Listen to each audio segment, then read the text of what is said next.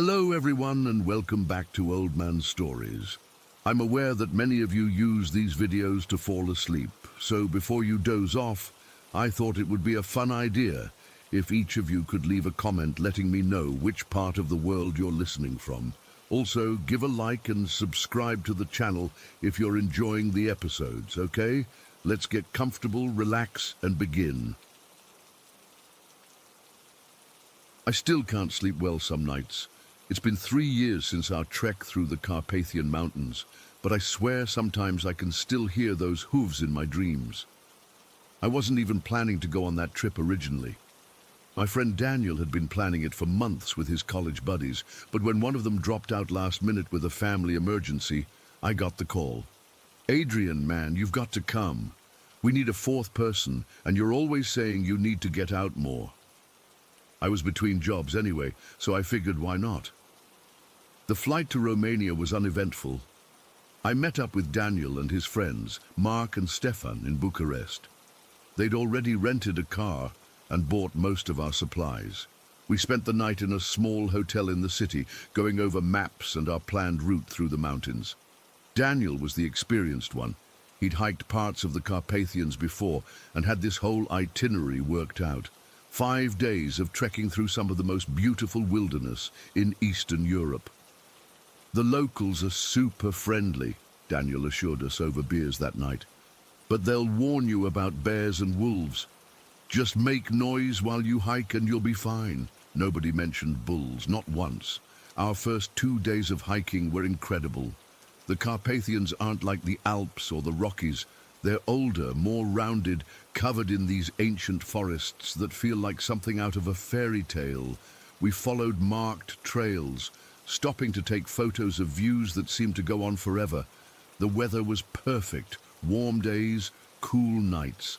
By the 3rd day, we were deep into the mountains, miles from the nearest village. That afternoon, we needed to find a place to camp. Our plan was to reach a specific valley marked on Daniel's map, but we were running behind schedule. Stefan had twisted his ankle slightly that morning, nothing serious, but enough to slow us down. "Look, there's a perfect spot," Mark said, pointing to a small clearing about 50 yards off the trail. It was near a stream, convenient for water, and relatively flat compared to the surrounding terrain. The ground was dotted with what were obviously cow pats, but that was normal. We'd passed several herds over the previous days, left to graze freely in the mountains during summer. "Seems like cattle come through here," I said, stepping carefully. Daniel shrugged. "That's good. Where there's livestock, there are fewer predators. The shepherds keep the wolves away."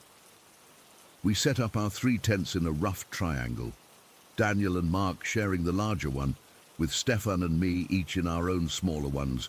We cooked a basic meal on our portable stove, watched the sunset paint the mountains gold, and turned in relatively early. I remember feeling uneasy as I zipped up my tent, though I couldn't say why. Maybe some part of me sensed what was coming. I woke to the sound of bells, not the melodic tinkling of the sheep bells we'd heard in the distance throughout our trek, but deeper, duller sounds. Mixed with the bells was a chorus of low, rumbling bellows that seemed to vibrate the ground beneath my sleeping bag. I checked my watch. 5:47 a.m. Dawn was just breaking. Groggy and confused, I unzipped my tent and poked my head out. The sight that greeted me froze my blood. Our campsite was completely surrounded by cows, dozens of them, standing quietly in the misty morning light, their huge bodies blocking any potential escape route. They weren't doing anything threatening, just standing there, watching us with those big blank eyes. But what made my throat close up with fear was the animal standing at the front of the herd. It was the biggest bull I'd ever seen in my life. Pure white, with a massive head and shoulders that seemed impossibly broad. It wasn't one of those Spanish fighting bulls with the dramatic horns. Its horns were shorter, curved forward, but looked no less deadly. What struck me most was how the muscles moved under its hide, like living stone rippling with each breath. And those eyes, they weren't like the cows. They were watching us with an intensity that felt deliberate, intelligent. As I stared, paralyzed, its nostrils flared and it exhaled sharply, sending twin jets of vapor into the cool morning air.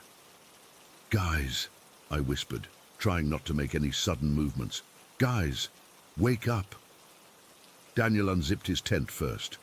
I heard his sharp intake of breath. Holy shit. One by one, Mark and Stefan emerged from their tents.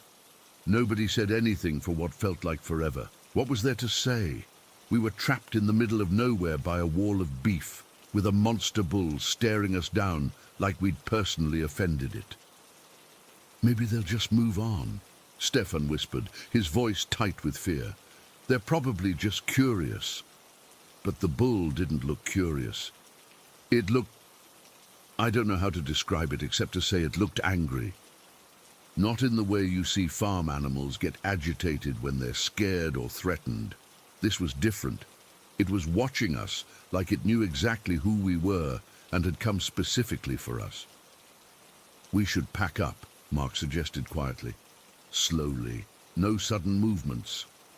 We began to carefully move around our campsite, packing our sleeping bags and collapsing our tents. The entire time, the herd remained motionless, watching. The bull's eyes followed our every move, its breath coming in sharp huffs. Stefan was closest to the bull, working on breaking down his tent. He reached for one of the poles, and that's when everything went to hell. The bull's demeanor changed in an instant. Its ears pinned back flat against its massive head, its tail stiffened, and before any of us could shout a warning, it charged. The speed of something that size is terrifying. One moment it was standing still, the next it was a white blur of muscle. Stefan barely had time to dive out of the way as the bull slammed into his tent with the force of a truck. The aluminum poles snapped with a sound like gunshots. The fabric tore like paper. The bull didn't stop. It dragged the remains of the tent several feet, its hooves tearing up earth and grass before tossing the mangled mess with a whip of its head. "Shit! Stefan!" Daniel yelled. Stefan had rolled away just in time, scrambling to his feet and backing toward us. His face was chalk white. "What the fuck? What the fuck?" he kept saying. The bull turned to face us again, pawing at the ground. The rest of the herd shifted, closing any gaps that might have offered escape. "Hey!" Mark shouted, waving his arms. "Hey! Go on! Get out of here!" He picked up a stick and threw it, hitting the bull on its flank. I thought that was it for us, that the bull would charge again and flatten us all. But instead, it just stared at Mark with those unnerving eyes, as if it was considering its options. "Don't do that again," Daniel hissed. "Jesus Christ, Mark." "We need to scare it off," Mark insisted. "Make noise, wave your arms. That's what you do with bears, right?" "That's not a fucking bear," I said. "Look at it. It's not scared of us." The bull took a step forward. We all took a step back. It stopped, watching our reaction. That's when I realized this wasn't random aggression. This animal was toying with us. It was in control, and it knew it. For the next 4 hours that felt like days, we remained trapped in that clearing. The bull would occasionally take a few steps toward us, forcing us to retreat toward the tree line. But every time we tried to make a break for it, the herd would shift, blocking our path. And always the bull watched, ready to charge at the slightest provocation. We tried everything, shouting, throwing sticks and stones, carefully from a distance. We even tried ignoring it, setting up what remained of our camp as if we were going to stay put. Nothing worked. The bull remained, guarding the path back to the trail, while the cows formed an impassable barrier around the rest of the perimeter. The sun climbed higher.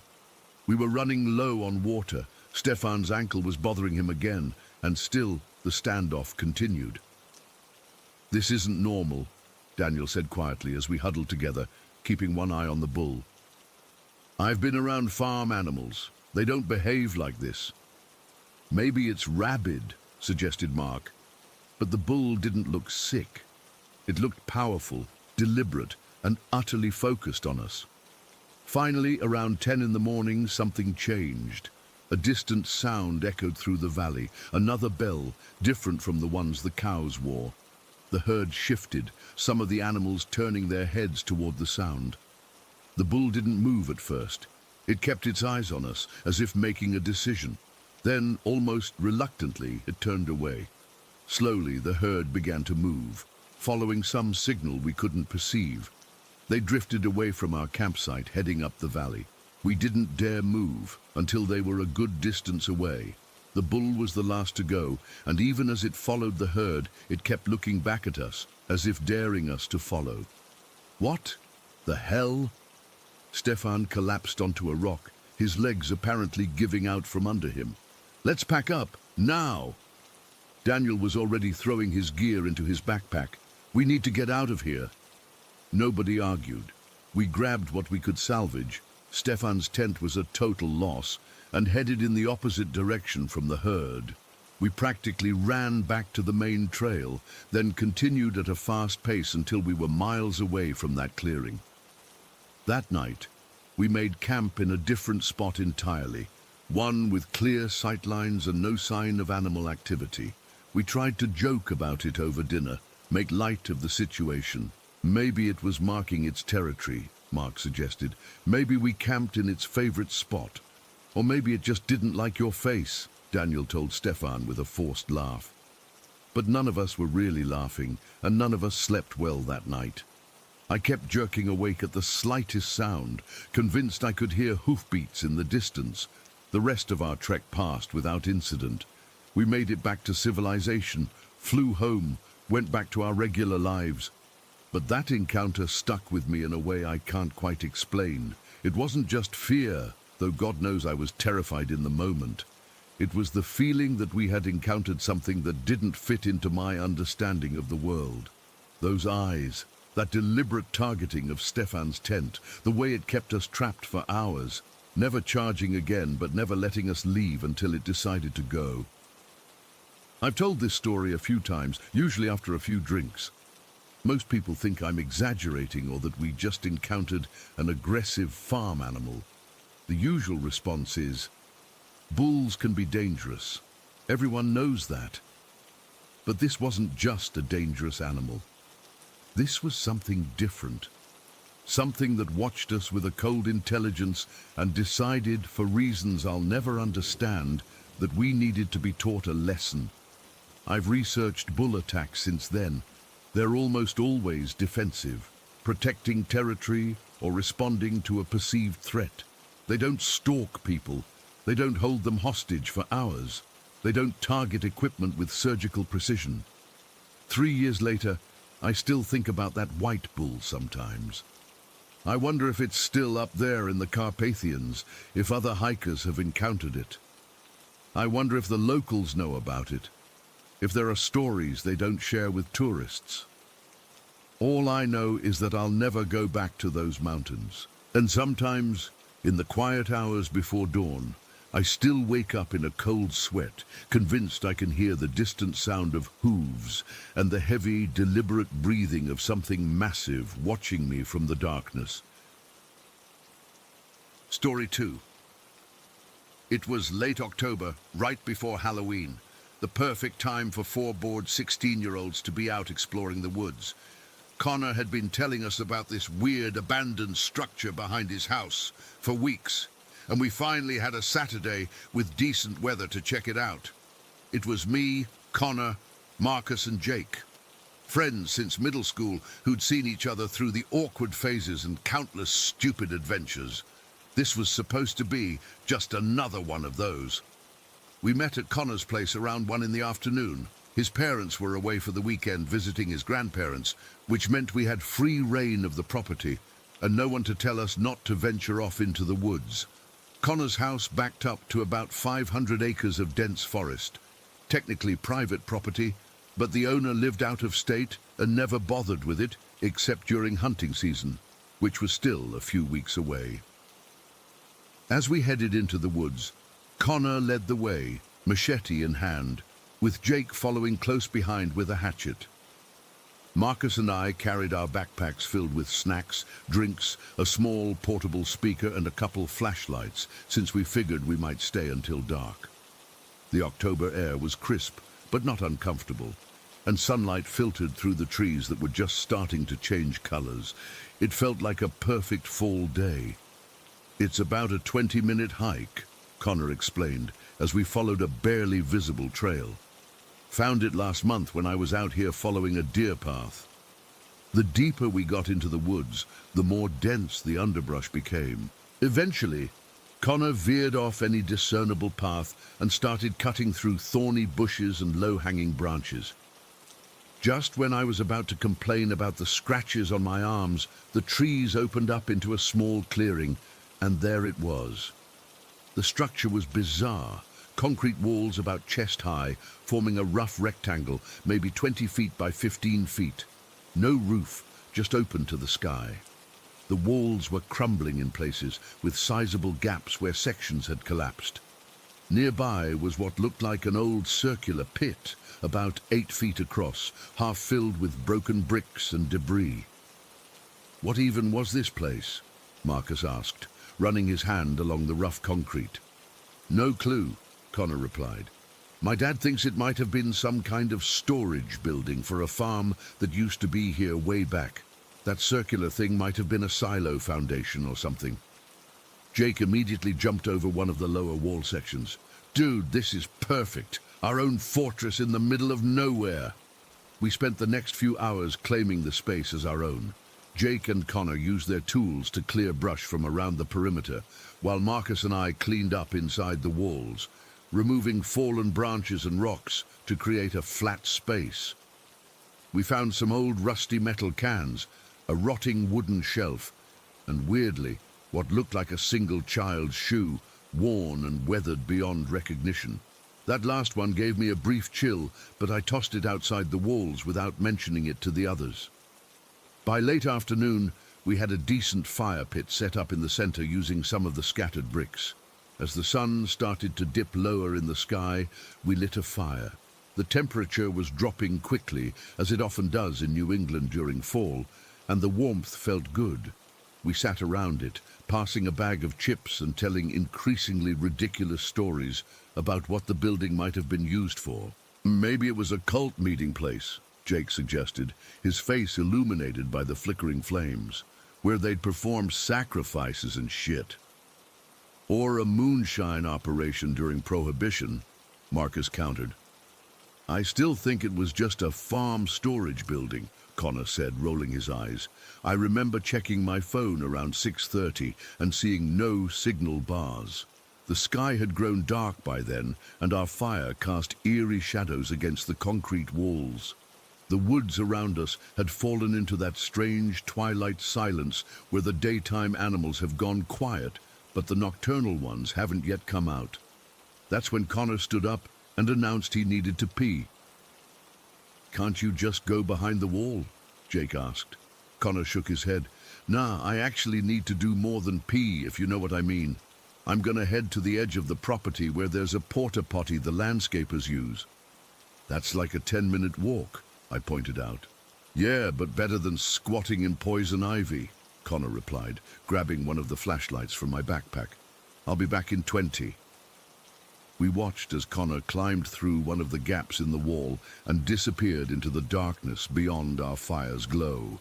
The three of us remaining continued talking, but there was something about the woods at night that made us lower our voices without even realizing it.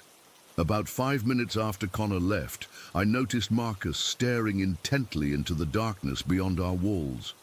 "What?" I asked. "Nothing. Just thought I heard something," he said, turning back to the fire. "Probably just an animal." A few more minutes passed before we all froze at the sound of rapid footsteps approaching through the underbrush. Connor burst back into our hideout through the same gap he'd left through, his face pale and his breathing heavy. "Dude, what happened?" Jake asked, standing up. Connor was visibly shaken. "There's someone out there, following me." "What do you mean?" I asked. "I was walking to the porta potty, and I kept hearing footsteps behind me, like matching mine exactly. When I'd stop, they'd stop. When I'd walk, they'd walk." His voice was trembling slightly. "I turned around a couple times, but couldn't see anyone in the dark. So I came back." Jake scoffed. You're just freaking yourself out, man. It's probably... He was cut off by a distinct metallic sound from just outside the wall, like someone had dropped an empty aluminum water bottle against concrete. It wasn't loud, but in the silence of the woods, it might as well have been a gunshot. We all froze. Our eyes locked on each other, then darted to the wall where the sound had come from. That wasn't an animal, Marcus whispered. Without a word, Connor leaned over and dumped our water bottle onto the fire. The hiss of the dying flames was followed by absolute darkness and the acrid smell of wet ash. I fumbled for my backpack where the other flashlight was, but Jake grabbed my wrist. "No light," he hissed. "They'll see us." My heart was hammering so hard I was sure whoever was out there could hear it. We huddled together in the darkness, listening. The woods seemed impossibly quiet now. No wind, no animals, nothing except our own shallow breathing. "We need to get out of here," Connor whispered after what felt like minutes, but was probably only seconds. "Not through the main opening, through the gaps in the walls." We began moving silently, feeling our way along the concrete. I went through the same gap Connor had used earlier, wincing as my jacket caught on something and made a small tearing sound. Once outside, we stayed low and moved through the thick brush surrounding the structure rather than taking the clearer path we'd come in on. The underbrush was dense and thorny, scratching at my face and hands as we pushed through. Branches slapped against us, and more than once I nearly twisted my ankle on the uneven ground. But fear drove us forward. No one spoke. We just kept moving as quickly and quietly as possible through the woods. It probably took us 10 or 15 minutes to reach the edge of the forest, where it met the gravel access road that ran behind Connor's neighborhood. We emerged onto it, breathing hard, and only then did I realize how terrified I'd been. My shirt was soaked with sweat, despite the cold night air. "Do you think we lost them?" Marcus panted. That's when we saw him. A figure standing at the edge of the trees, maybe 50 yards down the road from where we had emerged, just watching us. He was wearing what looked like a dark hoodie with the hood pulled up, making his face impossible to see in the darkness. But even at that distance, I could feel his eyes on us. "Run," Jake said, his voice barely audible. We took off down the road toward Connor's house without looking back. By the time we reached his back door, we were gasping for breath. Connor fumbled with his keys, his hands shaking so badly he dropped them twice before managing to unlock the door. We piled inside, slammed it shut, and locked it. For several minutes, we just sat in Connor's kitchen, not speaking, trying to catch our breath. The bright fluorescent light seemed almost painfully normal after what we'd just experienced. Did anybody look back to see if he followed us?" Marcus finally asked. We all shook our heads. "What the hell was that?" I asked. "Who would be out in those woods at night?" "Maybe a hunter," Jake suggested, but his voice lacked conviction. Connor shook his head. "Hunting season doesn't start for weeks, and hunters don't stalk people." We spent the rest of the night at Connor's house, jumping at every sound, checking the locks repeatedly. None of us slept much. In the morning, Connor's parents called to check in, and he acted like everything was normal. After they hung up, we debated whether to tell anyone what had happened. "Tell them what? That we heard some noises in the woods and saw some guy on the road?" Jake said. "We'd sound like paranoid kids." But it was more than that. We all knew it was more than that. The deliberate way the footsteps had matched Connor's, the precise timing of that metallic sound right after Connor told us someone was following him, the figure just standing there, watching us from the tree line. There was an intelligence behind it all, a purpose that I still can't explain. Later that day, Connor's dad's friend, who was a sheriff's deputy, stopped by to check on us. Connor's parents had asked him to. We considered telling him, but ultimately decided against it. What if he went into those woods and something happened to him? Or worse, what if he found nothing and thought we were making it all up or playing a prank? It's been 4 months now, and we haven't gone back to that concrete structure. Sometimes Connor says he thinks he sees someone standing at the edge of the woods behind his house, but it's always just for a second, and no one else ever sees it. Marcus transferred to a different school last month. His parents suddenly decided to move closer to his grandmother, though he swears it had nothing to do with what happened. Jake and I don't talk about it much, but sometimes when we're hanging out and it gets quiet, I can tell he's thinking about it too. About the figure in the hoodie, about what might have happened if we hadn't run when we did. I still don't know what was out there that night. Maybe it was just some homeless person who had been living in the woods and was startled by us invading their space. Maybe it was someone with bad intentions who saw an opportunity when 4 teenagers were isolated in the middle of nowhere. Or maybe it was something else entirely. Something drawn to our fire in the darkness.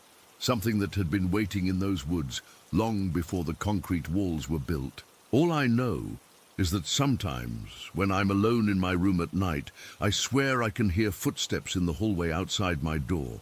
Footsteps that match my movements exactly, stopping when I stop, continuing when I move. And I'm terrified to open the door and see who might be standing there, watching me with the same patient stillness as the figure at the edge of the woods. Story 3. I've always considered myself a rational person, not the type to believe in ghost stories or urban legends. But what happened last year at Chingasa National Reserve changed everything for me. I still get goosebumps thinking about it, and I've gone back and forth about whether to share this experience.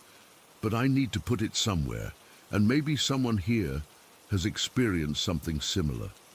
It was my 31st birthday, and I wanted to do something different.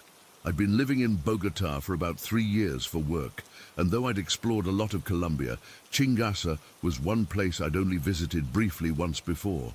It's this incredible national park about an hour and a half outside the city. Pristine Paramo ecosystems with these strange alien-looking frailejon plants and crystal-clear lagoons nestled between the mountains. I convinced 3 friends to join me for an overnight camping trip. Carlos, who I work with, Daniela, my neighbor, and Mateo, who I met at a language exchange. Carlos and Daniela had never been hiking before, but Mateo was experienced, having grown up near the mountains in Medellin. We packed our gear, rented a car, and headed out early on a Saturday morning. The drive up was beautiful at first, winding mountain roads with views of the valleys below. But as we climbed higher, the weather took a turn. The fog rolled in thick, and then the rain started. Not just a drizzle, but that heavy, persistent rain that makes you question all your life choices, especially the one about sleeping outdoors for fun. Maybe we should turn back, Daniela suggested as we neared the park entrance. I could tell she was getting nervous. The visibility had dropped to maybe 20 meters, and the road was getting slick. But I pushed back. We've come this far. The ranger station has covered areas where we can wait it out. Weather changes quickly in the mountains. Reluctantly, everyone agreed to continue. We registered at the entrance, where the park ranger looked at us like we were crazy for camping in this weather. He warned us to stay on marked trails and to be careful around the lagoons. The fog makes it easy to lose your way.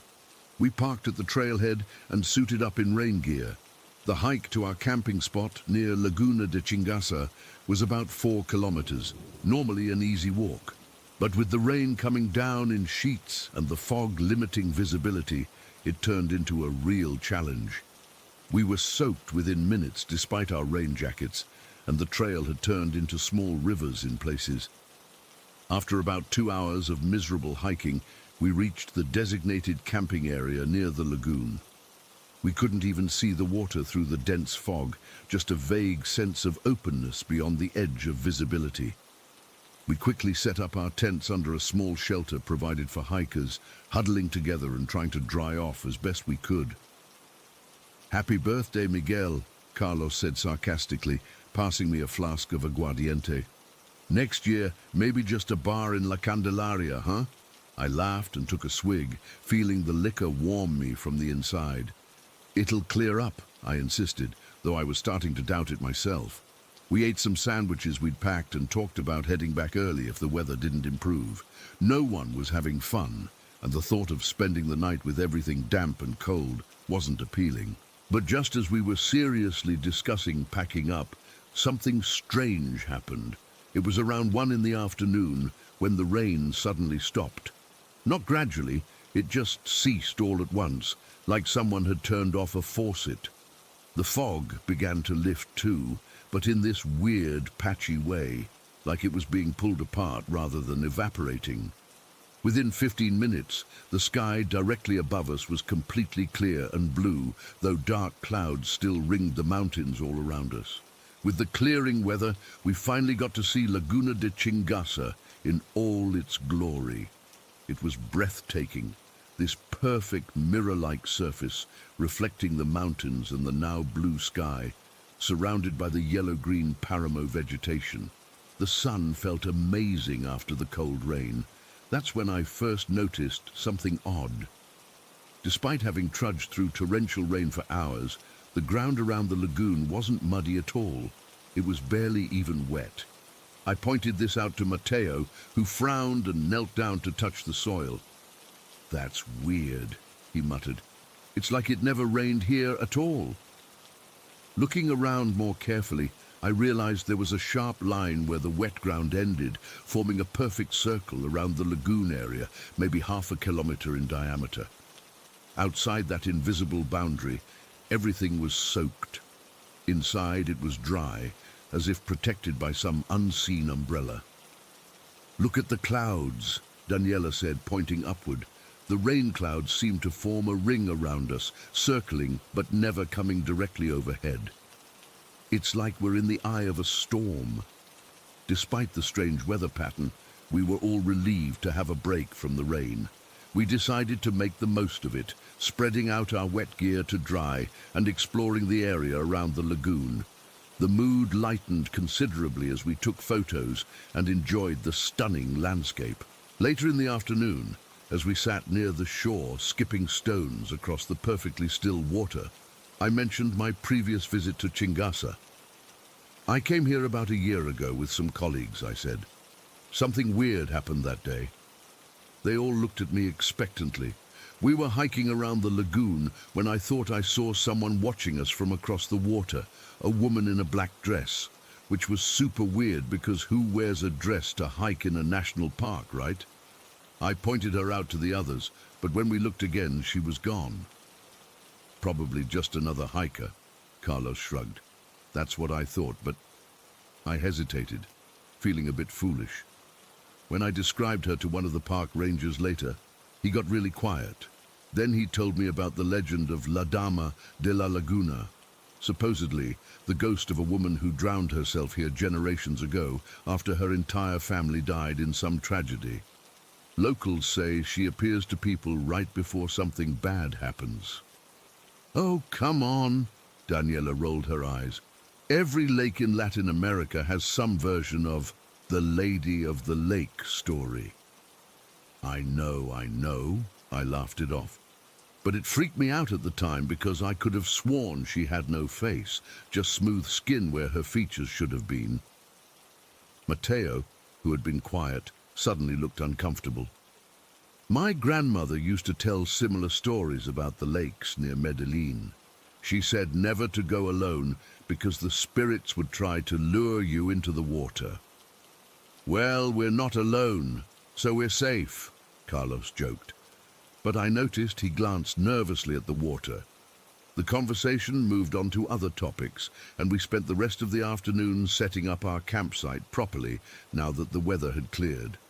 We even managed to build a small fire using dry wood we found inside that mysterious circle of dryness around the lagoon. As evening approached, we celebrated my birthday with a small cake Daniela had somehow managed to keep intact in her backpack, along with a few candles. We sat around the fire, and they sang happy birthday to me as I prepared to blow out the candles. That's when it happened. At first, I thought it was just an echo. their voices bouncing back from the mountains surrounding the lagoon. But as I listened more carefully, I realized the echo wasn't matching their words exactly. It was like someone else was humming along, slightly out of sync, in a high, thin voice that sent shivers down my spine. I looked around at my friends, wondering if they noticed it too.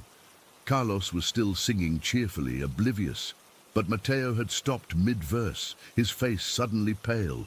Daniela continued singing, but her eyes were darting around nervously. When they finished the song, there was a moment of silence. And then the humming continued for 3 more seconds before fading away. "Did you hear that?" I whispered. Daniela nodded slowly.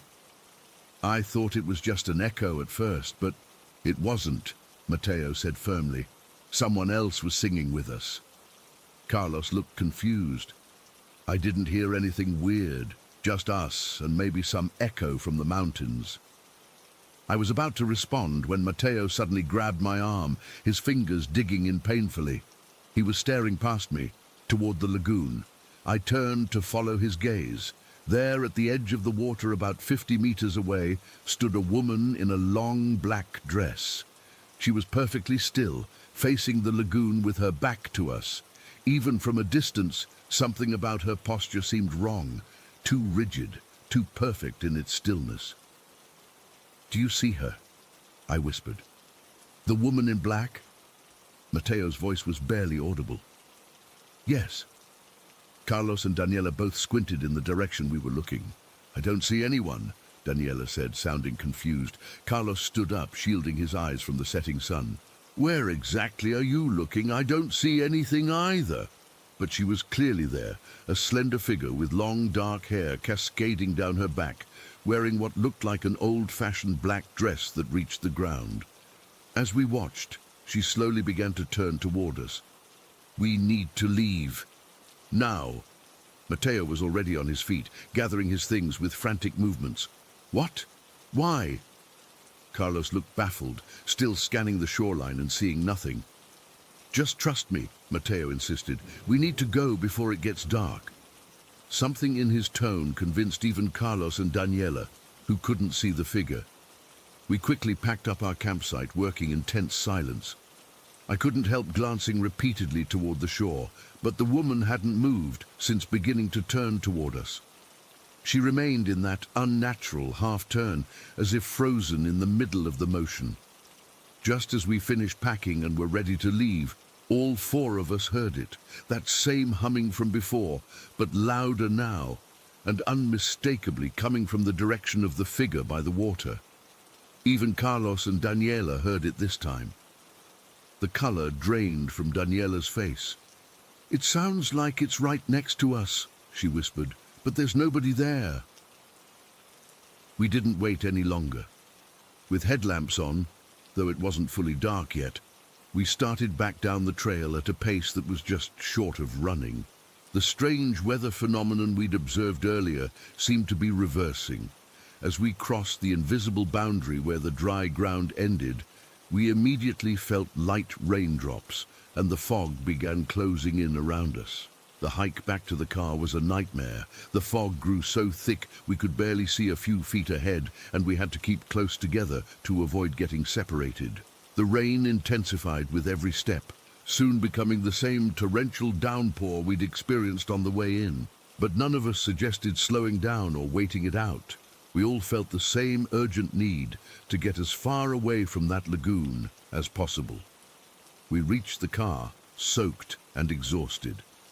Throwing our gear in the trunk, we piled in, and I started the engine, blasting the heater as we began the drive back to Bogotá. For the first several kilometers, no one spoke. We were all processing what had happened in our own ways. Carlos was the first to break the silence.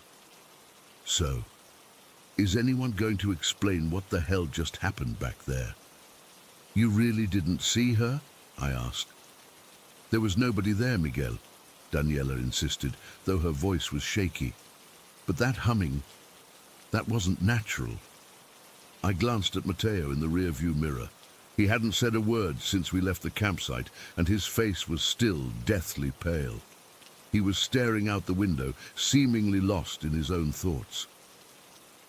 "Matteo," I prompted gently. "You saw her too, right?" He nodded almost imperceptibly, but didn't elaborate. The rest of the drive passed in uncomfortable conversation as Carlos and Daniela tried to rationalize what had happened. Maybe it was someone playing a prank. Maybe the acoustic properties of the lagoon created strange sound effects. Maybe Matteo and I had seen a park ranger checking the area. But I knew what I'd seen, and from Matteo's reaction, he did too. It wasn't until we were back in Bogotá, dropping everyone off at their homes, that I finally got Matteo alone. As Carlos and Daniela said goodbye and headed into their building, they lived in the same apartment complex, Matteo remained in the passenger seat, still uncharacteristically quiet. "You okay?" I asked once we were alone. He took a deep breath. "No, not really. You want to talk about what happened?" There was a long pause before he spoke again.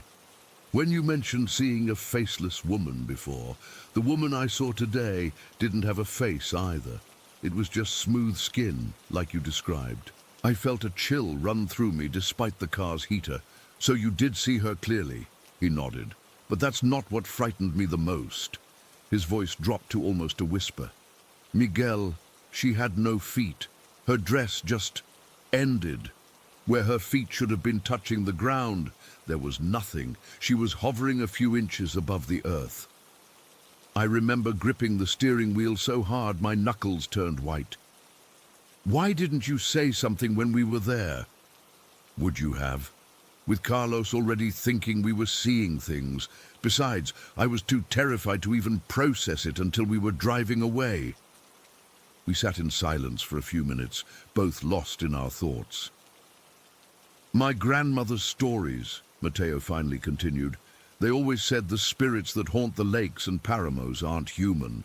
They never were. They just take human form to lure people closer.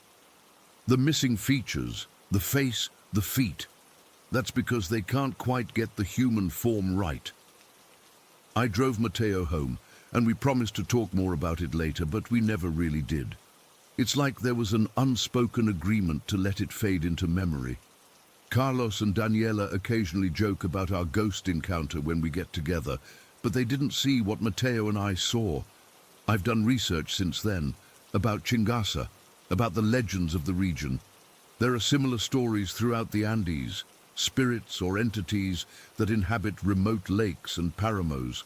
Some accounts describe exactly what we experienced: the strange weather patterns, the humming, the woman in black with missing features.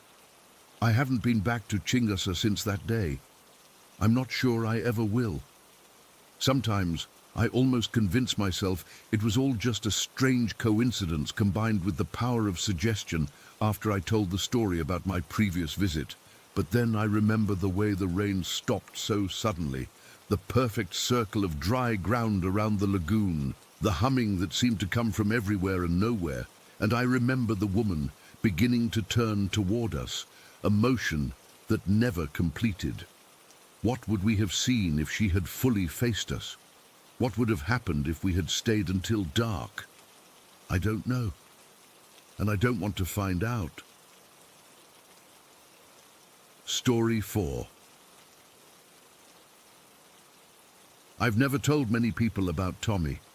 It's hard to explain without sounding completely insane.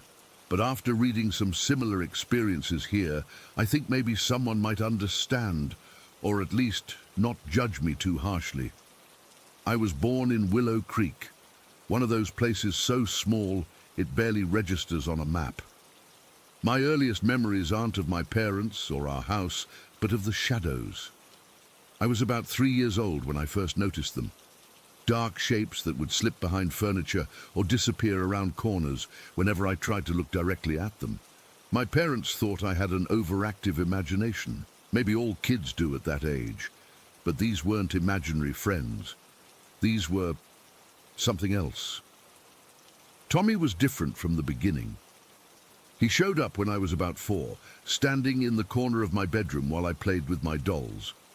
Unlike the other shadows that scattered like roaches when exposed to light, Tommy stayed.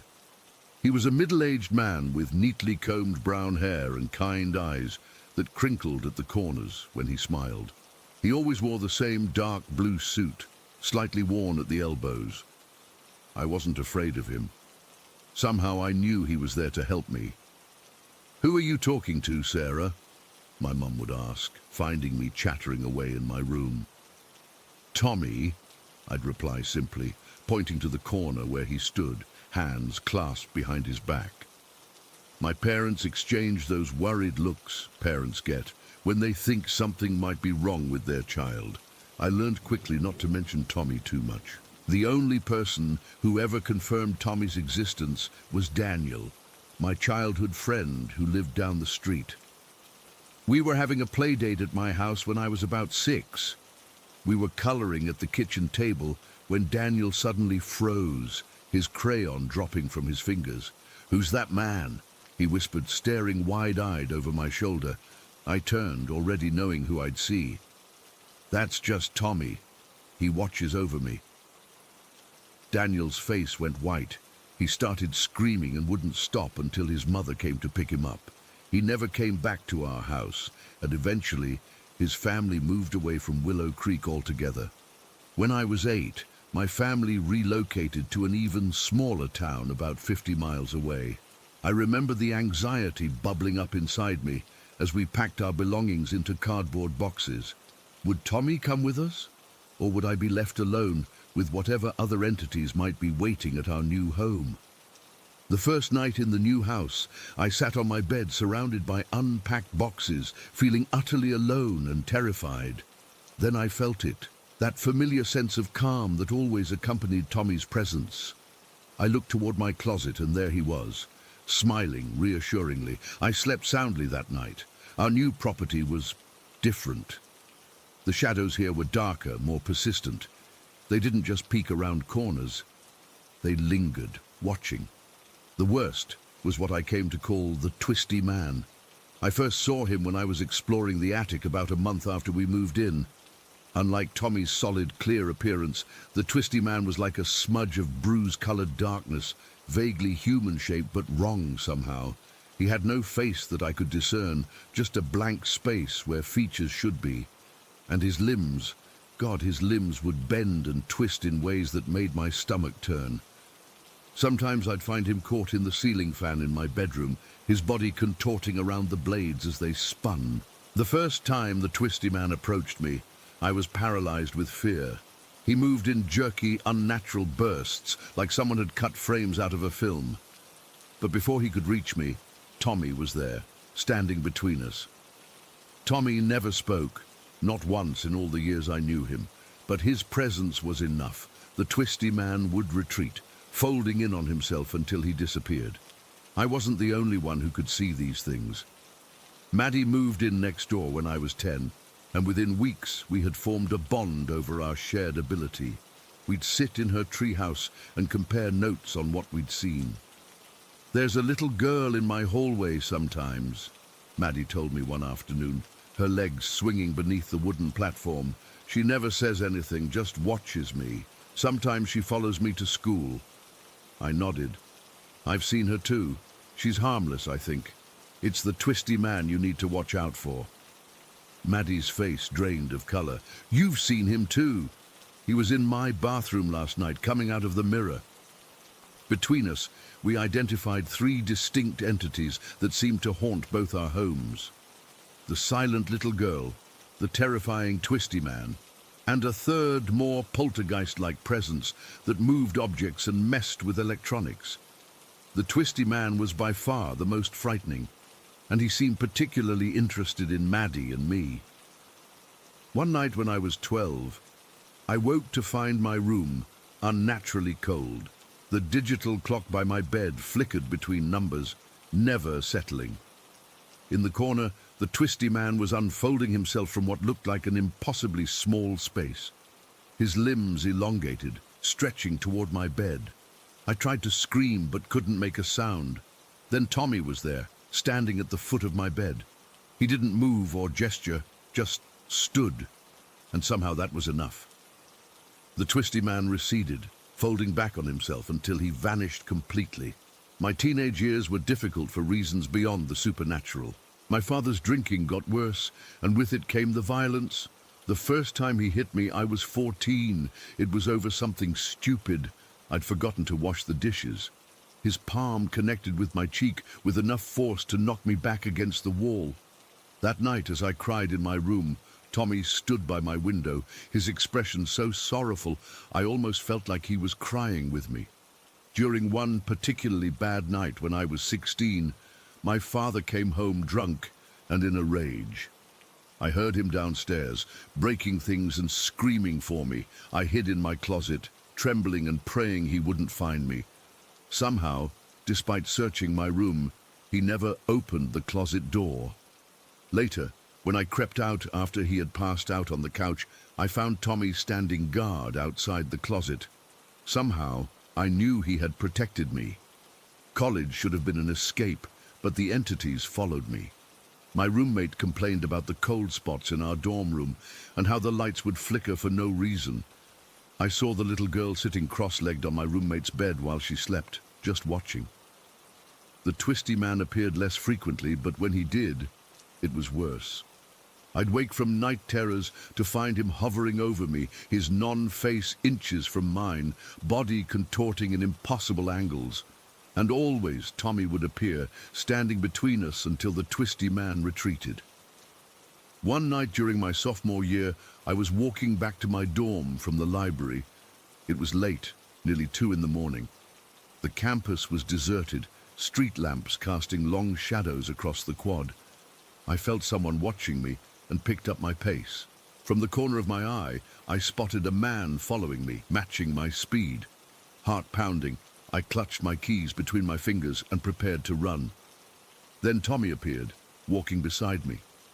He glanced back once, and when I followed his gaze, the man who had been following me was gone. After graduation, I got a job in the city, about 100 miles from my hometown. For a time, things were quiet. I'd occasionally glimpse the little girl on the subway or feel the temperature drop suddenly in my apartment, but the twisty man seemed to have stayed behind. Tommy's appearances became less frequent, though he would still show up during pivotal moments. When I was 26, I met Mark. He was kind and steady, everything my father wasn't. On our third date, as he walked me to my door, I saw Tommy standing in the hallway of my apartment building watching us. He nodded once, as if in approval, and disappeared. Mark and I were married 8 months later. I never told Mark about Tommy or the others. How could I? But sometimes I'd catch Mark staring at empty corners of our apartment, a puzzled expression on his face. Once, he asked me if I ever felt like we weren't alone in our home. I just shrugged and changed the subject. When I became pregnant with our son, the entities returned in full force. The little girl would sit at the foot of our bed, staring at my growing belly. Electronics went haywire, TV channels changing on their own, my phone making calls to numbers that didn't exist, and the twisty man. He came back with a vengeance, appearing in our bathroom mirror, contorting in the shadows of our closet. Each time Tommy would appear, standing between me and the threat. The night I went into labor was chaotic. My water broke 2 weeks early, and Mark was out of town on business. As I called the hospital, trying not to panic, I saw Tommy standing by the front door, gesturing urgently. I grabbed my pre-packed hospital bag and called a taxi instead of waiting for the ambulance. Later, I learned there had been a major pile-up on the route the ambulance would have taken. If I'd waited, I might not have made it to the hospital in time. After my son was born, Tommy's visits became even less frequent. I'd catch glimpses of him standing in the nursery doorway or by the mailbox when I took the baby for walks. The last time I saw him clearly was when Jason was about 6 months old. I woke in the middle of the night to check on the baby and found Tommy standing over the crib, tears streaming down his face. When he saw me, he gave me a look of such pride and love that my heart nearly burst. Then he was gone. For almost 3 years, I didn't see Tommy at all. The little girl still appeared occasionally, and once in a while things would move on their own, but the twisty man never returned. I started to think maybe it was all over. Then, a few months ago, Jason, now 3 years old, started talking about the blue man in his closet. "He watches over me, Mummy," Jason told me one morning at breakfast. "He keeps the bad things away." My heart nearly stopped. "What bad things, sweetie?" Jason shrugged, mouth full of cereal. "The twisty ones. I haven't seen Tommy since that night by the crib, but sometimes when I check on Jason at night, I feel a familiar presence in the room. The corner of the closet seems darker somehow, but not in a frightening way. It's comforting, like an old friend standing guard. I don't know who or what Tommy is. A guardian angel? A ghost? Something else entirely? All I know is that throughout my life, he protected me from things I couldn't understand or defend against. And now it seems he's watching over my son. I still get chills thinking about the twisty man and wonder if he's still out there somewhere. But knowing Tommy is with Jason gives me peace. Some might call me crazy, but those who've experienced similar things will understand. Sometimes the shadows aren't just shadows, and sometimes not all spirits mean us harm. I've never had an explanation for any of this. I probably never will. But I'm grateful for Tommy, my protector in the dark blue suit, and I hope he knows that wherever he is. Story 5. I've always considered myself a skeptic when it comes to the paranormal. Growing up, I never believed in ghosts or spirits or anything of that sort. Sure, I enjoyed a good horror movie like anyone else, but I never thought I'd experience anything remotely supernatural myself. That all changed after my dad passed away 3 years ago. Let me start by saying my relationship with my father was complicated. He struggled with addiction for most of my childhood, and during his final years, he became increasingly violent and unpredictable. His death was both a tragedy and, if I'm being completely honest, a relief in some ways. The grief was confusing, mourning the father I loved, while also acknowledging the pain he'd caused our family. We still lived in the same modest house in Ravenwood where I grew up. It's nothing special. A small 3-bedroom ranch with outdated wallpaper my mom always talked about replacing. After Dad died, Mom kept most of his things exactly as they were. His work boots still sat by the door, his favorite chair remained empty during family gatherings, and photos of him were displayed throughout the house, including a small memorial area with his ashes in the living room. The first strange occurrences were so subtle, I nearly convinced myself I was imagining things. It started with the ceiling fan in the living room, the one Dad had insisted on installing himself even though he had no electrical experience. Mom had begged him to hire someone, but he was stubborn. "I don't need to pay some overpriced handyman for something I can do myself," he'd said. It took him 3 weekends to finish the job. About 2 months after his funeral, that fan began turning on by itself. The first time it happened, I was home alone watching TV, when suddenly the fan clicked on at full speed. I figured it was just faulty wiring from Dad's amateur installation job. I turned it off using the switch on the wall, made a mental note to look at it later, and went back to watching my show. What made it weird was how often it happened, and how it seemed to coordinate with other electronics in the house, particularly the TV.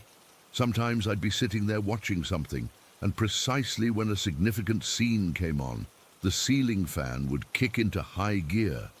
Other times, I'd wake up in the middle of the night to the sound of the fan whirring above me, even though I knew I'd turned it off before bed.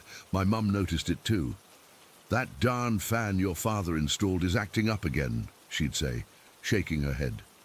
But there was something in her voice, a hint of something beyond annoyance. Fear, wonder. I couldn't quite place it. Then there was the remote control issue. We had this old TV remote with a piece of electrical tape holding the battery cover in place because one of the screws was missing.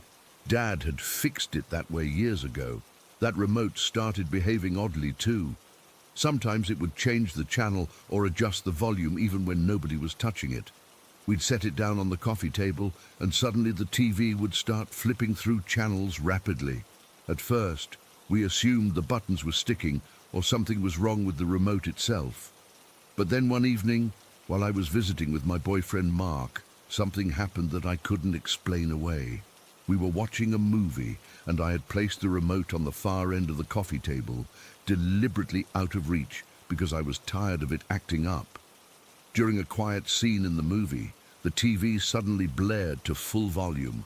Both Mark and I jumped, and when I looked at the remote, it was still sitting exactly where I'd left it, untouched. "What the hell?" Mark said, his eyes wide. I grabbed the remote and turned the volume down, laughing nervously. "Sorry, this thing's been glitchy lately." But Mark was staring at the remote in my hand. "Eliza," he said slowly, "that remote wasn't even pointing at the TV. How did it change the volume?" He was right. The remote had been facing away from the television entirely. Mom eventually got so frustrated with the TV issues that she canceled our cable service. When the cable guy came to collect their equipment, he took their remote back too. Interestingly, after that, the TV stopped turning on by itself, but the ceiling fan continued its erratic behavior. The photos were the next thing. Dad's pictures displayed near his urn kept falling over. At first, I thought maybe the table was uneven or that the air from the ceiling fan was knocking them down. But it happened with increasing frequency and sometimes in ways that defied explanation. One afternoon, I was alone in the house doing some cleaning. Mom was out grocery shopping, and I had put on some music to make the chores less tedious. I was dusting the shelves in the living room, carefully working around Dad's memorial area, when I heard a clatter behind me. I turned to see his favorite photo, the one of him holding me as a baby, face down on the floor. I picked it up, checked that it wasn't damaged, and set it back in its place. Not even 5 minutes later, I heard the same sound. The same photo was on the floor again, this time a few feet away from the table, as if it had been pushed or thrown. "Dad?" I said out loud, immediately feeling stupid. What was I doing, talking to an empty room? But the response was immediate. The ceiling fan clicked on, spinning at its highest setting. I left the house that day and didn't return until Mom was home. I didn't tell her what happened. I didn't want to upset her. She had enough to deal with. The breaking point with the photos came about 6 months after Dad died. Mom had placed a particularly cherished wedding photo of her and Dad in a beautiful silver frame on the mantel. One night, while we were sitting in the living room watching a movie, that frame suddenly launched itself off the mantel, flew across the room, and smashed on the hardwood floor. The glass shattered everywhere, and the photo inside was torn by the impact. My mother stared at the broken frame for a long moment, then silently got up, collected all the remaining photos of Dad, and placed them in a box. She stored them in the attic that night. The next day, she rearranged the entire living room, moving Dad's urn to a less prominent position. "I think he's angry with me," she said when I asked her about it, "for moving on." That was when things escalated from odd occurrences to genuinely frightening events. When Mark and I were in the house alone, we would hear cabinet doors slamming in the kitchen. We'd hear the front and back doors opening and closing. The sound of chairs scraping across the kitchen floor would wake us at 3 in the morning.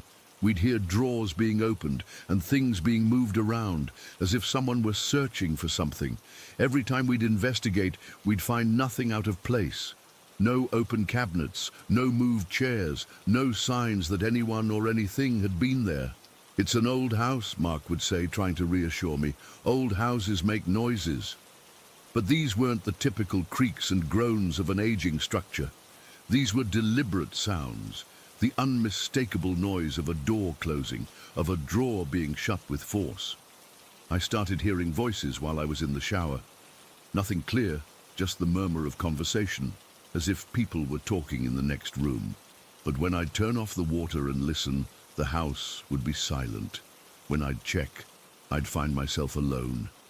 Shadow figures began appearing in my peripheral vision. I'd be doing dishes and see something dark move past the kitchen doorway. I'd be reading in bed and glimpse a shadow standing in the corner of my room. I started leaving lights on at night, but that only made the shadows more defined. Then, one morning when I was home alone, I saw it clearly. I was making coffee in the kitchen, my back to the doorway. I felt a presence behind me, that unmistakable sensation of being watched. I turned around expecting to see nothing as usual, but this time there was something there. A brown humanoid figure about the height of a man standing just inside the kitchen. It wasn't fully formed, more like a dense shadow with vaguely human features, but it was undeniably present. It didn't move. It didn't speak. It just stood there, watching me. I dropped my coffee mug. It shattered on the floor, hot coffee splashing my legs, but I barely felt it. I couldn't look away from the figure for what felt like minutes but was probably only seconds. We stared at each other. Then I blinked, and it was gone. I called my mum in tears, but when I tried to explain what I'd seen, the words wouldn't come. How could I tell her that Dad, or something pretending to be Dad, was in our house? Instead, I made up a story about breaking a mug and feeling overwhelmed with stress. The most terrifying incident happened last summer, shortly after my aunt's funeral. She was Dad's sister, and they had been close. The day after we buried her, I was sitting on our back porch with Mark and our dog Buster. The porch is screened in and has a gate that leads to our fenced backyard. It was a warm evening, and we were just relaxing, talking about trivial things, trying to decompress after the emotional day. Buster was lying at my feet, half asleep, when suddenly his head shot up. His ears perked forward, and he began to growl, a low, serious sound I'd rarely heard from him before. Mark and I both stopped talking. "What is it, boy?" Mark asked, leaning forward to pet Buster. That's when we heard it, footsteps. Not the casual footsteps of someone taking a stroll, but purposeful, heavy footsteps approaching our porch from the yard. They were coming fast, like someone running straight toward us. I froze. Mark stood up, moving between me and the gate. "Who's there?" he called out, his voice steady, despite the tension I could see in his shoulders. The footsteps continued, getting louder, closer. Buster was now on his feet, barking frantically, the hair on his back standing up. Just as the footsteps reached the gate, they stopped. For a second, there was complete silence. Even Buster had gone quiet. Then we heard it. A growl. Not a dog's growl, not any animal I'd ever heard. It was something between an animal and a human, deep and rumbling, but with an intelligence behind it that made my blood run cold. It was the sound of something that knew exactly what it was doing, something that wanted us to be afraid. I've never felt fear like that before. It was primal, instinctive, bypassing all rational thought. Without a word, Mark grabbed my arm and we ran inside, dragging Buster with us. We locked the door, then checked every window and entrance to the house. Nothing was disturbed. The fence was intact, the gates all closed and locked. There was no sign that anyone or anything had been in our yard. The next morning, Mark went out to check the yard in daylight. He found no footprints, no broken fence boards, nothing to explain what we'd heard. But Buster refused to go into the backyard for weeks afterward, pulling on his leash and whining if we tried to lead him out there. When Mom came home that evening, and I finally worked up the courage to tell her what happened, she didn't seem surprised. She just nodded slowly, looking tired. "You heard it too?" I asked, shocked by her calm reaction. "Yes," she said simply. "I've heard it before." She didn't elaborate, and I didn't press her. But her response confirmed what I had suspected. Whatever was happening in our house, I wasn't imagining it, and I wasn't experiencing it alone. It's been a few months since that incident on the porch, and things have calmed down somewhat. The ceiling fan still turns on occasionally. Sometimes I still hear footsteps when I'm alone in the house. But the presence feels less malevolent now, more like someone watching from a distance. I don't know if it's Dad, or if it's something else entirely. I don't know why these things are happening in our house. All I know is that my understanding of reality has been fundamentally altered. There are things I can't explain, things that shouldn't be possible, but that I've experienced firsthand. Sometimes at night, when I'm lying in bed trying to fall asleep, I feel a weight at the foot of my bed, as if someone is sitting there. I keep my eyes closed, afraid of what I might see if I look. But part of me wonders, if I did open my eyes, would I see my father? Would he be the dad I remember from my childhood, before the addiction took hold? Or would he be something else entirely, something wearing his face, but not truly him? I don't think I'll ever know, and maybe that's for the best. Story 6. I still can't sleep right after all these years. It's been 12 years since that night in Oklahoma City, and I've moved twice, changed my number, even changed my social media accounts. But I can still feel it sometimes, especially when I'm trying to fall asleep. That heaviness in the air, that feeling of being watched. I was 16 when it happened, just a normal kid caught between two worlds. My mom came from Mexico and brought all her beliefs with her. Santeria, spirits, the works. She had candles and little altars all over our house. My dad was as American as apple pie and thought all of it was nonsense. He'd roll his eyes whenever my mom warned me about evil spirits or tried to cleanse the house. I was caught in the middle, not sure what to believe. That night started like any other summer night. Me, Ben, Jeff, and Isaac were bored out of our minds. July in Oklahoma is brutally hot during the day, but the nights cool down enough to hang out outside.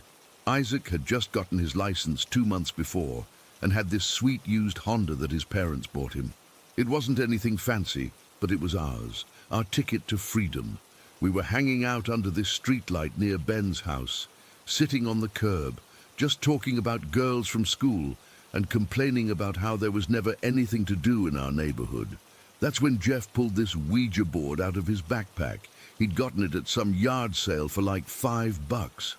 My cousin said this thing actually works, Jeff said, opening the box right there on the sidewalk under the streetlight. Isaac immediately got excited. No way, let's try it.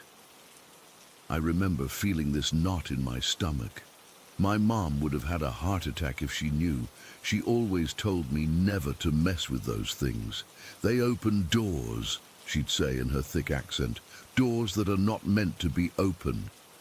But I was 16, and what 16-year-old listens to their mom? Plus, I didn't want the guys to think I was scared. It's just a board game, Ben said, noticing my hesitation. My sister has one. It's made by Hasbro, same company that makes Monopoly. So we sat there in a circle under that flickering streetlight. It was around 11 at night, and the neighborhood was completely quiet, except for the occasional car passing by. We put our fingers on that little plastic triangle, the planchette, I think it's called, and Jeff started asking questions. Is anyone there? Nothing happened at first. We were all pushing it a little, trying to freak each other out. Then it started moving for real. I swear none of us was pushing it. It went to yes. Jeff got more excited. Who are we talking to? The planchette moved slowly across the board, spelling out WATCHER. Watcher? What are you watching? Ben asked, his voice shaking a little. YOU. I remember Isaac laughing nervously. This is bullshit. One of you guys is pushing it.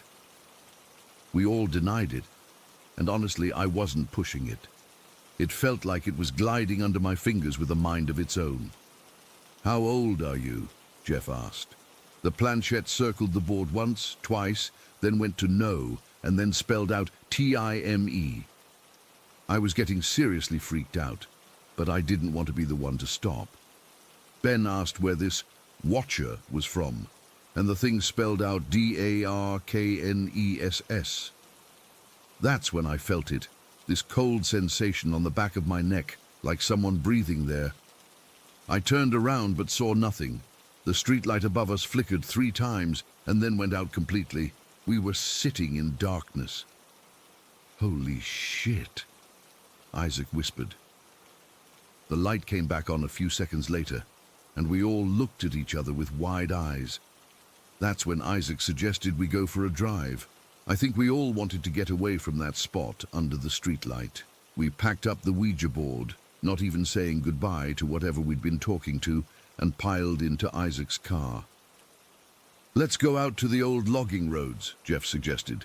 "Nobody's out there this time of night." The logging roads were about 20 minutes outside of Oklahoma City, winding through these dense woods. During the day, people would go out there to hike or bike, but at night, it was completely deserted.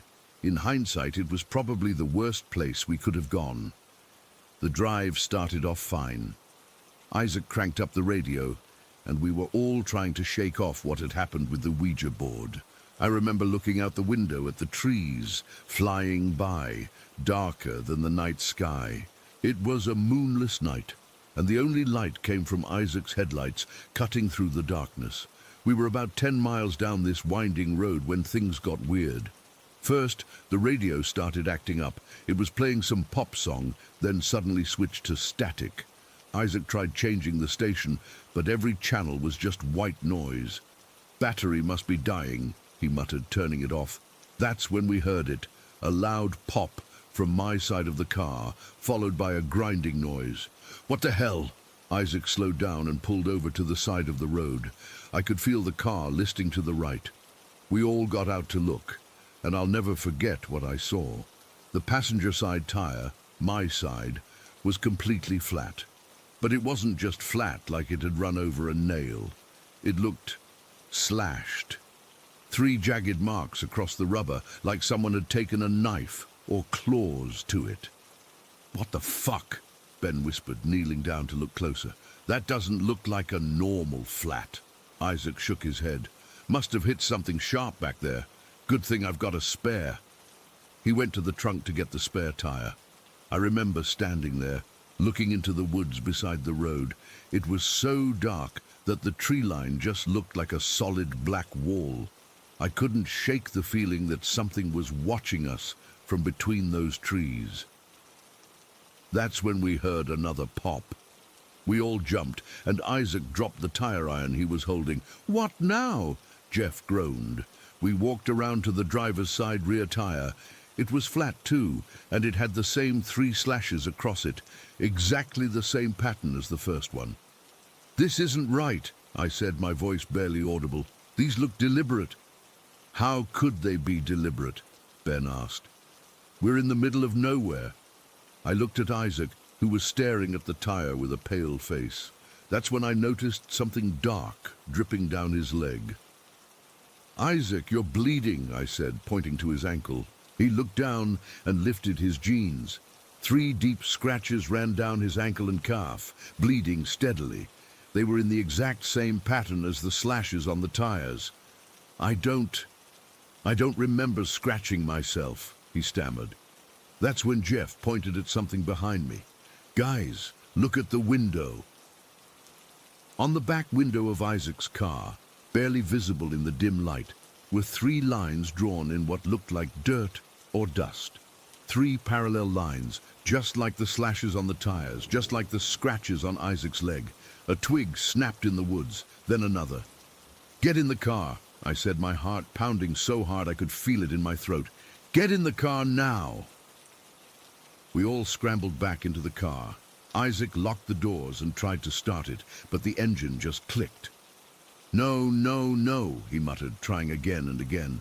The battery was fine. "Call someone," Ben suggested, his voice shaking. "Call for help."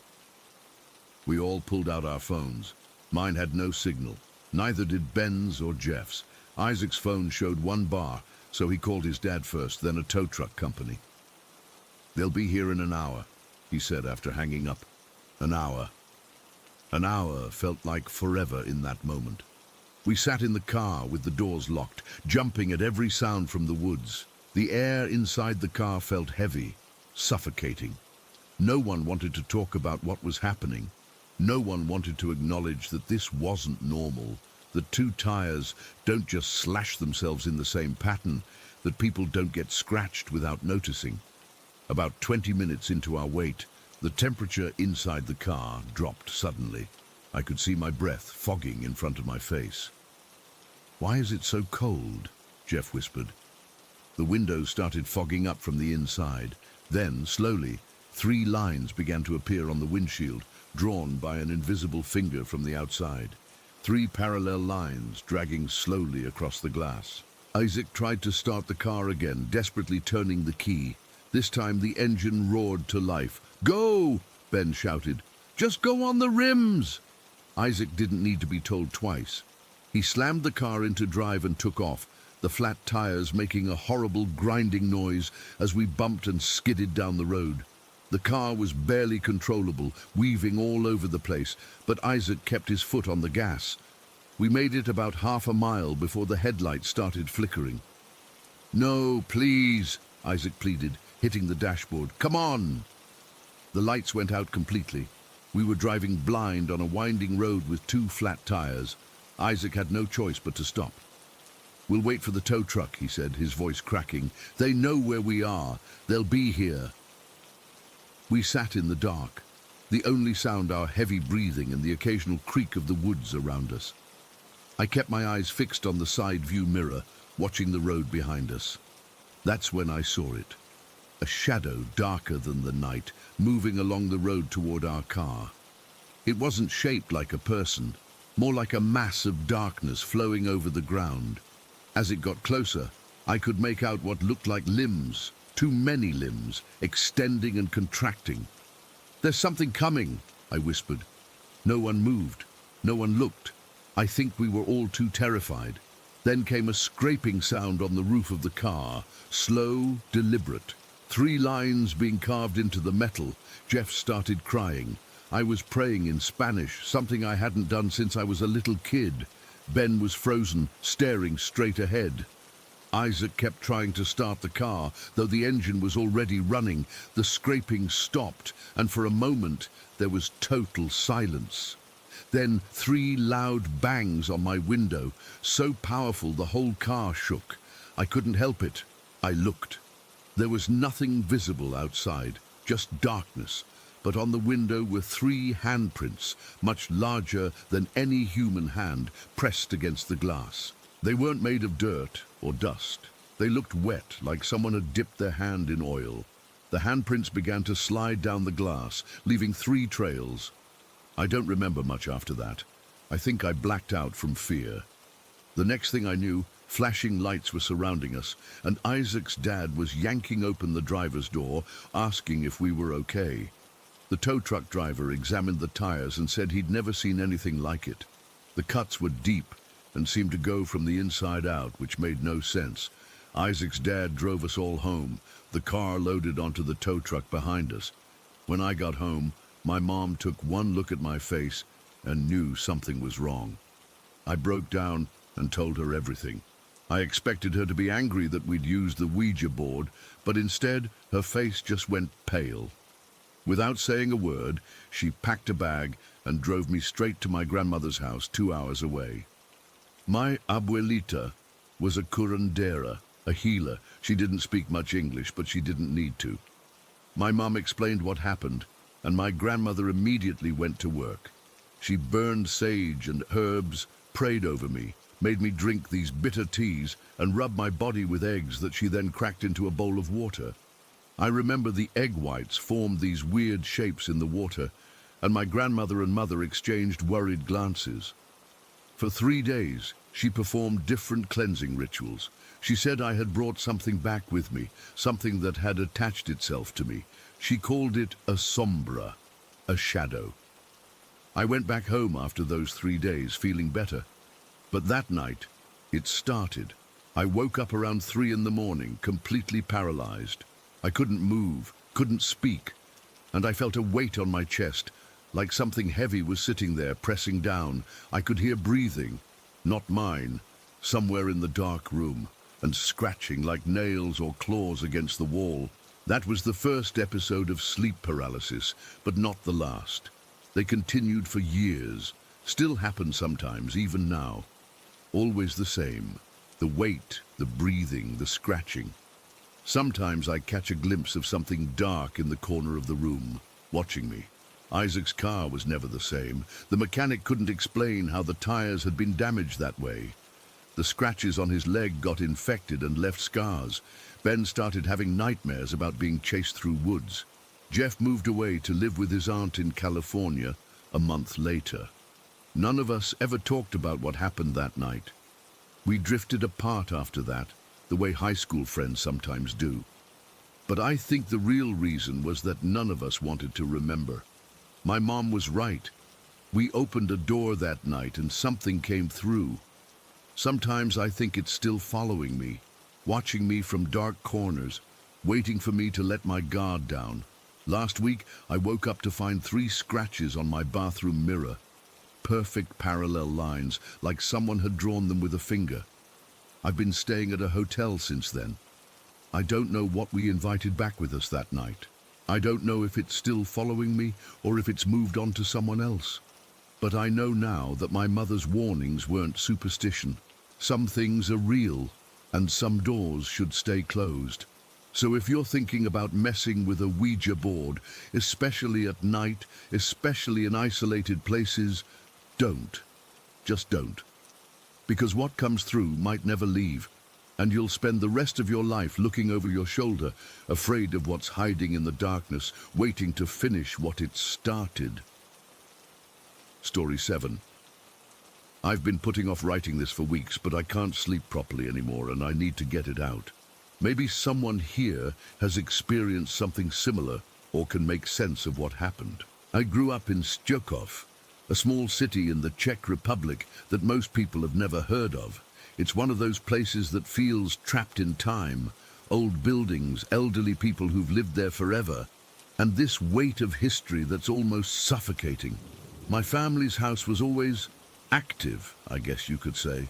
We never talked about it directly, but we all experienced things. My parents would dismiss the sounds as old pipes or the house settling, but I knew better. Shadow figures in the corner of my room that would disappear when I looked directly at them. Footsteps in the hallway when everyone was asleep. And the sleep paralysis. God, the sleep paralysis was the worst. I had it almost weekly throughout my childhood and teenage years. During those episodes, I'd wake up unable to move, feeling like something heavy was sitting on my chest. And there was always this ticking sound, like an old clock counting down to something terrible. Sometimes I'd see figures standing at the foot of my bed or hovering near the ceiling. My parents took me to doctors, but they just said it was stress or an overactive imagination. When I left for university in Prague 8 years ago, everything stopped. No more shadows, no more unexplained noises, and no more waking up paralyzed in terror. I thought maybe I'd outgrown it, or that it had been stress after all.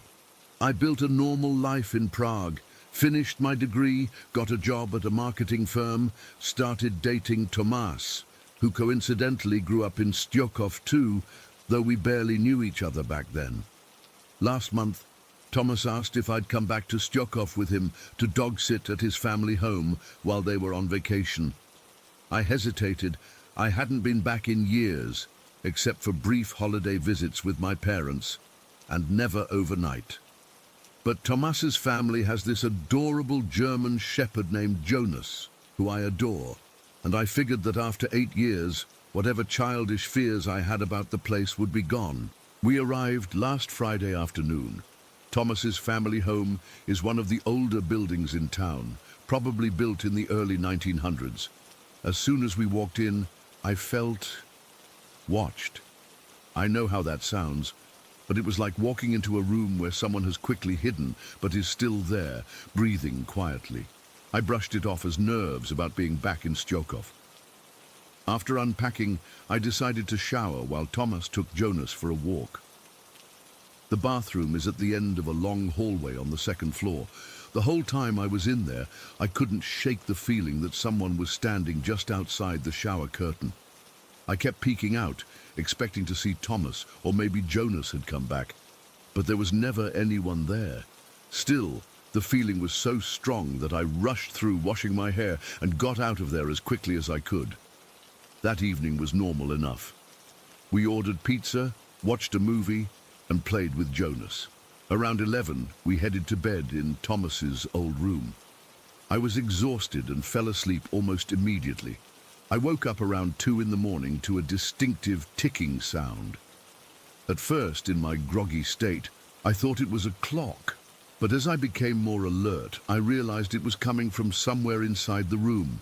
It was steady and persistent, like an old mechanical clock, but sharper, more deliberate. I was about to nudge Thomas and complain about the noise when he spoke up, clearly awake beside me. "Do you hear that?" he whispered. "The ticking? Yeah, it's driving me nuts," I replied. "Can we turn the clock off?" There was a pause before he answered, and I could feel him tense up beside me. "Nina, I don't have any clocks in here. The only clock in the house is the digital one in the kitchen." My blood ran cold. That ticking sound, it was exactly like what I used to hear during my sleep paralysis episodes in my parents' house. Exactly the same. I hadn't heard it once since leaving Styokov. Both of us were completely still, listening to the ticking that seemed to be moving around the room. It would come from one corner, then seconds later from another. The sound continued for maybe 5 minutes, and then, as suddenly as it had started, it stopped. The silence that followed was almost worse than the ticking. Jonas, who had been sleeping on his bed in the corner, lifted his head and growled softly toward the door. "Just try and ignore it," Thomas said casually, pulling the covers up higher. "They like to be left alone. You lived here too, you should know." I sat up and stared at him in the darkness. What the hell does that mean? They like to be left alone? Who's they? Thomas always been the rational one between us. He's an engineer, for God's sake. He believes in facts and science and logical explanations. And here he was, calmly acknowledging that some presence was in the room with us. "The house has always been like this," he said, as if it was the most normal thing in the world. "My family just learns to live with it. We don't talk about it. We don't investigate it. We just let them be." Before I could respond, Jonas jumped up and started barking aggressively at the hallway outside the bedroom. The door was cracked open about 6 inches, and he was focused on something out there in the darkness. His hackles were raised, and I'd never heard him bark like that before. It wasn't his usual "someone's at the door" bark, but something more primal. Thomas grabbed my arm when I moved to get out of bed. "Don't," he warned. "We don't want to go into that hallway at night. Weird things always happen there, especially near the bathroom." "Are you serious right now?" I hissed. "Since when do you believe in this stuff? You've always laughed at ghost stories." He didn't answer, just pulled me back down under the covers. Jonas continued barking for another minute before he suddenly stopped and retreated to the corner of the room, whining softly with his tail between his legs. I barely slept the rest of the night. Every time I started to drift off, I'd jerk awake, convinced I could hear the ticking again, or feeling like someone was standing over the bed. Thomas slept soundly beside me, apparently unbothered by whatever was happening in his house. The next morning over coffee, I demanded an explanation. What the hell was that last night? And don't pretend it was nothing. "Did you hear the clawing at the door around 4? He asked instead of answering me. "No, I didn't hear any clawing, just the ticking earlier." "It couldn't have been Jonas," he said, looking over at the dog who was peacefully eating his breakfast. "He was across the hallway barking at whatever was doing it." I felt sick. "Thomas, you've never talked about anything like this before. You've always been so logical about everything." He shrugged. "It's different when you grow up with it. My family never talked about it either, but we all knew. I figured since you grew up here too, you understood." "Understood what exactly?" "That Styokov isn't like other places." He said it so matter-of-factly that I almost laughed, except there was nothing funny about it. Later that morning, while Tomas was on a video call for work, I went into town, ostensibly to buy groceries, but really to clear my head. The town square was as I remembered it, the statue of St. Wenceslas in the center, the old church, the town hall. I found myself drawn to the small local history museum that I'd visited on school trips as a child. The elderly curator, Mrs. Novotna, recognized me immediately. "Nina Horvat, it's been years. How are your parents?" We chatted for a bit, and then I asked her about the history of Stjokov. I remembered fragments from school, something about St. Wenceslas being born here, and some old legends. "Oh yes, Stjokov has a rich history," she said enthusiastically. "Did you know the name comes from old Czech words meaning 100 babysitters?" I hadn't known that. She explained that according to legend, when St. Wenceslas was born here, 100 women from the village came to care for him. His grandmother, St. Ludmila, planted what's now called Wenceslas Oak on the edge of town, the same grandmother who was later murdered by Wenceslas's mother, Drahomira. "And of course, there's the breathing rock," Mrs. Novotna continued, "the large stone at the edge of the forest. People say if you touch it and stand still, you can feel it breathe. It's supposed to cause disorientation. People have gotten lost for hours in that small patch of woods. I remembered kids daring each other to touch the rock when I was young. I never did." "What about supernatural occurrences?" I asked hesitantly. "Do people report strange things happening in their homes?" Mrs. Novotna's expression changed slightly, not dismissive, but cautious. "Many old towns have their ghost stories, Nina. But Stjokov seems to have more than its share," I pressed. She sighed. "Much of our history was suppressed during communist times. Records were destroyed. Stories were forbidden. The only people who remember the truth are the elderly, and we're dying off." "The truth about what?" She looked around, though we were alone in the museum. "About why certain places in Stjokov are more active than others. About the tunnels beneath the city that collapsed hundreds of years ago. About the cemetery that's older than the church itself." I left the museum with more questions than answers, and a growing unease about spending another night in Thomas's house. When I got back, Thomas was playing with Jonas in the garden, looking completely normal and carefree. It was hard to reconcile this version of him with the person who had calmly told me to ignore whatever was making that ticking sound last night. As evening approached, my anxiety grew. I suggested we go out for dinner and maybe a movie afterward. Anything to stay out of the house until we absolutely had to return to sleep. Thomas agreed, seemingly oblivious to my motives. We had a nice dinner at the one decent restaurant in town, but Thomas wanted to head back afterward, rather than extending our evening out. As we walked back to his house in the gathering darkness, I found myself slowing my pace, reluctant to return. The house seemed to be waiting for us. I know that sounds ridiculous, but there's no other way to describe it. The windows were dark, despite the automatic timer that should have turned on the living room light at sunset. Jonas, usually excited to return home after being out, hesitated at the front door, whining softly until Thomas coaxed him inside. The living room light switch didn't work when we tried it. Thomas frowned and checked the fuse box while I stood in the dark hallway, the beam of my phone flashlight seeming unnaturally dim. When he got the lights working again, I noticed all the digital clocks on the appliances were flashing midnight, indicating a power outage while we'd been gone. "That's weird," Thomas said. "It's not storming or anything." We settled on the couch to watch TV, but I couldn't focus on the show. Every few minutes, I thought I heard that ticking sound again, just at the edge of my hearing.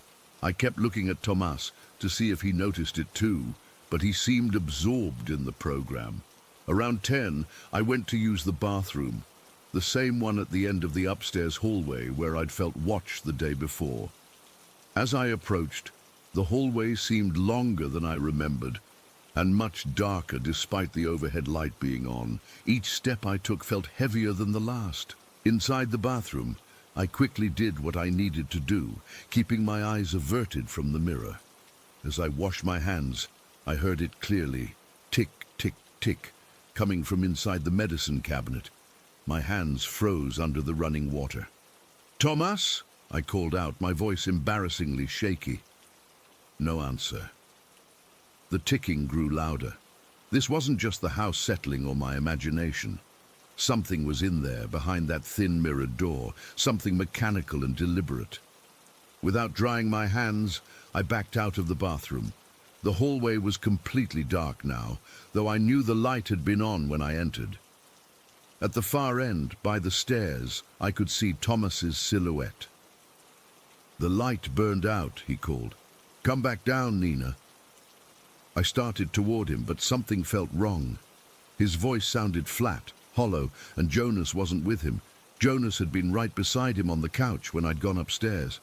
I stopped. "Where's Jonas?" The figure didn't answer immediately. Then, in that same flat voice, "He's fine. Come here, Nina." My heart was hammering so hard I could barely breathe, because I suddenly realized the silhouette was too tall to be Thomas.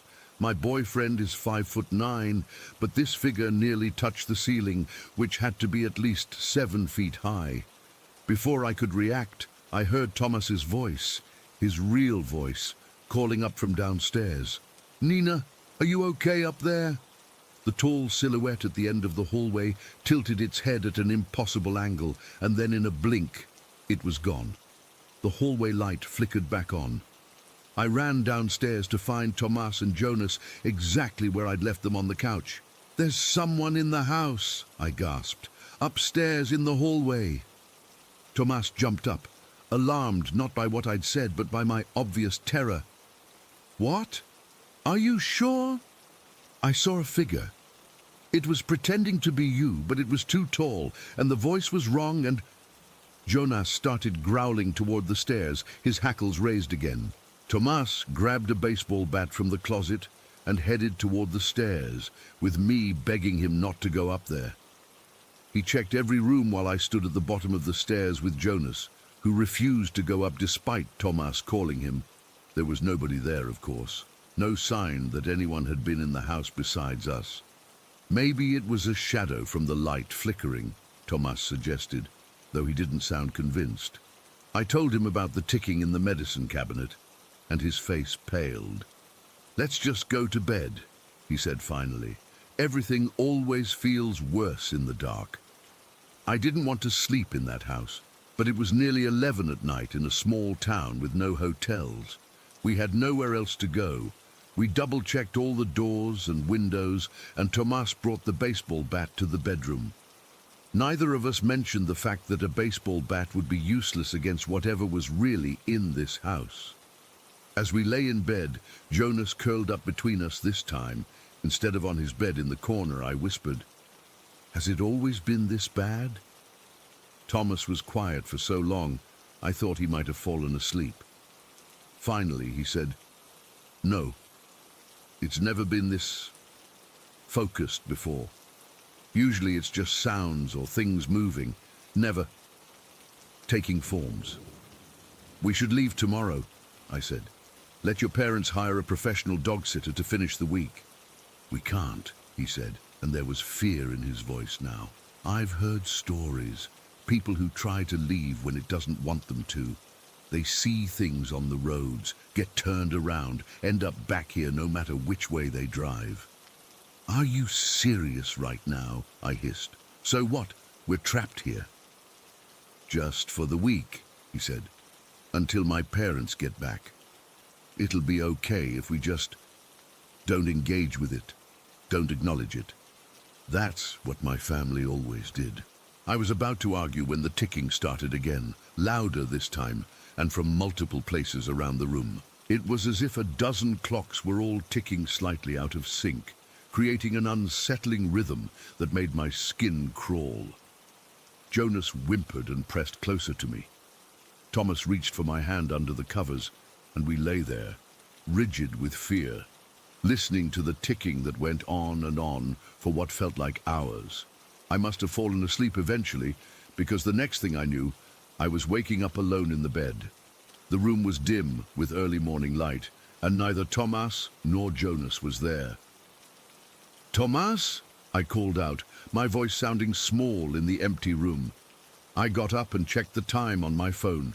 5:43 in the morning. Too early for Thomas to have taken Jonas out for a walk. I tried calling his name again, louder this time. No answer, but I heard it again, tick, tick, tick, coming from somewhere in the house. I crept downstairs, checking each room. No sign of either of them. The front door was still locked from the inside, with Thomas's keys hanging on the hook beside it. His shoes were still by the door too. The ticking was coming from the kitchen now. I stood in the doorway, peering into the dim room. The digital clock on the microwave read 12:00, still flashing from yesterday's power outage. And there, sitting at the kitchen table with his back to me, was a figure. For one hopeful moment, I thought it was Thomas, but then I realized this person was wearing old-fashioned clothes, what looked like a dark suit from another era. "Where's Thomas?" I asked, my voice barely a whisper. The figure didn't move or respond. The ticking was coming from it, I realized, as if it had a clock inside its body. I backed away slowly, then turned and ran for the front door. I had to get out, had to find help. But when I tried the door, despite the deadbolt being visibly unlocked, it wouldn't open. It was as if it had been sealed shut. I ran to the back door with the same result, then tried a window. Nothing would open. The ticking had followed me. It was everywhere now, surrounding me, growing louder and more insistent. I ran back upstairs, calling for Thomas and Jonas. The hallway stretched before me, impossibly long, the bathroom door at the far end open and beckoning. From inside that bathroom came a sound, not ticking this time, but scratching, like long nails against wood. I froze on the stairs, unable to go further up, afraid to go back down where the figure in old-fashioned clothes might still be sitting at the kitchen table. And then I heard Jonas barking, faint, as if from a great distance, but definitely him. It was coming from the bathroom. "Jonas!" I called out, taking a tentative step up. The hallway light began to flicker rapidly, and in those strobing flashes, I saw them. Figures lining the hallway pressed against the walls. Tall, short, old, young, all with their heads tilted at that same impossible angle, all watching me with eyes that weren't quite eyes. "Nina?" Thomas's voice called from the bathroom. "Help us!" I couldn't move. The figures in the hallway weren't approaching, but they weren't retreating either. They were waiting, watching, the air around them seeming to vibrate with that endless ticking sound. "Nina, please!" Thomas called again, his voice strained with fear. I took a deep breath and ran. Past the figures that seemed to reach for me as I flew by, down the impossibly long hallway, straight to the bathroom door. Inside there was nothing. No Thomas, no Jonas. Just an empty bathroom with the shower curtain billowing slightly as if from a breeze, though the window was closed. The medicine cabinet mirror reflected my terrified face, and behind me, dozens of them filling the hallway, their faces blank, yet somehow hungry. I slammed the bathroom door shut and locked it, then backed up until I hit the shower wall. The ticking was deafening now. The doorknob began to turn back and forth, though I'd locked it. The scratching started on the other side of the door, like dozens of hands clawing to get in. The shower curtain brushed against my arm, and when I turned to look, there was an impression in the bathtub, as if someone was standing there, invisible yet present.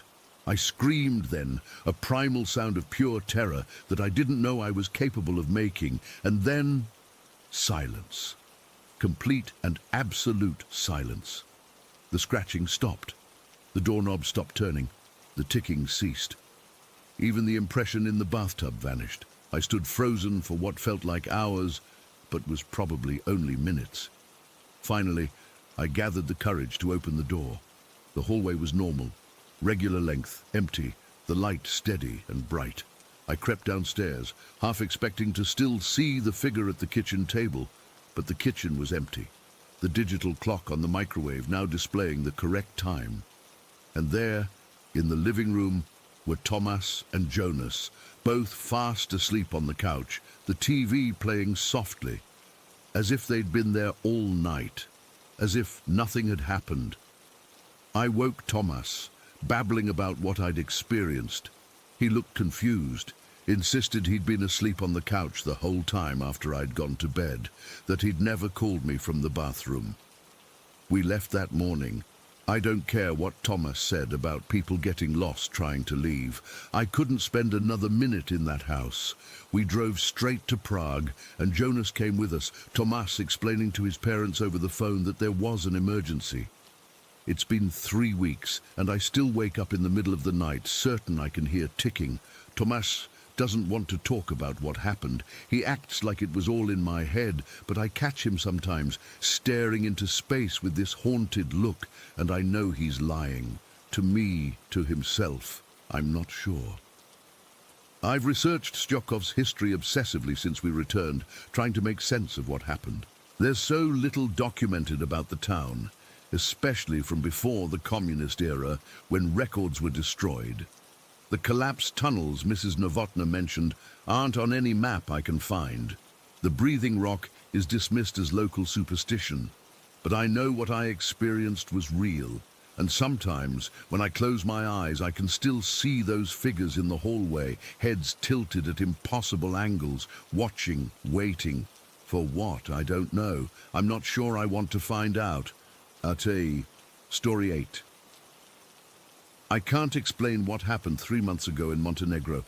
I'm not usually superstitious, but this experience shook me to my core, and I still get chills thinking about it. I've been debating whether to share this, but I need to get it off my chest.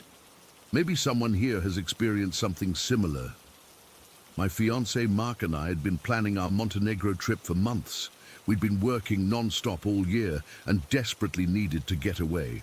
The coastal views were stunning, the weather perfect, and everything was going wonderfully until that day at the marketplace in Kotor. It was our 4th day there. The morning started normally. We had breakfast at our hotel, a small family-run place near the old town walls. The owners had recommended we visit the local market, saying the produce was exceptional and we could find some unique souvenirs. So around 11 in the morning, we made our way through the narrow cobblestone streets to where dozens of vendors had set up their stalls. The market was exactly what you'd expect. Colourful, bustling, full of locals shouting prices and tourists haggling. Vendors were quite aggressive, constantly trying to get our attention, putting items in our hands before we could refuse. Mark found it amusing, but I was getting a bit overwhelmed. The sun was beating down, and the narrow pathways between stalls were packed with people. I remember feeling slightly claustrophobic. We'd been browsing for about half an hour when I noticed her. Standing at a fruit stall, slightly removed from the main crowd, was an older woman who wasn't calling out to passers-by like the others. She simply stood there, watching people walk by with these intense, dark eyes. What struck me immediately was how different her stall looked. While other vendors had fruits with occasional blemishes, natural imperfections you'd expect, hers were immaculate. Every apple gleamed, each grape looked like it had been polished. The peaches were the most perfect shade of orange-pink I'd ever seen. I nudged Mark. "Look at those fruits. Have you ever seen anything so perfect?" The woman was unlike any of the other vendors. She wasn't Montenegrin. She had darker skin and features that suggested Roma heritage. She wore this distinctive black coat embroidered with red roses despite the heat. It seemed wildly inappropriate for the weather, but she showed no signs of discomfort. Her grey hair was partly covered with a scarf, and she wore several rings on her fingers. When our eyes met, I felt something strange, like a jolt of electricity ran through me. Instead of the pushy sales approach of other vendors, she simply nodded, inviting us over without saying a word. "These look amazing," Mark said as we approached. "How much for the grapes?" The woman named her price, and to our surprise, it wasn't much higher than the other stalls. Her accent was thick when she spoke. confirming my suspicion that she wasn't local. We decided to buy a couple kilos of grapes and some apples. The whole time we were making our purchase, I couldn't shake this weird feeling. Her fingers brushed against mine when she handed me the change, and they were ice cold despite the hot day. As she was bagging our purchase, I found myself staring at those peaches. They were so perfect they almost didn't look real. I had the strangest compulsion, something I still can't explain. While Mark was distracted looking at a nearby stall and the woman had turned to another customer, I reached out and slipped a single peach into my pocket. I've never stolen anything in my life. I'm the person who returns extra change if a cashier makes a mistake. But in that moment, I felt almost possessed by the desire to take that peach. It wasn't about saving money. We'd just spent plenty on other fruits from her. It was like the peach itself was calling to me. We continued through the market for another hour, buying some souvenirs and local specialties. The whole time, the weight of that peach in my pocket felt much heavier than it should have. Several times I considered going back to pay for it or just returning it, but something prevented me. Around 1 in the afternoon, we found a nice spot by the bay to have lunch with our market finds. Mark unpacked the bread and cheese we'd bought, along with the grapes and apples from the woman's stall. "These grapes are incredible," Mark said after trying them. And they were sweet, juicy, and absolutely flawless. The apples were equally impressive. I reached into my pocket and pulled out the peach, hoping Mark wouldn't ask where it came from. He was too busy enjoying the view to notice. The peach felt oddly warm in my hand, warmer than it should have been after being in my pocket. Its skin was flawless, not a single blemish or bruise. I brought it to my lips, and that's when I swear I felt it pulse, like something inside was moving. I should have stopped then. Something felt wrong, but I bit into it anyway. The moment my teeth broke the skin, the most horrific thing happened. What appeared perfect on the outside was completely rotten inside, not just slightly past its prime, but a black, putrid mess. And worse, there were maggots, dozens of them, wriggling in the decomposed flesh of the fruit. They spilled into my mouth before I could react. I spat it out immediately, gagging and screaming. Mark jumped up, confused and alarmed. "What? What is it?" I couldn't even speak. I was frantically wiping my tongue, spitting repeatedly, trying to get every last bit out of my mouth. When I finally showed him what remained of the peach in my hand, he looked confused. "It's just a peach," he said. I looked down and froze. The half of the peach still in my hand looked perfectly fine. The inside was the normal, healthy peach color it should have been. But I know what I'd experienced. I could still taste the rot, feel the phantom sensation of those maggots on my tongue. I couldn't explain. I thought maybe I'd hallucinated it. But the taste in my mouth was too real, too vile. Within an hour, my stomach began to cramp violently. We had to rush back to our hotel, where I spent the rest of the day violently ill. It started with vomiting. I couldn't keep anything down, not even water. Then came the diarrhea and a fever that spiked to 102 degrees, according to the thermometer the hotel owner brought us. Mark wanted to take me to a hospital, but I was too weak to move. The illness lasted 3 agonizing days. The hotel owner called a local doctor who gave me some medication, but nothing helped much.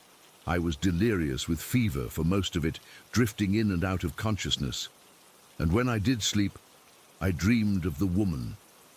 In my nightmares, she stood over me, her dark eyes boring into mine, whispering words I couldn't understand but somehow knew were curses.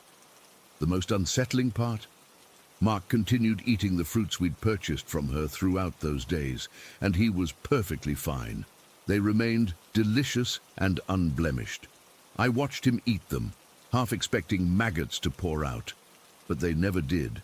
By the 4th day, the symptoms finally subsided enough that I could keep liquids down.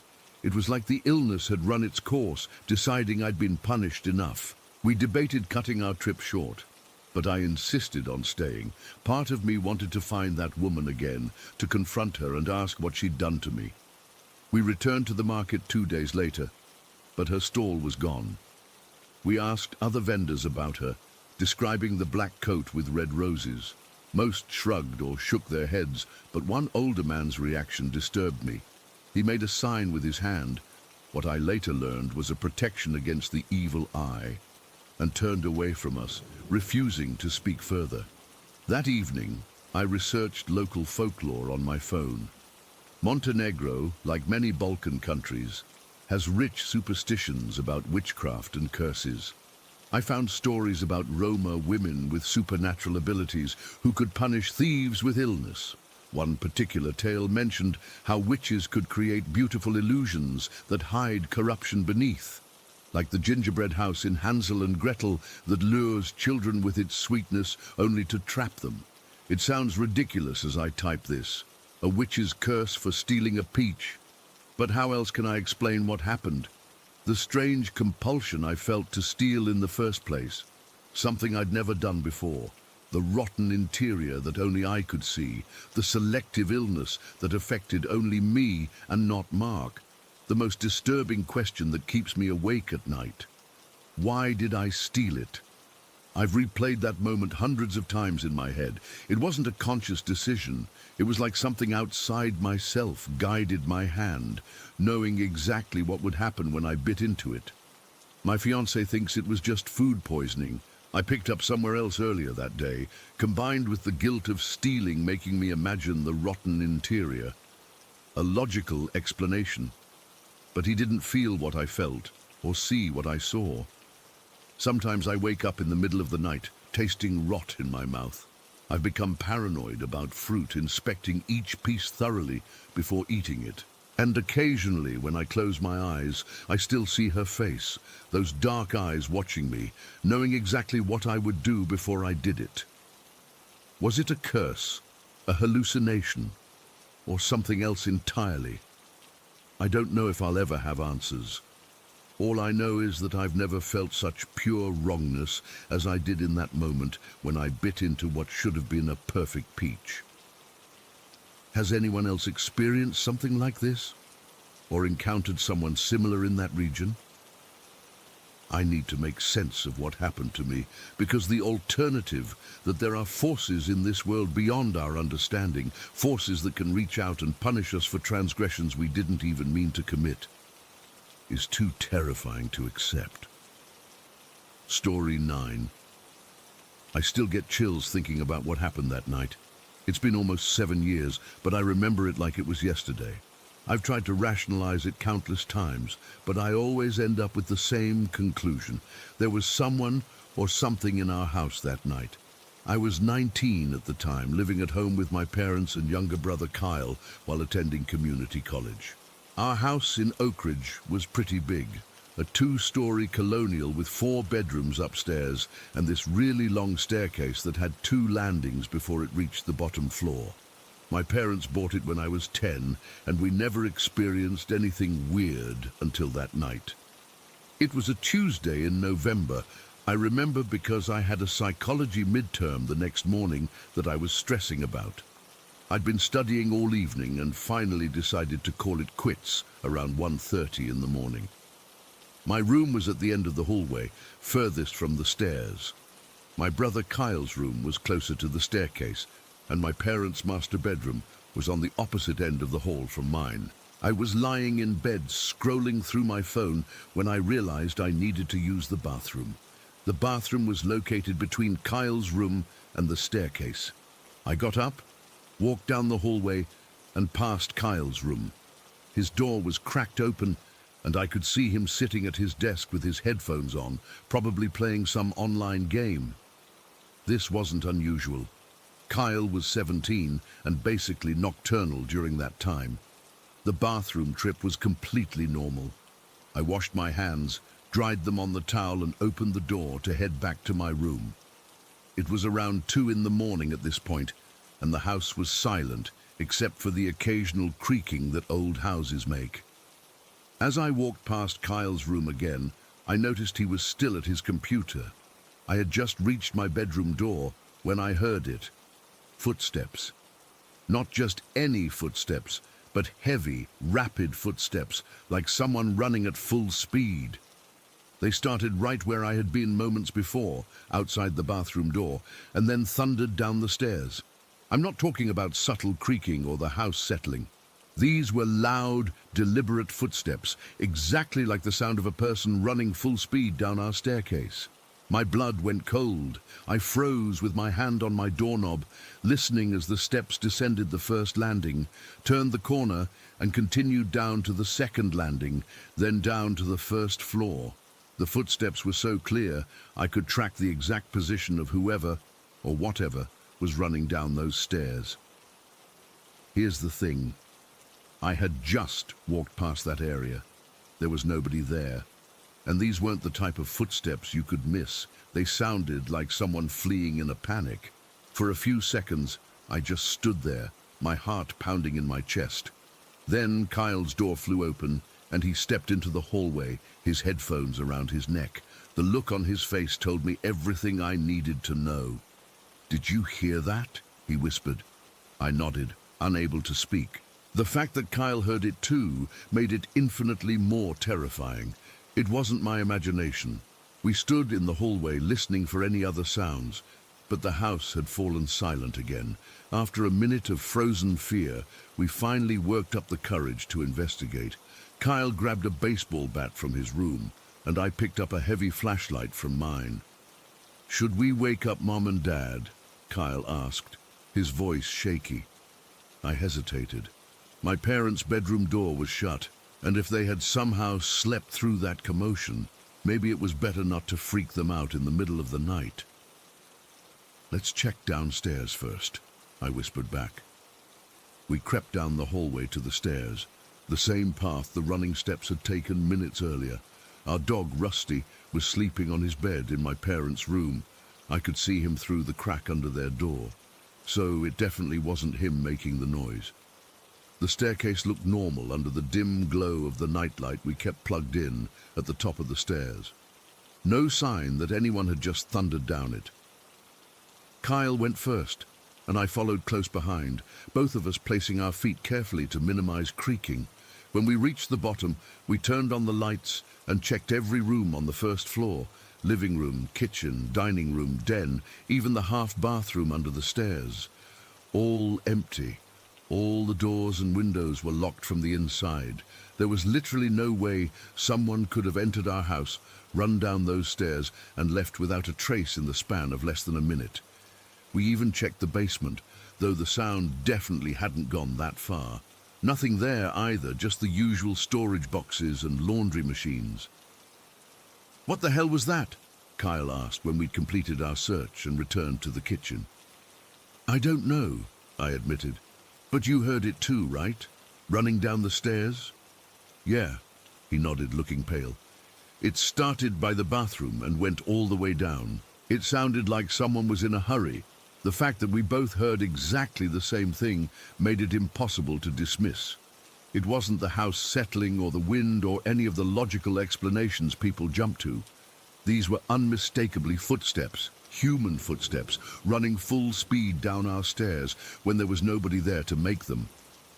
We went back upstairs and checked on our parents. They were both sound asleep in their room with the door closed, Rusty snoring at the foot of their bed. Neither had heard anything. Kyle and I sat in the hallway outside our bedrooms for almost an hour, discussing what had happened in hushed voices. We considered waking our parents, but decided against it. What would we say?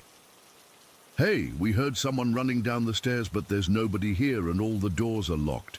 They'd think we were playing a prank or had both fallen asleep and dreamed the same thing. Eventually, we went back to our rooms, though neither of us slept much that night. I left my door cracked open and kept straining to hear any other sounds, but the house remained silent for the rest of the night. The next morning, I was exhausted from my psychology exam. When I got home that afternoon, Kyle and I told our parents what had happened. My mom looked concerned, but my dad was skeptical. "The house makes all kinds of noises," he said. "It's almost 100 years old."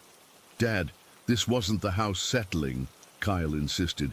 "It was someone running. We both heard it clear as day." My mom suggested maybe someone had broken in, but we reminded her all the doors and windows had been locked from the inside. There was simply no explanation. For the next few weeks, we were all on high alert. My dad checked the entire house for structural issues that might cause unusual noises. He even went up into the attic and down into the crawl spaces. Nothing. My mom had the security system checked and upgraded. Kyle and I started sleeping with our doors closed and locked, but the running footsteps never returned, at least not while I was living there. I moved out 2 years later for grad school, and Kyle went to college the year after that. My parents still live in that house, and they've never reported hearing anything similar. I've spent a lot of time thinking about what happened that night. I've researched acoustics, old house noises, and even paranormal phenomena. Nothing satisfactorily explains what Kyle and I heard. The footsteps were too distinct, too human-like, and too perfectly timed, starting exactly where a person would have been standing outside the bathroom and following the exact path down our staircase. Sometimes I wonder if it was some kind of residual haunting, the imprint of someone who once fled down those stairs in panic. Or maybe it was something more active, an entity that was watching me and waited until I had just passed before making itself known. Whatever it was, it only happened that one night. But one night was enough to make me question everything I thought I knew about reality. When you hear something that clear, that distinct, that impossible, it changes you. I've told this story to a few close friends over the years, and the reactions are usually split. Some people immediately jump to logical explanations. Maybe Kyle and I both experienced the same auditory hallucination. Or maybe there was some unique atmospheric condition that amplified a normal house noise.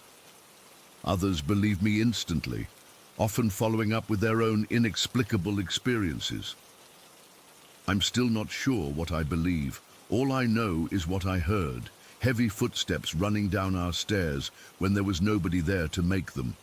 And the fact that my brother heard the exact same thing makes it impossible for me to dismiss. Sometimes, when I visit my parents, I find myself staring at that staircase, wondering if our phantom runner will ever return. So far it hasn't. But I still avoid going to the bathroom in the middle of the night when I'm there, just in case. The thing that bothers me most isn't the fear I felt that night, though it was certainly terrifying. It's the lack of resolution. 7 years later, and I still have no idea what caused those footsteps. No one ever came forward to claim responsibility for a prank. No structural issues with the house were ever discovered. No similar occurrences have been reported in the neighborhood. It's just this one inexplicable moment suspended in time. The night a phantom runner sprinted down our stairs and vanished without a trace. And I still haven't found a rational explanation that makes sense of what Kyle and I both clearly heard. I guess some mysteries aren't meant to be solved, but I still check over my shoulder whenever I walk down a staircase at night, half expecting to hear those running footsteps again. Story 10. I've never been one to believe in ghosts or the supernatural. Growing up, my siblings and I would laugh at horror movies, pointing out all the logical flaws and special effects. But what happened last year changed everything for me, and I still don't have a rational explanation for it. My mother, Eleanor, died unexpectedly in 1982. I was 24 at the time, working my first real job after college. Mom had been hanging laundry in the front yard of our family home in Millfield when she suddenly collapsed. By the time the ambulance arrived, she was gone. A brain aneurysm, they told us later. It was so sudden, so final. None of us had a chance to say goodbye. That house in Millfield was our family home for nearly 30 years. It was a modest 2-story with faded blue siding and white shutters, built in the 1950s. Mom had planted roses along the walkway, and every spring the front yard would explode with color. After she died, Dad tried to keep those roses alive, but gardening had always been Mom's domain. Those roses never looked the same again. Dad stayed in that house alone for 5 years after Mom passed. We'd visit often, my brother Tom, my sister Rachel and I, but it never felt the same without Mom's laughter filling the rooms. Then, in 1987, Dad had a massive heart attack while reading the newspaper in his favorite armchair. He died in the same house as Mom, though under very different circumstances. After Dad died, none of us wanted to keep the house. It held too many memories, too much grief. We sold it to a young family and divided the proceeds. I used my share as a down payment on my current home, about 30 miles away from Millfield. The years passed, life went on, and I rarely thought about our old family home. That changed about a year ago when I ran into Melissa at a local farmer's market. I was examining some homemade jams when I overheard someone mention Millfield. I turned around and struck up a conversation with a woman about my age. When I mentioned I grew up in Millfield on Oak Street, her eyes widened. "Oak Street, number 47, she asked. I nodded, surprised. "That's my childhood home. I live there now," she said. "I'm Melissa. My husband and I bought it about 3 years ago." It was such a strange coincidence that I invited her for coffee at the small cafe beside the market. As we sat down with our drinks, I noticed her hesitation, like she wanted to tell me something, but wasn't sure how I'd react. "Is everything all right?" I asked. "How's the old place holding up?" Melissa traced the rim of her coffee cup with her finger. "The house is beautiful. We've done some renovations, updated the kitchen, redid the bathrooms, but we kept the original hardwood floors and the built-in bookshelves in the living room." "Mom loved those bookshelves," I said, smiling at the memory. "She'd arrange her books by color, not author or title. Dad would tease her about it." Melissa smiled briefly, then looked down. She seemed uncomfortable. "There's something else," she finally said. "I don't know if you believe in this sort of thing, but there's something in that house. Someone, maybe." A chill went down my spine. "What do you mean?" "It's nothing malicious," she quickly added. "We just sometimes feel like we're being watched, especially in the kitchen and the front yard. My husband thinks I'm being silly, but our daughter sees it too. She calls her the watching lady." My mouth went dry. "Has anything specific happened?" "Small things. Items moved slightly from where we left them. The smell of roses in the house when there aren't any. Cold spots in the kitchen, especially by the back door where the laundry room is." She paused. "I'm sorry if this sounds crazy to you." I shook my head, remembering how Mom would stand by that back door, waiting for the washing machine to finish so she could hang the clothes outside. "Can I ask, was the house like this when you first moved in?" Melissa thought for a moment. "No, actually. It started about a year ago. We've been there for 3 years, but these occurrences are relatively recent. A year ago would have been the 35th anniversary of Mom's death." The thought made my skin prickle. "Did the previous owners mention anything?" I asked. "They lived there for almost 20 years and said they never experienced anything unusual," Melissa replied. "I was hoping maybe you could tell me if there was any history I should know about." I hesitated, unsure how much to share. "My mother died in 1982. She collapsed in the front yard while hanging laundry." I swallowed hard. "My father died in the house too, about 5 years later. Heart attack." Melissa's eyes widened. "I'm so sorry. That must have been difficult for your family." "It was," I admitted. "But the thing is, we lived in that house for years after Mom died, and we never experienced anything unusual. No watching presents, no moved items, nothing." "That's strange," Melissa said. "Why would something start now, all these years later?" I had no answer for her. We finished our coffee, exchanged phone numbers, and promised to stay in touch. As I drove home, I couldn't shake the uneasiness that had settled over me. If Mom had become a ghost, why hadn't we sensed her presence when we still lived in the house? Why would she start haunting it now, decades after her death? That night, I dug through old photo albums, looking at pictures of Mom in that house. There she was in the kitchen, flour on her cheeks as she taught me to bake bread. There she was in the backyard, teaching my sister how to plant tomatoes. There she was on the front porch, her arm around Dad's waist, both of them smiling into the camera. She looked so alive, so present in those moments. For the next several months, thoughts of Mom and our old house kept intruding into my daily life.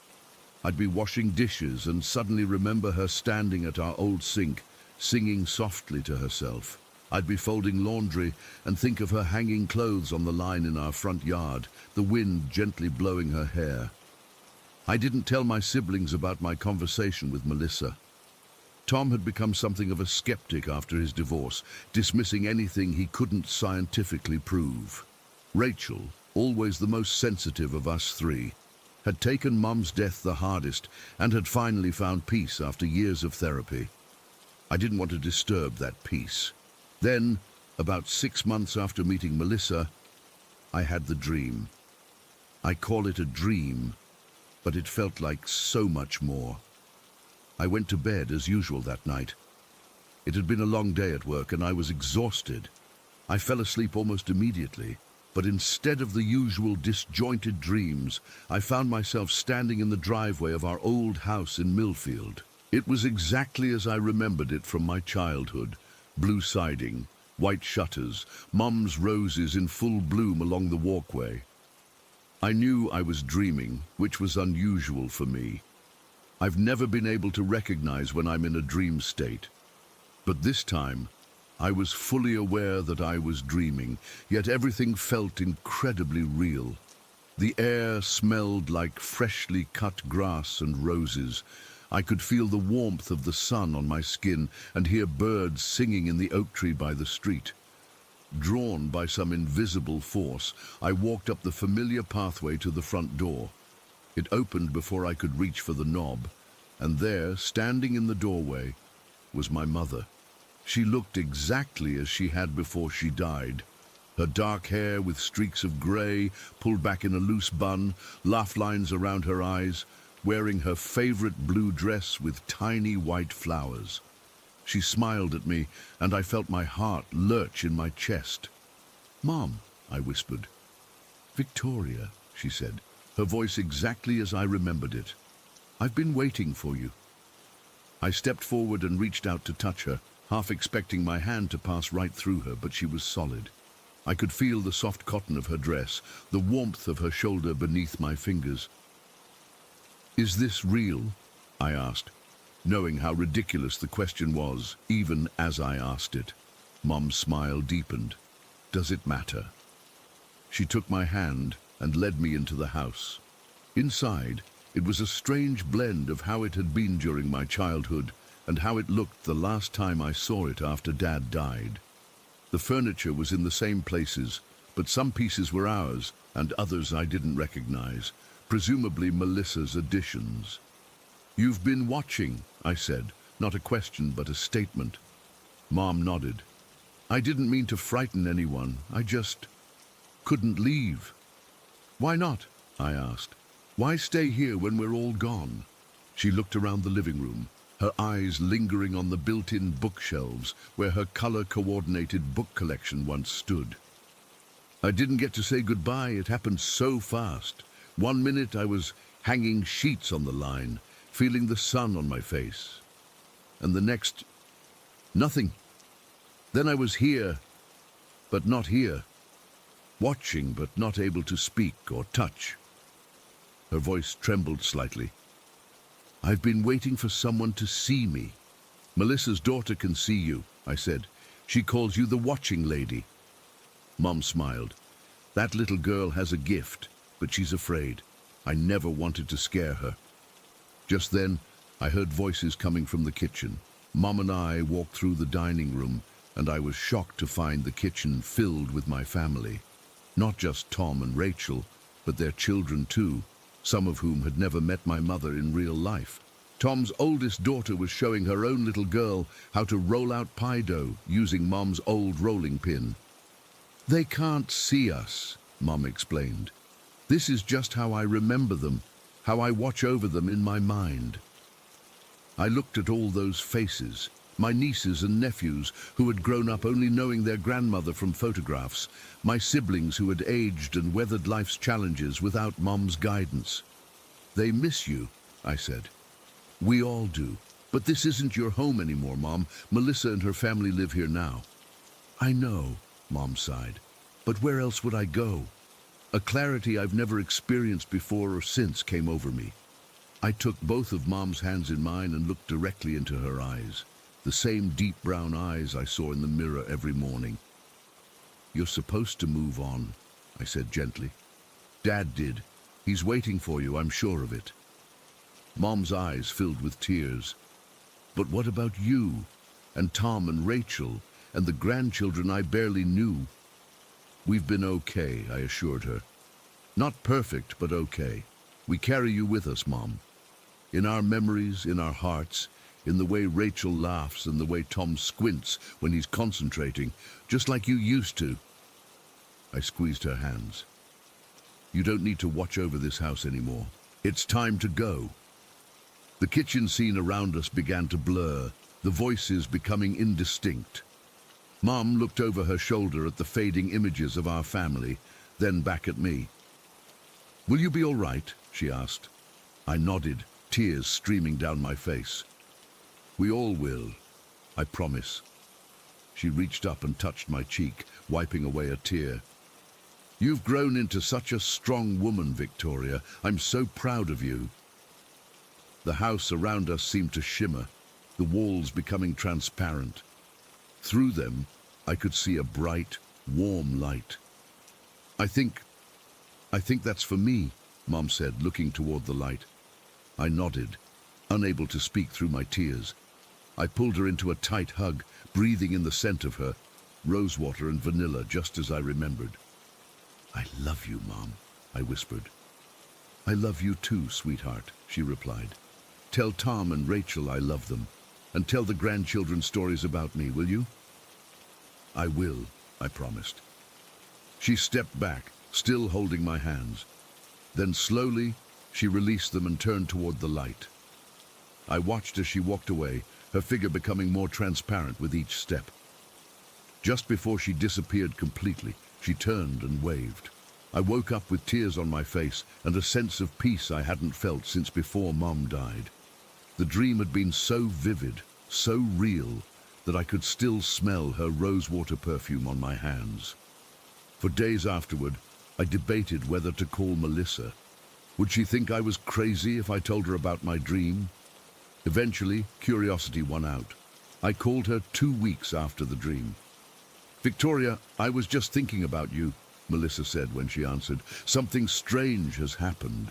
My heart raced. What is it? The presence in the house, the watching lady. She's gone, Melissa said. About 2 weeks ago, my daughter came to breakfast and announced, the watching lady said goodbye last night. She's not coming back. And since then, nothing. No cold spots, no moved items, no feeling of being watched. The house feels different, lighter somehow. 2 weeks ago, the exact night of my dream. That's wonderful, I managed to say, my mind reeling. It is, Melissa agreed, but I can't help wondering what changed, why she left after all this time. I hesitated, then decided to take the risk. I had a dream that same night, I said. A dream about my mother in that house. It was so real, Melissa. I told her it was time to move on, that it wasn't her home anymore. I paused. I know how this sounds, but it doesn't sound crazy at all, Melissa interrupted. Not after what we've experienced in this house. She was quiet for a moment. Do you think it was really her, your mother? I don't know, I admitted. I've never believed in ghosts or life after death, but this felt real, and the timing. Sometimes we don't need scientific explanations, Melissa said softly. Sometimes we just need to trust what we feel. After we hung up, I sat for a long time, looking at old photographs of Mom. In one, taken about a year before she died, she's standing in the front yard of our Millfield home, her arms full of freshly cut roses. She's smiling directly at the camera, her face radiant with happiness. I don't know if my dream really helped my mother's ghost move on. I don't know if there are such things as ghosts or if our consciousness continues after death, but I do know that since that night, I've felt a sense of closure I never had before. And somewhere in Millfield, a little girl is no longer afraid of the watching lady in her house. Maybe that's enough of an explanation for now. Story 11. I still can't sleep with my ear against the wall. It's been 4 years since that night in Manila, but the memory of those voices still makes me break out in a cold sweat. I was 17 when my mom sent me to live with my aunt in the Philippines. She thought it would reconnect me with my heritage after growing up in the States. Really, I think she just needed a break from my teenage rebellion phase.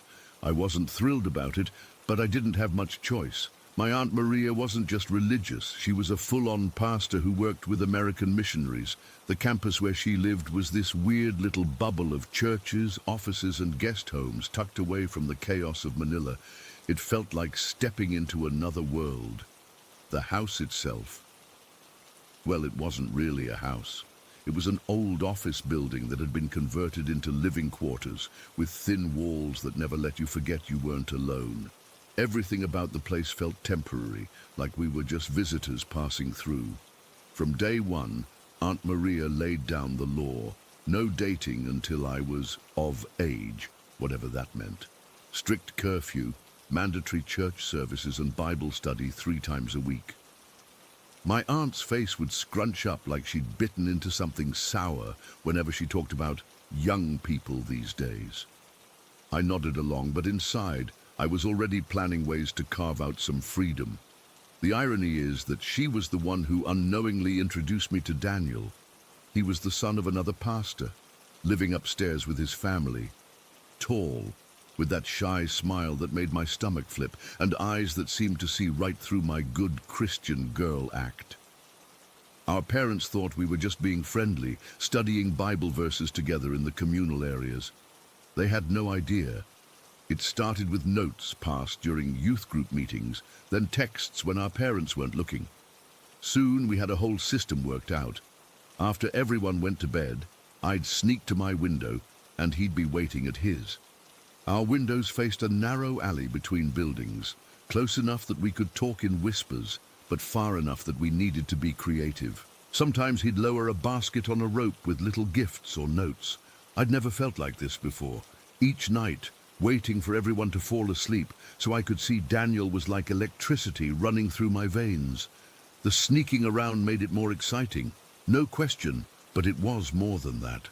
When you're surrounded by people telling you who to be every minute of the day, finding someone who sees the real you feels like coming up for air after being underwater.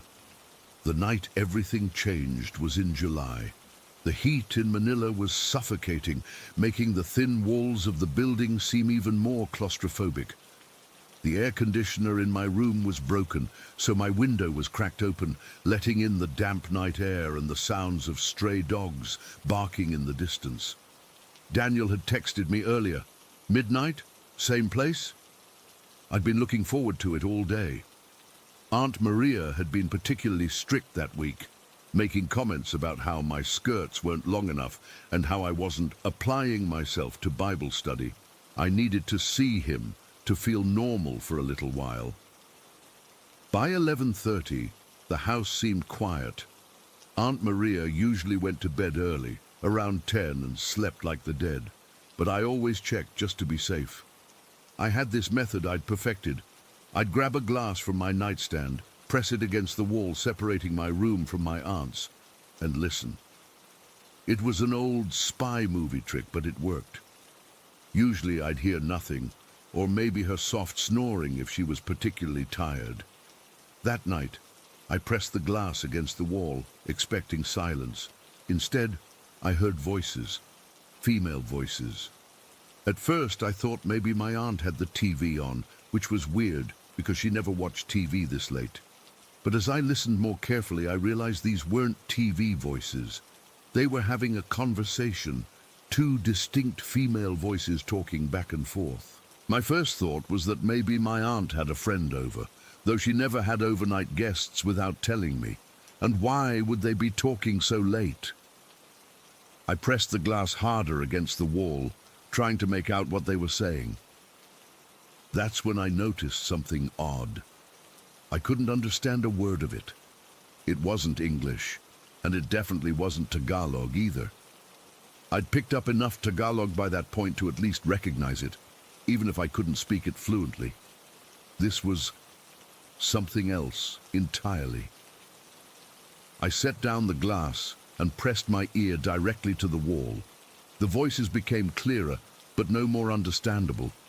The language had a rhythm to it, almost like Latin, but not quite. There was something about it that made the hairs on my arms stand up. It wasn't just the words. It was the way they vibrated through the wall, like they were both far away and right next to me at the same time. The conversation had an urgency to it. One voice would speak rapidly, almost frantically, and then the other would respond in lower, calmer tones. Then they'd switch, the calm one becoming agitated while the other soothed. It was like listening to waves crash against the shore, a natural rhythm that somehow felt unnatural. I stayed there, ear pressed against the wall, for what must have been 20 minutes. The voices never stopped, never faltered. They didn't sound like they were having a normal conversation.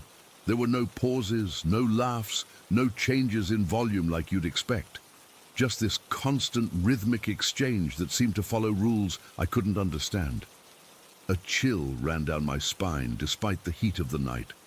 Something was wrong. The missionary campus was always quiet after 10. Who could my aunt be talking to, and in what language? She only spoke English and Tagalog as far as I knew. My phone buzzed on the bed, a text from Daniel. Still on for tonight? I looked at the wall, then back at my phone.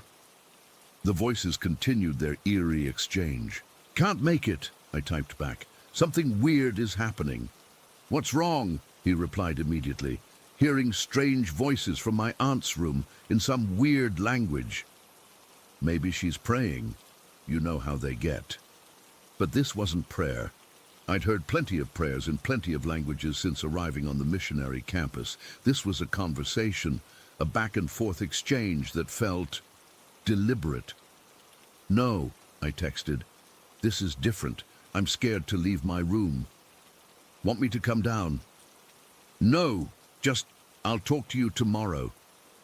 I set my phone down and returned to the wall. The voices were still there, still talking in that strange rhythmic language. I tried to record it with my phone, but when I played it back, all I could hear was static and the faint sound of my own breathing. It was like the recording couldn't capture whatever was happening on the other side of that wall. I don't know when I fell asleep. I remember backing away from the wall, crawling into bed, and pulling the covers over my head like a little kid afraid of monsters. The last thing I remember is the voices, still going, still maintaining that unsettling rhythm as my consciousness slipped away. The next morning I woke up groggy and disoriented. Sunlight streamed through my window, and for a moment I thought maybe I'd dreamed the whole thing. Maybe I'd fallen asleep before checking if my aunt was asleep and my brain had conjured up those voices. I got dressed quickly and headed to the kitchen, half expecting to find my aunt there with some mystery guest, both of them speaking that strange language over coffee.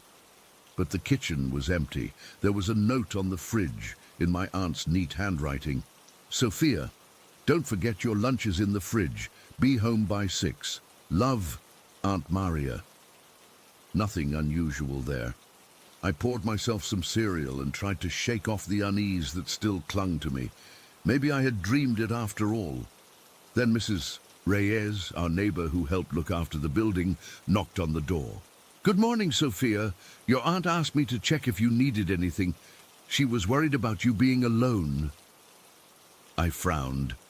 Alone? Wasn't she here last night? Mrs. Reyes shook her head. Oh no, dear. She left yesterday afternoon for that pastoral conference in Quezon City. She won't be back until tomorrow evening. Didn't she tell you? The spoon slipped from my fingers, clattering against the bowl. Are you okay, anak? Mrs. Reyes asked, using the Tagalog term for child. I'm fine, I managed. I must have forgotten. But I hadn't forgotten. Aunt Maria hadn't told me she was going away because she hadn't gone away when I left for school yesterday. She must have decided to go to the conference last minute, which meant no one should have been in her room last night, no one human anyway. After Mrs. Reyes left, I stood in the hallway outside my aunt's room, hand hovering over the doorknob. I'd never gone in without permission before. My aunt was big on privacy, one of her few qualities I actually respected, but I needed to know. I turned the knob and pushed the door open slowly, half expecting to see, I don't know what, two women sitting there speaking that strange language, some kind of ritual circle, a radio left onto some obscure foreign station. The room was empty, perfectly neat as my aunt always kept it. Bible on the nightstand, crucifix on the wall, family photos arranged precisely on the dresser. Nothing out of place, nothing unusual. I walked around slowly, looking for anything that might explain what I'd heard. The bed was made, obviously unslept in. There was no TV in the room, no radio, no speakers of any kind. Just the same sparse, clean space my aunt had always maintained. I pressed my hand against the wall shared with my room, the same spot where I'd heard the voices. It felt cool to the touch, despite the building's general stuffiness. I leaned in, placing my ear against it like I had the night before. Silence. I don't know what I expected in the harsh light of day. The voices had stopped sometime during the night, while I was asleep. Of course, they wouldn't still be going. I checked my phone, wondering if maybe I had imagined the whole thing, but there were my texts with Daniel, confirming that something had happened last night, something real enough to make me cancel our plans. I texted him, "Can you meet me for lunch?" We met at a small cafe off campus, where we weren't likely to run into anyone from the missionary community. Daniel looked worried when I arrived. "You look like you've seen a ghost," he said as I sat down. Maybe I did.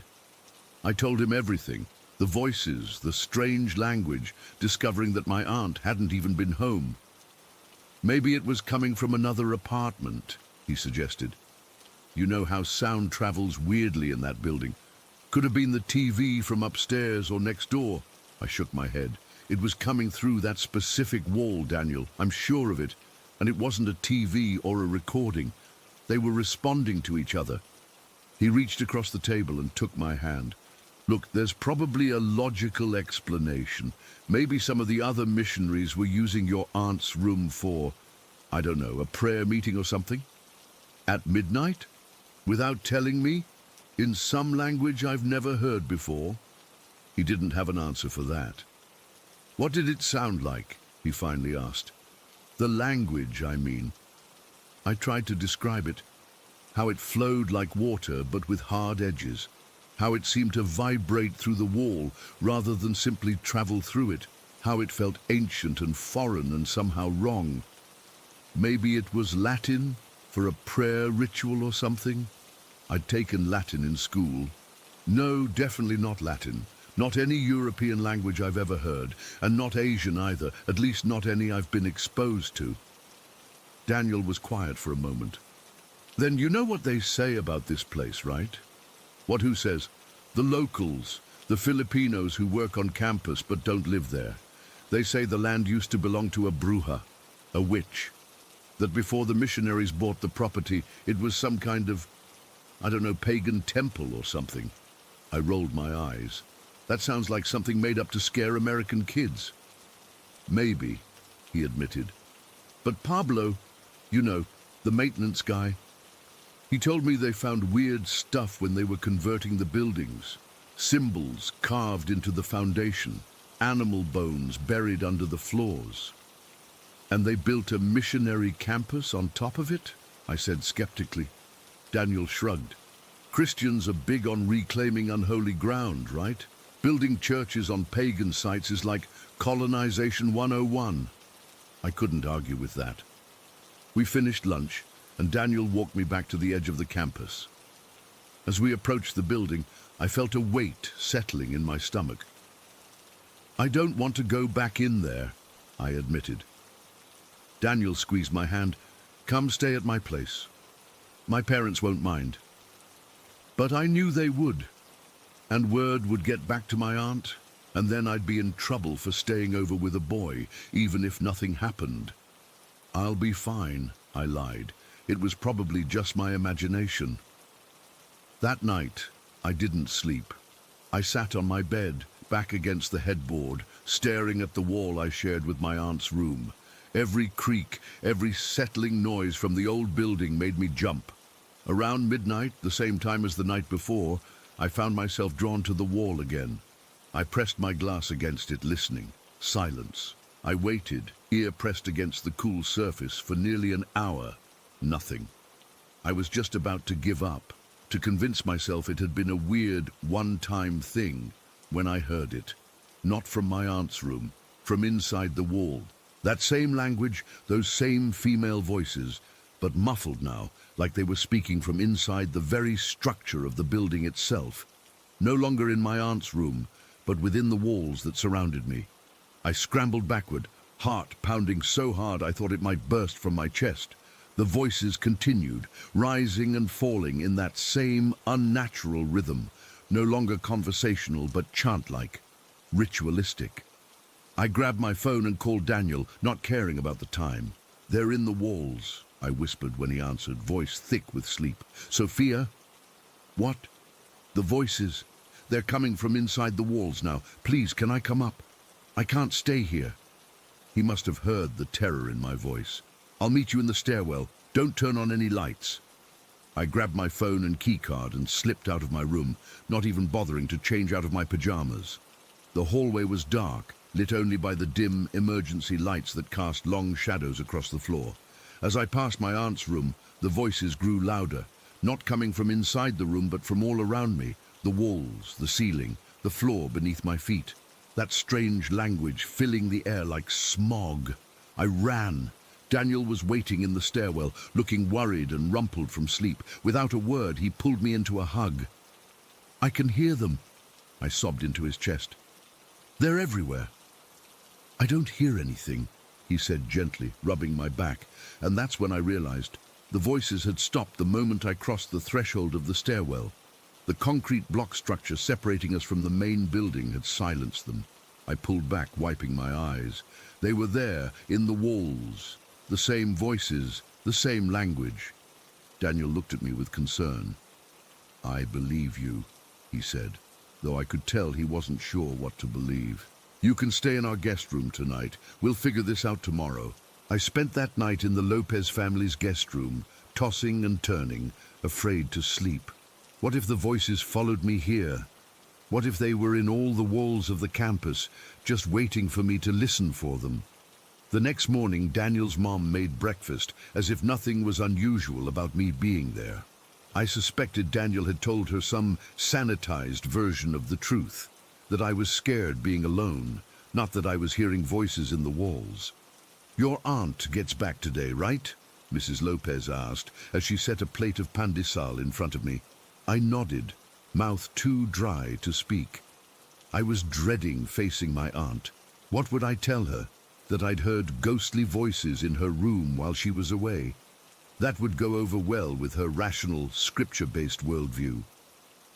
After breakfast, Daniel suggested we do some research. We went to the campus library, which was mostly filled with religious texts, but had a small section on local history.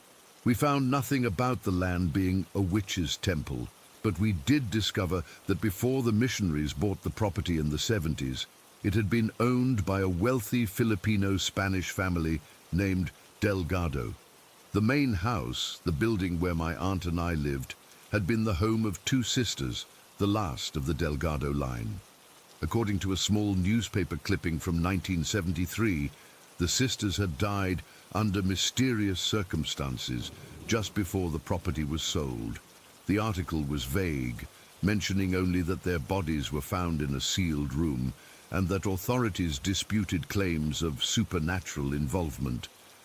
"That doesn't tell us much," Daniel said, frowning at the yellowed paper, but it was enough to send ice through my veins. 2 sisters, female voices, a sealed room. Could it have been what was now my aunt's bedroom? We dug deeper, finding an older man named Matteo, who had worked on the campus since its founding. He was hesitant to talk at first, crossing himself repeatedly when we mentioned the Delgado sisters. "Bad business," he muttered. "Should never have built on this land." With some coaxing and money from Daniel, he told us what he knew. The sisters had practiced some form of old magic, a mixture of indigenous Filipino beliefs and something they'd brought with them from Spain. The locals avoided the property, claiming to hear strange chanting at night. "They spoke the old tongue," Matteo said, his weathered face solemn. "The language before languages, the one that shapes reality." When the missionaries bought the land, they'd found the sisters dead in a room with no doors or windows, sealed from the inside with brick and mortar. No one knew how they'd gotten in or why they'd sealed themselves inside. Their bodies were perfectly preserved, facing each other, hands clasped. "They say," Matteo whispered, leaning in close, "that they aren't really dead. That they're still speaking to each other, waiting for someone to hear them and break the seal between worlds." I felt sick. Where was this room? Where in the building? Matteo shrugged. "They tore down walls during renovation, built new rooms. Who knows which walls hold what secrets now?" That evening, I returned to our apartment. I had to. My aunt was coming home, and all my things were there. Daniel offered to come with me, but I knew that would just create more problems with my aunt. This was something I had to face alone. The building seemed unnaturally silent when I entered. No creaking, no settling noises, no distant sounds of other residents. Just stillness. I went straight to my room, avoiding looking at my aunt's closed door. I put in earbuds, blasting music to drown out any sounds that might come through the walls. I packed a bag. Clothes, toiletries, my laptop. I was going to ask my aunt if I could stay with a friend from school for a few days. A girl, of course. I'd make something up. I was zipping up my backpack when my earbuds went silent. Dead battery. In the sudden silence, I heard it. My aunt's voice from the other room. "Sophia, can you come here, please?" She was back. I hadn't heard her come in. I took a deep breath. This was good, right? I could talk to her now, make up some excuse about needing to stay elsewhere. Normal human interaction would chase away the lingering fear from the past 2 nights. I stepped into the hallway and approached her door. It was slightly ajar, warm light spilling out into the dark corridor. "Aunt Maria," I called, pushing the door open wider. The room was empty, but behind me, from inside the wall, I heard shuffling. Movement, and then, clear as day, those 2 voices began speaking again in their strange rhythmic language, and this time they were saying my name. "Sophia, Sophia, Sophia." I ran, out of the apartment, down the stairs, across the campus to the Lopez residence. I've never gone back. My aunt came to find me the next day. She was worried, confused. She'd found my room empty, my things scattered. She hadn't been in the apartment when I'd heard her voice. I told her some story about thinking I'd heard an intruder. She bought it more or less, but insisted I come home. I refused. I said I needed space, that I wasn't adjusting well, that I wanted to go back to America. 2 weeks later, I was on a plane back to California. My mum was furious at first. She'd spent good money sending me to the Philippines. But eventually she accepted that it just hadn't worked out. I've never told her the real reason I came home. I've never told anyone the full story except Daniel, who I still talk to sometimes. He says the voices stopped after I left, that the building went back to normal. but I know they're still there, those sisters, speaking their ancient language inside the walls, waiting for someone else to listen, to hear them say their name. And sometimes, when I press my ear against my bedroom wall late at night, I swear I can still hear them, faintly, calling to me across oceans. Sophia, Sophia, Sophia. Story 12. I still get goosebumps thinking about that summer. It's been nearly 60 years, but I remember every detail like it happened yesterday. Summer of '65 in Riverdale. I was 17, young and hopeful, with my whole life ahead of me. I've never shared this story online before.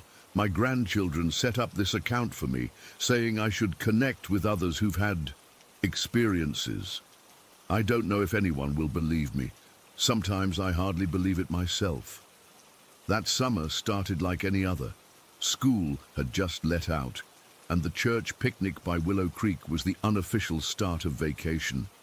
Everyone looked forward to it. Games, food, swimming in the creek where it widened near the old mill. But this year was special for me. Michael Sullivan had started coming to our church that spring, and I'd noticed him immediately. Michael was different from the other boys, quieter, more thoughtful. He had these hazel eyes that changed color depending on what he wore. And when he played his guitar at youth group, I swear my heart nearly stopped. We'd spoken a few times after service, nothing serious, but there was something there, a connection I couldn't explain. The morning of the picnic, I spent hours getting ready. My mother kept laughing at me, asking why I needed 3 outfit changes for a simple church gathering. But it wasn't simple to me. I finally chose my favorite dress, pale yellow with tiny white flowers, cinched at the waist. It was modest enough for church, but pretty enough to make me feel special. Then came the navy blue ribbon. My grandmother had given me a set of satin ribbons for my birthday, and I'd been saving the navy one. I tied it carefully in my hair, making sure the bow sat just right. My mother said it matched my eyes. "Someone special going to be at this picnic, Lizzie?" she asked with that knowing smile mothers have. I blushed, but didn't answer. I didn't need to. She knew. Dad drove us to the creek in his Oldsmobile, windows down, warm summer air whipping through the car. The second we pulled into the field where everyone parked, I spotted Michael helping Pastor Wilson unload tables from his truck. He was wearing a white button-down with the sleeves rolled up, and when he saw our car, he smiled and waved. "I'll help Mom with the potato salad," I told Dad, practically jumping from the car before it fully stopped. "Someone's eager," Dad muttered, but he was smiling too. The picnic area was already buzzing. Checkered tablecloths flapped in the gentle breeze. Children ran between trees playing tag, and the smell of charcoal from the grills mingled with the sweet scent of fresh-cut grass. The creek glittered in the sunlight just beyond the clearing, promising relief from the heat later. I was arranging Mom's potato salad on the food table when I felt someone behind me. "Need any help with that?" Michael's voice was soft, just for me to hear. I nearly dropped the bowl. "I've got it, thanks," I said, trying to sound casual while my pulse raced. "That ribbon looks nice," he said. "Matches your eyes," just like Mom had said. I turned to face him, unable to hide my smile. "Thank you." "Save me a seat at lunch?" he asked. I nodded, not trusting my voice. The day unfolded like something from a dream. We sat together during lunch, our knees occasionally touching under the table while we ate with a group of our friends. Michael told stories about growing up in Chicago before his family moved to Riverdale, and I hung on every word. The way he described the lake and the buildings made it sound like another world. After lunch, someone suggested volleyball, and we played until we were all sweaty and laughing. Michael wasn't very good, but he tried harder than anyone, diving dramatically for balls he had no hope of reaching just to make me laugh. When the afternoon heat peaked, Michael disappeared for a few minutes. I was helping clean up the lunch tables when he returned with his guitar. Anyone want some music? He asked the group, but his eyes found mine. People gathered around as he settled on a tree stump. He played some popular songs, Beatles, Elvis, Bob Dylan, and everyone sang along. But then he started playing something I didn't recognize. It was beautiful, with a gentle melody that seemed to flow like the creek behind us. "What's that one?" I asked when he finished. "Just something I've been working on," he said, looking down at his guitar. "It's not finished yet." "It's lovely," I told him, and he looked up with such intensity that I felt my cheeks flush. As the afternoon wore on, the temperature kept climbing. Someone suggested swimming, and soon everyone was heading toward the creek. The girls went upstream to the shallower part with a small sandy beach, while the boys headed downstream to the deeper water, where rocks formed natural diving platforms. I went to change into my swimming clothes in the little wooden bathhouse near the creek. When I came out, Michael was waiting, still in his regular clothes. "Not swimming?" I asked, wrapping a towel around my shoulders despite the heat. "Later, maybe," he said. He seemed nervous suddenly, shifting his weight from one foot to the other. "Listen, Elizabeth, I was wondering if I could come by your house tonight to talk to your father." My heart nearly stopped. In Riverdale, asking to speak to a girl's father meant one thing: permission to court her officially. You want to court me?" I whispered, hardly believing what was happening. He nodded, that half smile I loved appearing on his face. "If he says yes, and if you want me to." "Yes," I said too quickly. "I mean, yes, I'd like that." We stood there grinning at each other like fools for a moment. Then, without really thinking about what I was doing, I reached up and untied the navy blue ribbon from my hair. I took his hand and wrapped the ribbon around his wrist, tying it in a small bow. "Keep this," I said. "Return it to me tonight when you come." "I promise," he said softly. He squeezed my hand once, before jogging off to join the other boys at the swimming hole. I watched him go, my heart so full I thought it might burst. I joined the other girls in the shallows, splashing and laughing, but my mind was elsewhere, on Michael and the promise of the evening to come. I didn't see what happened. None of the girls did.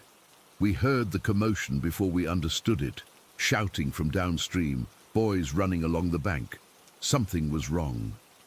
By the time I reached the boys' swimming area, a crowd had gathered. Mrs. Wilson was sobbing while Pastor Wilson tried to calm her.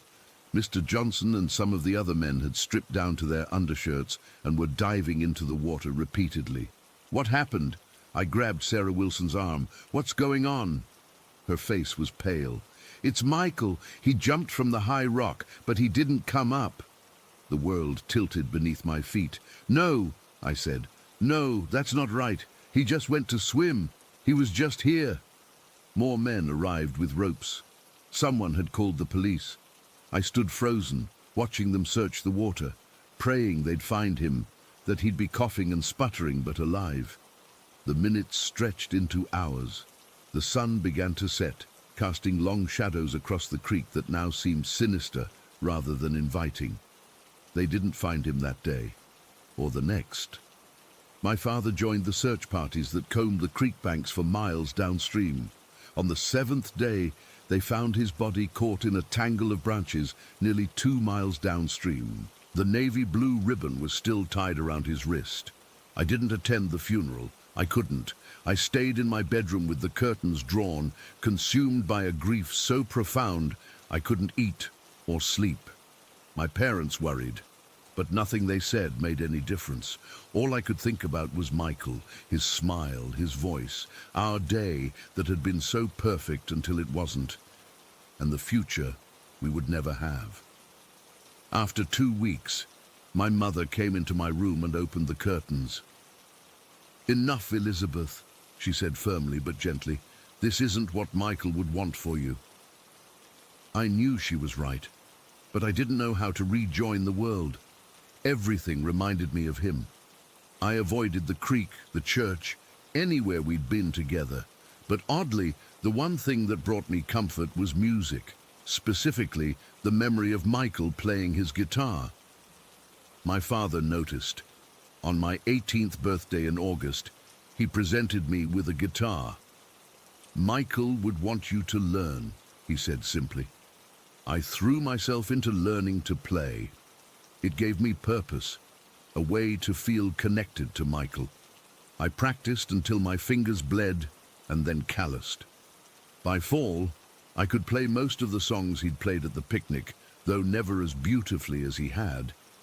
That's when the strange things started happening. The first time, I thought it was a dream. I woke in the middle of the night to the sound of guitar strings, soft, distant, but unmistakable. It was the melody Michael had played, the one he said wasn't finished. I lay in bed, heart pounding, listening until it faded. I convinced myself I'd imagined it, but a week later, it happened again.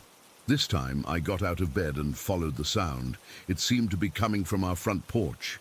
I crept downstairs, careful not to wake my parents, and stood at the front door, hand on the knob, listening.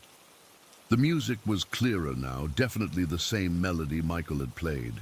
But when I finally worked up the courage to open the door, the porch was empty, and the music stopped. I didn't tell anyone. Who would believe me? But it kept happening, always late at night. Always the same unfinished melody. Sometimes I'd find my guitar moved from where I'd left it, or tuned differently. Once, I found it lying on the porch swing, when I was certain I'd left it in my room. My parents noticed I was growing more anxious, more withdrawn. They suggested I might need to see Dr. Williams for my nerves. I agreed to go once, but when he started talking about grief hallucinations, I never went back. What I was experiencing wasn't grief playing tricks on me, it was real. As September turned to October, the occurrences became more frequent. The music would play for longer periods, sometimes accompanied by cold spots in the house, even on warm evenings. My bedroom window would be open in the morning, when I was certain I'd closed it the night before. Twice I found small puddles of water on my windowsill, as if someone had climbed in after swimming. Then came the night of October 12th, a date etched in my memory forever. A storm had rolled in. One of those violent autumn systems that brought torrential rain and woke the whole house with thunder that shook the windows. I'd been restless, unable to sleep, despite the lateness of the hour. The clock had just struck midnight when the first knock came, 3 distinct knocks on our front door, loud enough to be heard over the storm. My father woke immediately. He'd always been a light sleeper. "Who in God's name is out in this weather?" he muttered, pulling on his robe. My mother was awake now too. "Don't answer it, Robert, it's midnight." The knocking came again, more insistent. "Could be an emergency," Dad said, already heading downstairs. I followed him, keeping to the shadows of the staircase. A sense of dread and anticipation mingled in my chest. I watched as my father turned on the porch light and opened the door. No one was there. The rain poured down in sheets, illuminated by the porch light. The wooden steps gleamed wet and empty. Dad leaned out, looking both ways before closing the door. "Probably just the wind," he said, though we both knew the knocking had been too deliberate for that. He was halfway up the stairs when the knocking came a third time. 3 slow, distinct knocks that seemed to reverberate through the house. My grandfather appeared from the guest room, shotgun in hand. He'd been staying with us that week. "Let me," he said, motioning for Dad to step aside. Grandpa was not a man to be trifled with. He'd fought in the Great War and had the scars to prove it. Nothing frightened him. I watched as he approached the door, shotgun ready, and threw it open with enough force to bang against the wall. Again, no one was there, but this time, something was different. "Robert!" Grandpa called, his voice strained. "Bring the flashlight!" Dad grabbed the heavy flashlight from the hall table and joined Grandpa on the porch. I crept closer, peering around the doorframe. What I saw froze the blood in my veins. Wet footprints led from the edge of the porch up to our door. And now, new footprints, as if someone had just walked in, led from the doorway into our house. But there was no one there. Just footprints appearing on our hardwood floor, as if made by invisible feet. They led directly to where I was standing. I couldn't move as the wet impressions appeared one after another, coming closer and closer. The air around me grew ice cold despite the warm night. I could see my breath clouding in front of me. My grandfather raised the shotgun. "Who's there?" he demanded. "Show yourself!" The footprint stopped right in front of me. I felt a gentle pressure on my wrist, like fingers circling it. Then something cold and wet pressed against my palm. I looked down. In my open hand lay a navy blue ribbon, soaking wet. The same ribbon I had tied around Michael's wrist. A soft whisper brushed my ear, so faint I almost missed it. I promised I'd bring it back. Then the cold presence was gone. The wet footprints remained on the floor, ending where I stood, but whatever had made them had vanished. My family stared at the ribbon in my trembling hand. I told them everything then, about the music in the night, the moved guitar, the open windows, and finally about the navy blue ribbon I had tied around Michael Sullivan's wrist the day he drowned. We never found an explanation for what happened that night. The creek was searched again, but nothing more of Michael's was ever found. The music stopped after that night, and the strange occurrences with it. It was as if returning the ribbon had fulfilled some obligation, allowing Michael to move on. I still have that ribbon, kept in a small box with my most precious possessions. Sometimes I take it out and remember the boy with the guitar, the perfect summer day, and the promise that not even death could break. I've never been back to Willow Creek. I couldn't bear to see the place where we were so happy and where tragedy struck so suddenly. But sometimes on stormy nights, when the wind howls around my house, I think I hear the faint strumming of guitar strings playing an unfinished melody, a song that, like Michael's life, ended too soon. Story 13. I still can't explain what happened in our home at Pinewood Heights, and at this point, I'm not sure I want to. It's been 2 months since we packed our things in the middle of the night and never looked back. My husband Ben thinks we should sell the house, but I can't bring myself to put another family through what we experienced. So it just sits there, empty, while we pay the mortgage on top of our apartment rent. We bought the house about 1.5 years ago, a charming 2-story with a finished basement in what everyone told us was a great neighborhood. We'd saved for years to afford it, and when we finally got the keys, I cried tears of joy. Ben carried me over the threshold like we were newlyweds again, and our dog Pepper raced around the empty rooms, her nails clicking on the hardwood floors. The first 6 months were pure bliss. We painted the walls, installed new fixtures, and bought furniture that wasn't handed down from relatives. It felt like we were finally real adults with a real home. I still remember how I'd sometimes just stand in the kitchen and look around thinking, this is ours. Then things started happening. It began with Pepper. One morning I let her out into our fenced backyard while I made coffee. The fence was 6 feet tall, no gaps, with a locked gate, completely secure. I could see her through the kitchen window, sniffing around the garden beds I'd just planted.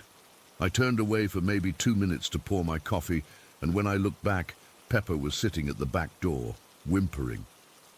When I opened the door, my coffee mug shattered on the floor. Pepper's cream-colored belly fur was matted with blood, a long, gaping wound running from her chest to her lower abdomen. I screamed for Ben, wrapped her in a towel, and we rushed to the emergency vet. The vet couldn't explain it. It wasn't a bite or a claw mark from another animal, not a cut from something sharp she might have jumped on. It was as if someone had taken a knife and deliberately sliced her open, but the cut was weird. The vet said it had unusual characteristics, but wouldn't elaborate. Pepper needed surgery and spent 3 days at the animal hospital. We searched the yard inch by inch. Nothing. No blood trail, no broken glass, no metal pieces, nothing that could have caused such a severe injury. We even checked the fence for any place she could have squeezed through, gotten hurt elsewhere and returned. There was nowhere. After that, I never let Pepper outside alone again. For a few months, things were quiet. We almost convinced ourselves it was some freak accident we'd never understand. Then came the night that still makes my skin crawl when I think about it. Ben and I had gone to dinner with friends. We'd locked up carefully. We always did since Pepper's injury. The security system was set. All lights were off except for one lamp in the living room, and the basement door was locked. We even double-checked before leaving, because we'd been having issues with that door swinging open on its own. We blamed it on the house settling. We came home around 11 that night. As we turned onto our street, I noticed immediately that something was wrong. Every light in our house was on, every single one. The garage door was wide open, gaping like a mouth in the darkness. "Did you leave the garage open?" Ben asked, his knuckles white on the steering wheel. I shook my head, my throat suddenly dry. We'd been gone for hours. If someone had broken in, they were long gone or still inside. Ben called the police while we waited in the car. When officers arrived and cleared the house, we went inside to discover nothing was stolen. Nothing was even disturbed. But the basement door was unlocked and standing open. The police suggested it might be neighborhood kids playing pranks, or maybe we'd forgotten to close the garage and set the alarm properly. We knew we hadn't. We had the security system checked, installed cameras, and changed all the locks. We told ourselves it was a one-time thing. It wasn't. The day it all came to a head, Ben was at work, and I was home alone with Pepper. It was a Tuesday, around 2 in the afternoon. I was washing dishes, with Pepper lying on her bed in the corner of the kitchen.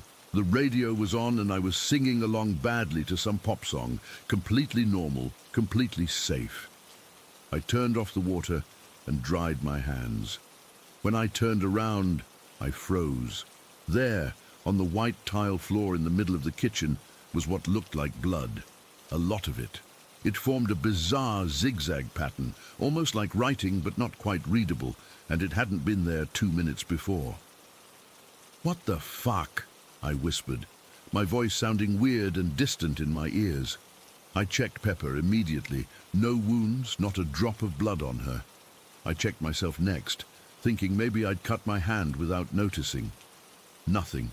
The substance was deep red, the consistency of blood, but it had appeared out of nowhere in the middle of my kitchen floor while my back was turned for less than 2 minutes.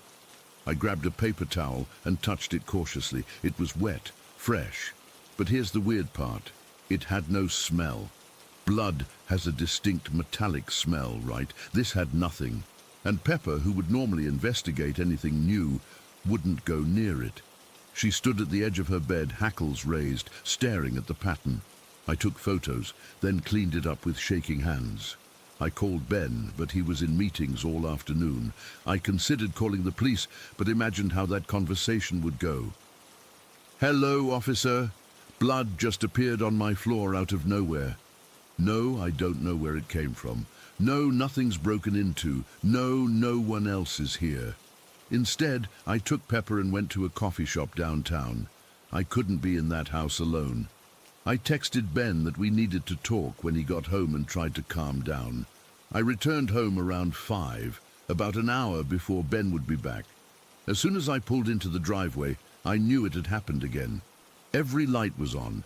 I could see the flickering blue glow of the TV through the living room window. And I could swear I saw smoke coming from the chimney, like the fireplace was lit. I sat in my car, Pepper whining in the back seat, debating what to do. Finally, I called our neighbor, Mike, and asked if he'd seen anyone enter our house. He hadn't. I asked if he'd mind walking through the house with me. He grabbed his baseball bat and met me in the driveway. The front door was still locked. When we entered, the TV was blaring, some game show I never watch. The gas fireplace was indeed on, roaring at full blast. Mike followed me through the house, checking closets and under beds like some cop drama. Nothing seemed disturbed again, just activated. Then I smelled it. gas. We rushed to the kitchen to find all 4 burners of the gas stove turned to high, but not lit, just pouring gas into the house. Mike rushed to open windows while I turned off the stove, my hands trembling so badly I could barely grip the knobs. "You need to call the police," Mike said, his face pale. "Someone's been in your house. Someone's trying to hurt you." But the security system had been armed the whole time. The cameras showed no one approaching any door or window.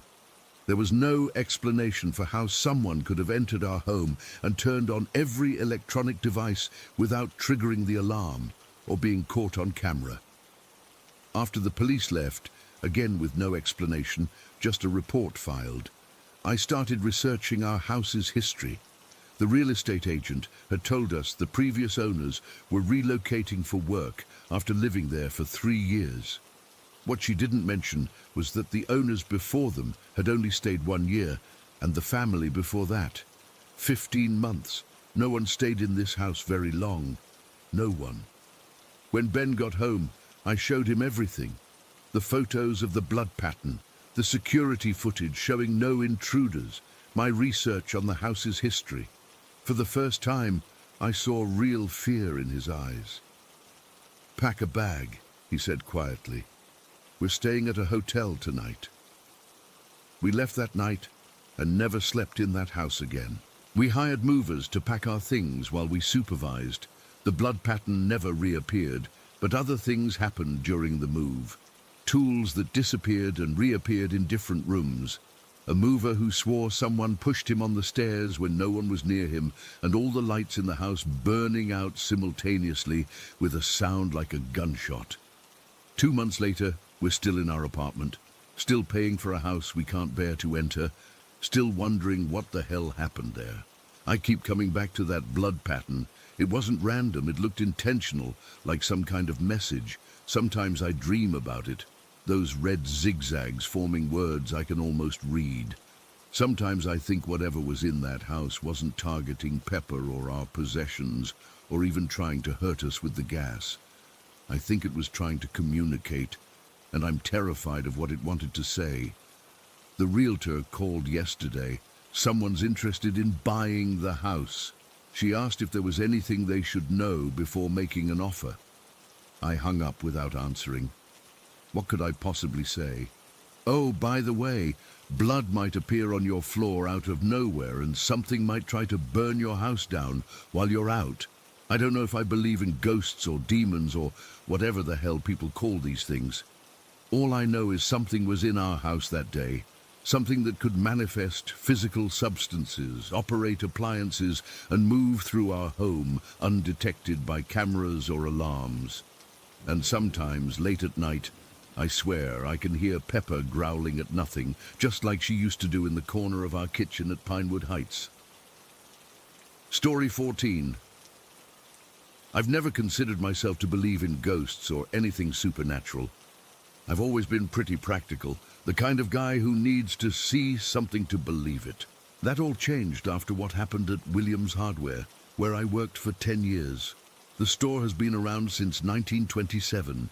It's this beautiful old brick building in downtown LA, with creaky wooden floors that have been worn smooth by almost a century of foot traffic. It's really a piece of Los Angeles history, with those high tin ceilings and old-school glass display cases.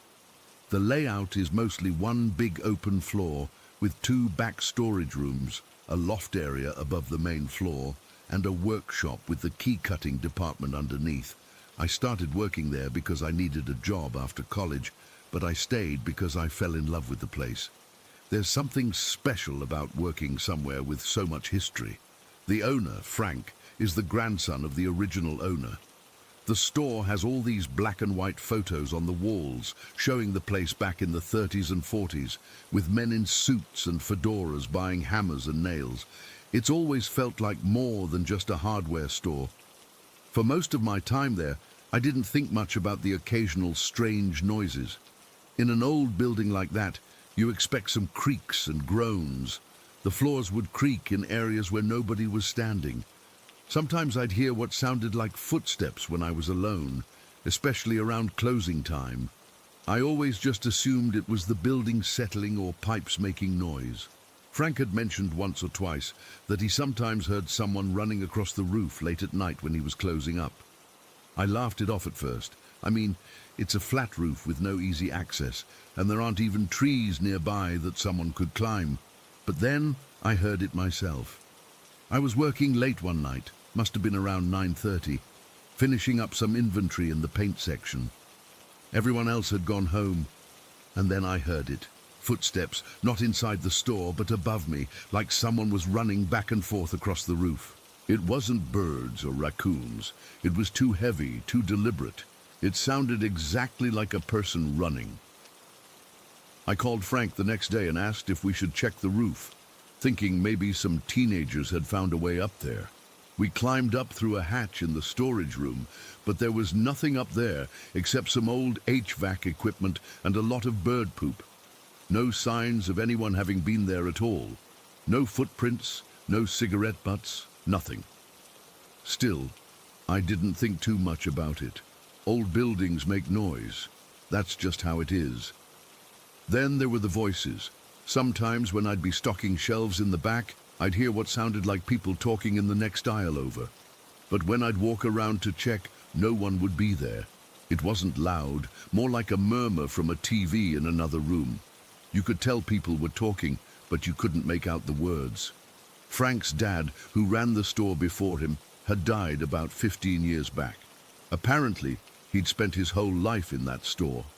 Started working there as a kid, took over from his father, and eventually passed it to Frank. Sometimes I wondered if it was his voice I was hearing, still giving customers advice on which drill bit to use for concrete.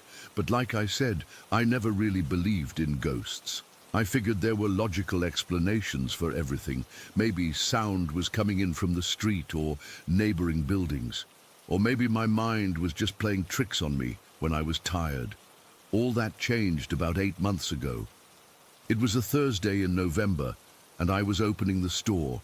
I always got there around 6 in the morning to do some paperwork and get everything ready before we opened at 7. It was still dark outside, and it had been raining all night.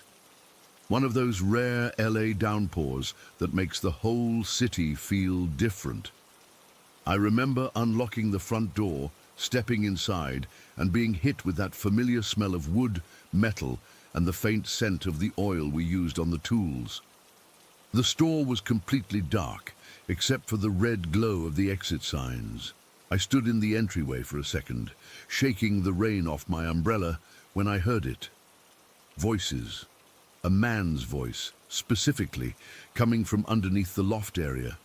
It sounded like he was in the middle of a conversation, not just random words, but the rhythm and tone of someone explaining something. But I couldn't make out exactly what he was saying. At first, I thought maybe someone had broken in.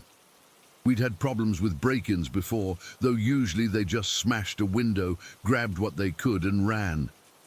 This was different. This sounded like someone who was comfortable being there, not like someone in a hurry. I froze. Should I confront them? Call the police? Run out? But something didn't feel right.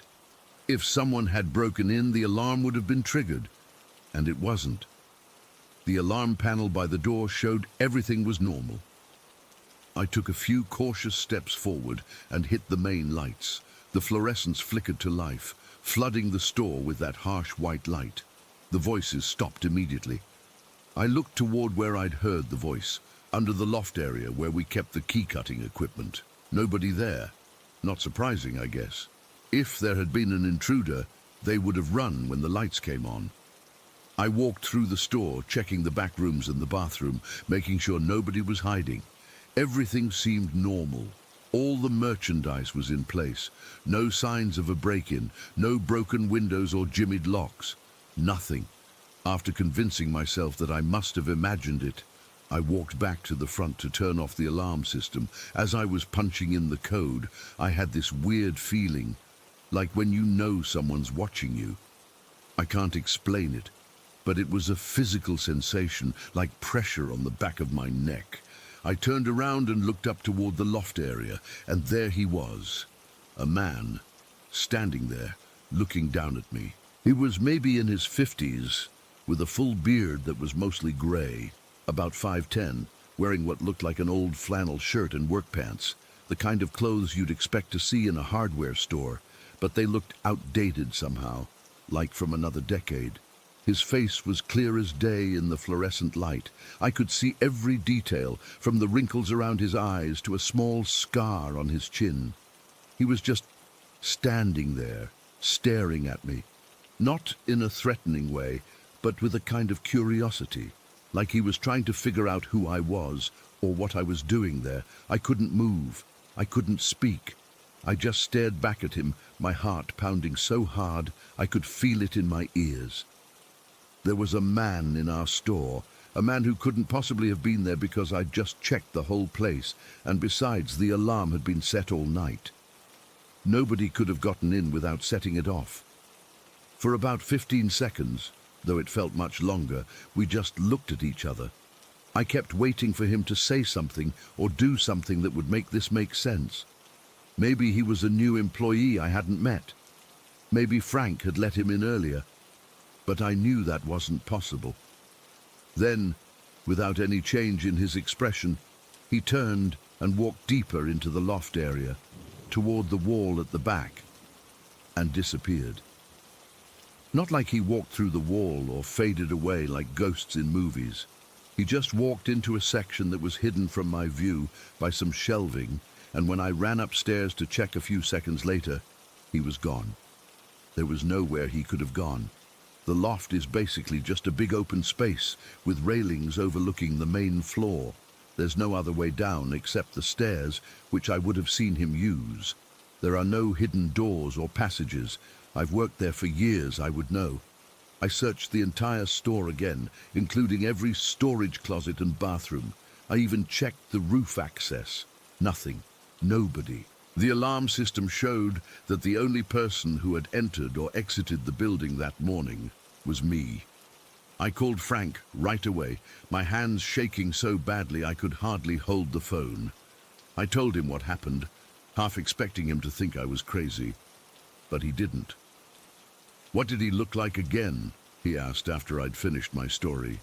I described the man, the beard, the clothes, the scar on his chin. There was a long silence on the other end of the line. "Frank, you there?" "Yeah," he said finally. "Mason, I think you just saw my grandfather." He came in that morning with a photo album. There, in a faded color photograph from the 70s, was the man I'd seen.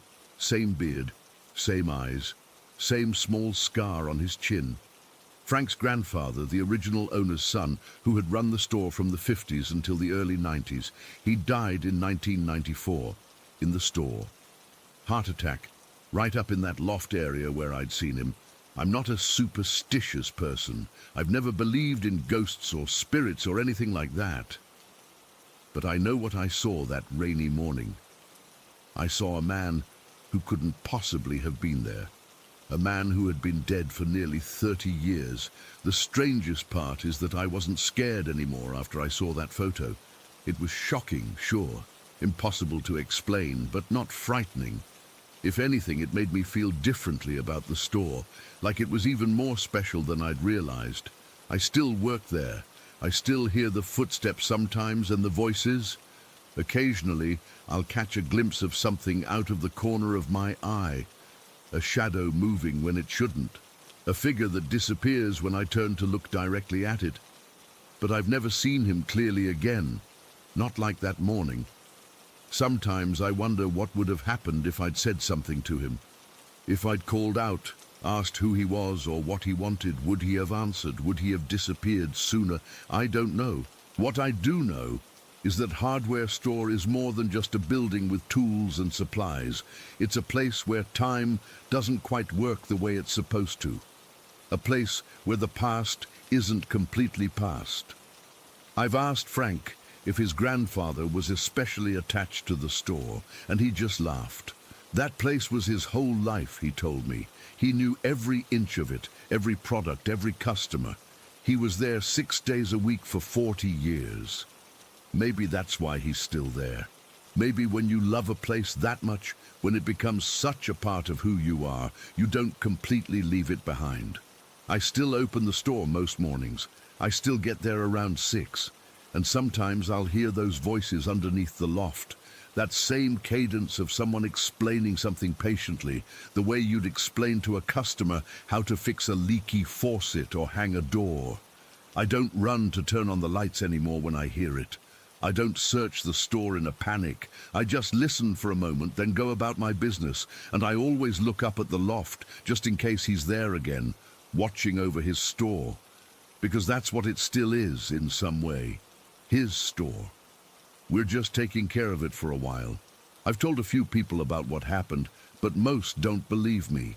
They think I was tired, or that my eyes were playing tricks on me, or that there must have been someone in the store who left while I was distracted. Maybe they're right.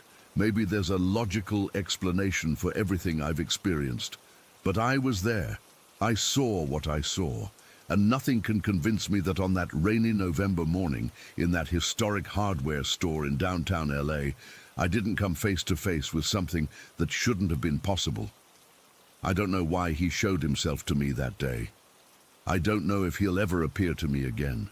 But now, whenever I hear those footsteps on the roof or those murmuring voices among the aisles, I just smile and keep working. Because those aren't things to be afraid of. They're just reminders that in some places, history isn't just hanging on the walls in old photographs. Sometimes it's still walking the floors, still running across the roof, still having conversations among the tools and hardware that have been its world for nearly a century. Story 15. I've been hesitant to share this for the longest time. Not because I'm worried people won't believe me, honestly I don't care if you do or don't, but because putting it into words makes it real in a way I've been trying to avoid. I moved into my apartment in Los Angeles about 2 years ago. It's in one of those older buildings in Los Feliz with character, as the realtor put it. 2 bedrooms, hardwood floors, high ceilings, more space than I needed, but the rent was surprisingly reasonable for LA.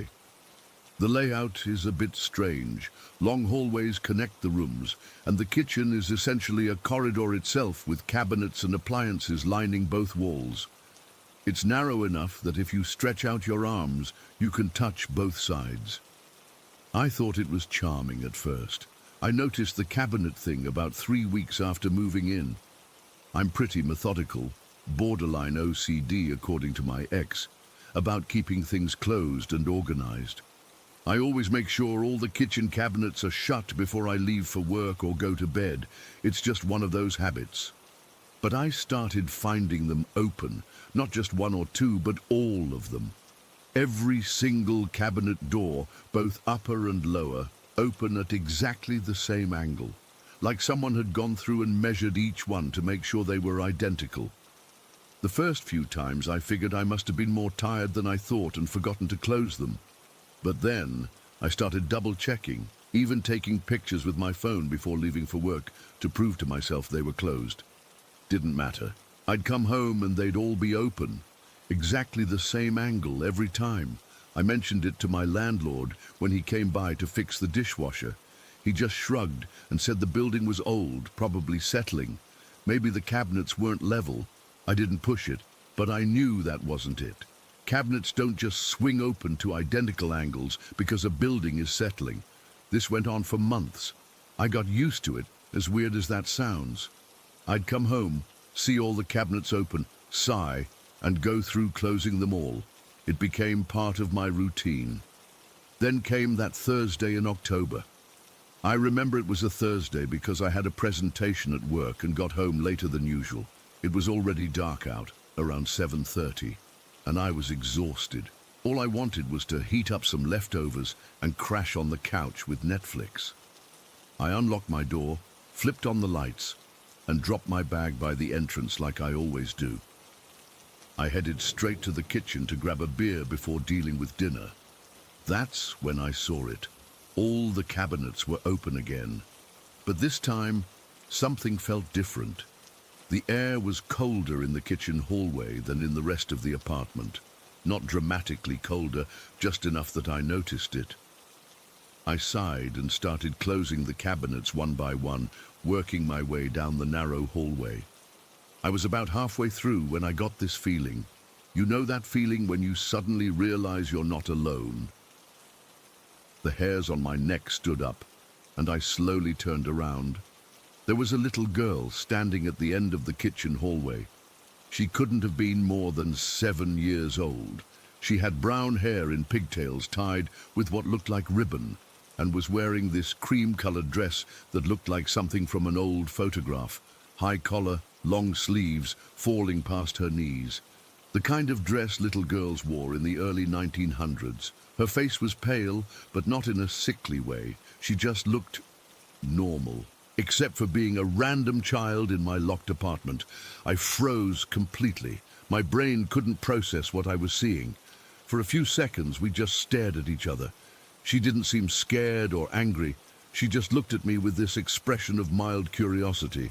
Then she turned and walked toward the living room. I snapped out of it and called out, "Hey!" But when I followed her around the corner, there was nobody there. The living room was empty. I checked every inch of my apartment, under the beds, in the closets, behind furniture. Nothing.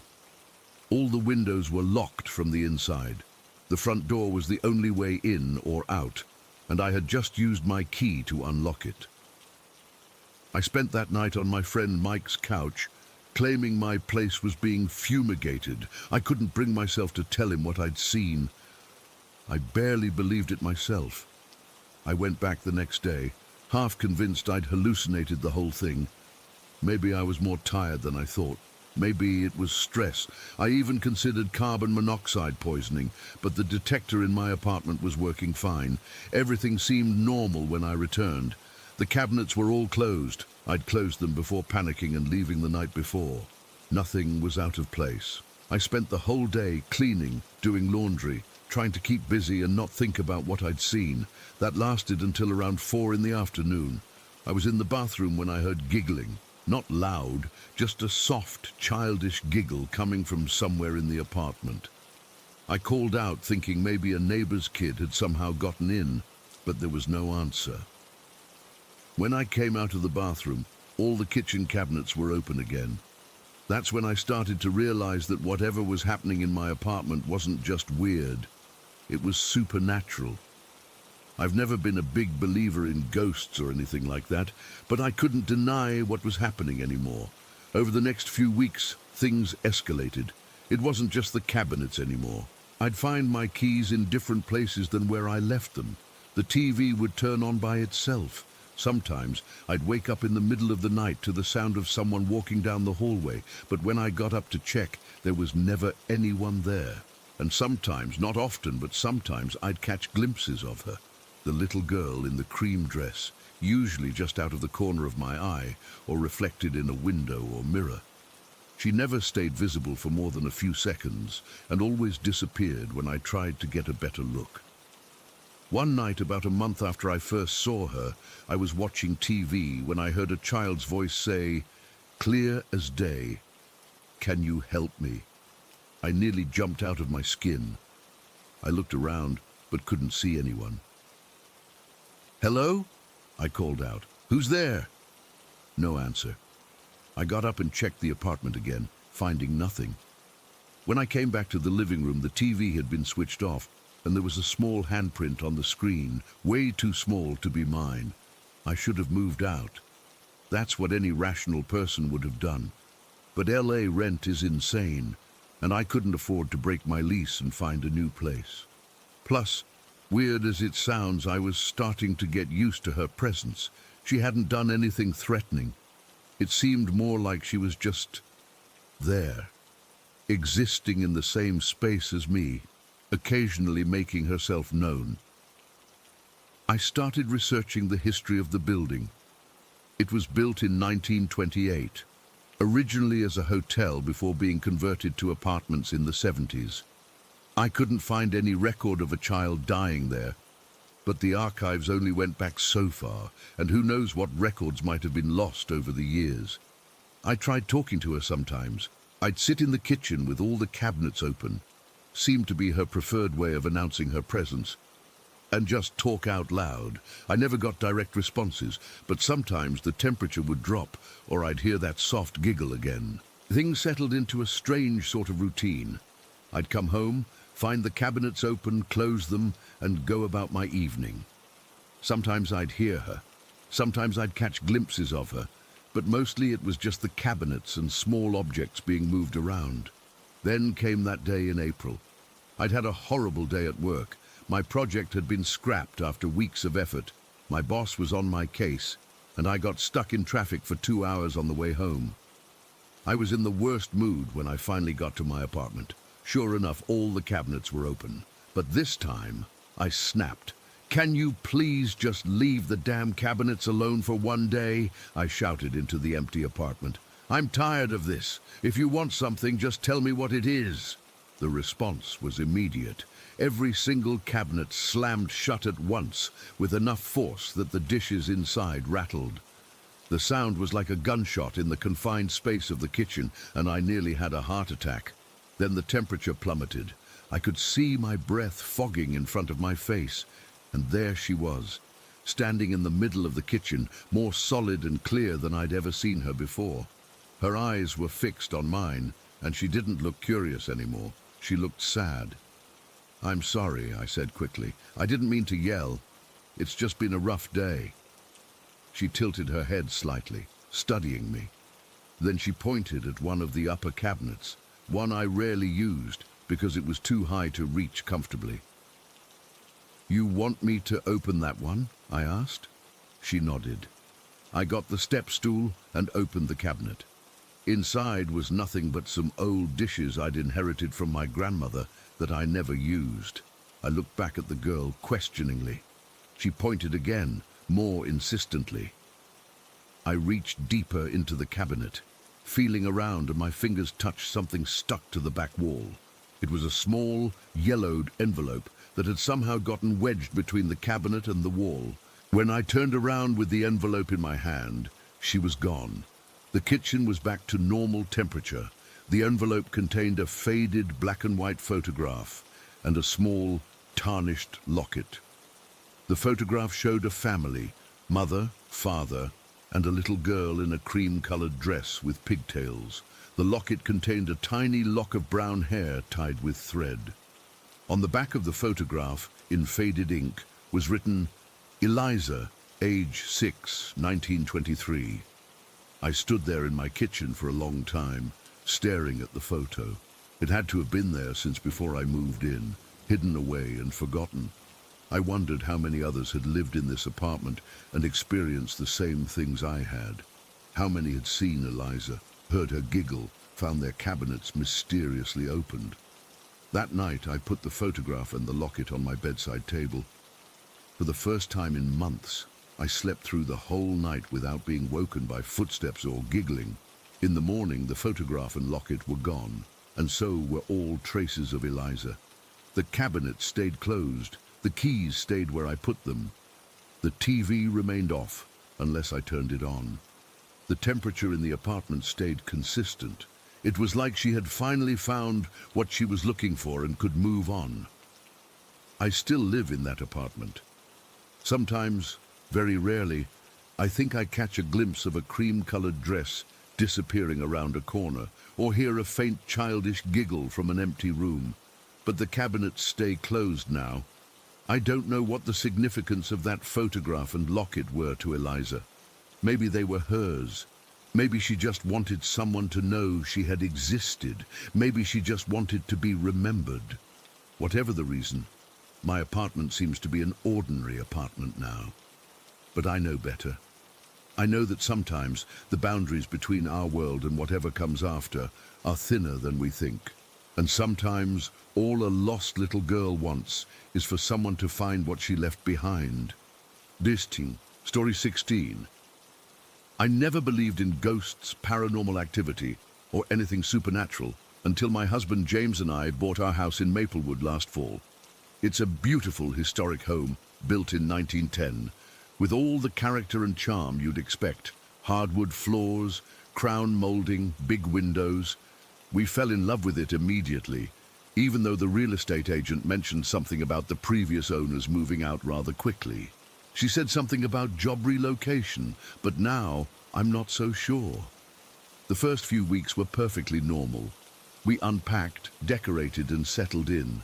I remember feeling so happy, like we'd finally found our forever home. But then things started happening, little things at first that were easy to dismiss. It began with our clothes. I'd hang up James's shirts neatly in the master bedroom closet, only to find them on the floor the next morning.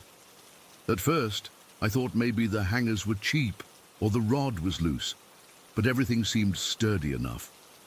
Then my dresses started ending up on the floor too, sometimes across the room from the closet. James joked that maybe I was sleepwalking, but I've never done that before in my life. Those closet doors always gave me the creeps anyway. They were these heavy old sliding doors that would sometimes get stuck or make this awful scraping noise when you tried to open them. After finding our clothes displaced for the 10th time, we decided to just remove the doors altogether and hang up curtains instead. Weirdly enough, once we did that, our clothes stopped ending up on the floor. I remember thinking how strange that was, like whatever was messing with our stuff didn't like those doors either. But that was just the beginning. The kitchen door that leads to our laundry room has this habit. It opens by itself, not just once in a while, I'm talking several times a day. We've checked the hinges, made sure the door frame is level, even had a handyman come look at it. He couldn't find anything wrong. Sometimes I'll be cooking dinner and hear it creak open behind me. I'll close it, and 5 minutes later, it's open again. It doesn't matter if it's windy outside or completely still, middle of the day or 3 in the morning. That door has a mind of its own. About 2 months after we moved in, my college friend Beth came over for dinner. We were sitting in the kitchen having wine when the laundry room door slowly swung open. Beth didn't even seem surprised. She just looked at me and asked, "Oh, do you guys have a cat?" "No," I said. "Why?" "I just figured that's how your cat was getting in and out." I felt my skin prickle. "We don't have any pets." We both stared at the door for a moment before I got up and closed it again. I didn't tell her about all the other times it had happened. Then there are the footsteps. God, the footsteps. They're small, like a child walking or maybe a medium-sized animal. They're not loud stomps, more like light pitter-patters across the hardwood or the soft thud of something small jumping down from furniture. The first few times I heard them, I tore the house apart looking for mice or squirrels that might have gotten in. Nothing. James hears them too, so I know I'm not imagining it. Sometimes we'll be watching TV in the living room, and we'll both freeze at the same time because we hear it, that distinct sound of something small walking upstairs. James will go check and find nothing, not a single thing out of place. The walking sounds happen most often at night or early morning, always when it's quiet in the house. It's gotten to the point where I'll turn up the TV or play music just to drown it out, because I can't stand knowing something is moving around in my home that I can't see. Last March, James's brother came over with his wife for a barbecue. It was the first nice day of spring, and we were all out in the backyard. Their visit was going great until Mark, James's brother, suddenly looked over toward our fence and said, "Hey, whose kid is that?" We all turned to look, but there was no one there. "What kid?" James asked. "The little boy," Mark said, sounding confused. "He was just standing there by your fence, watching us. Blonde hair, maybe 7 or 8 years old." James and I exchanged looks. There are no families with young children on our street.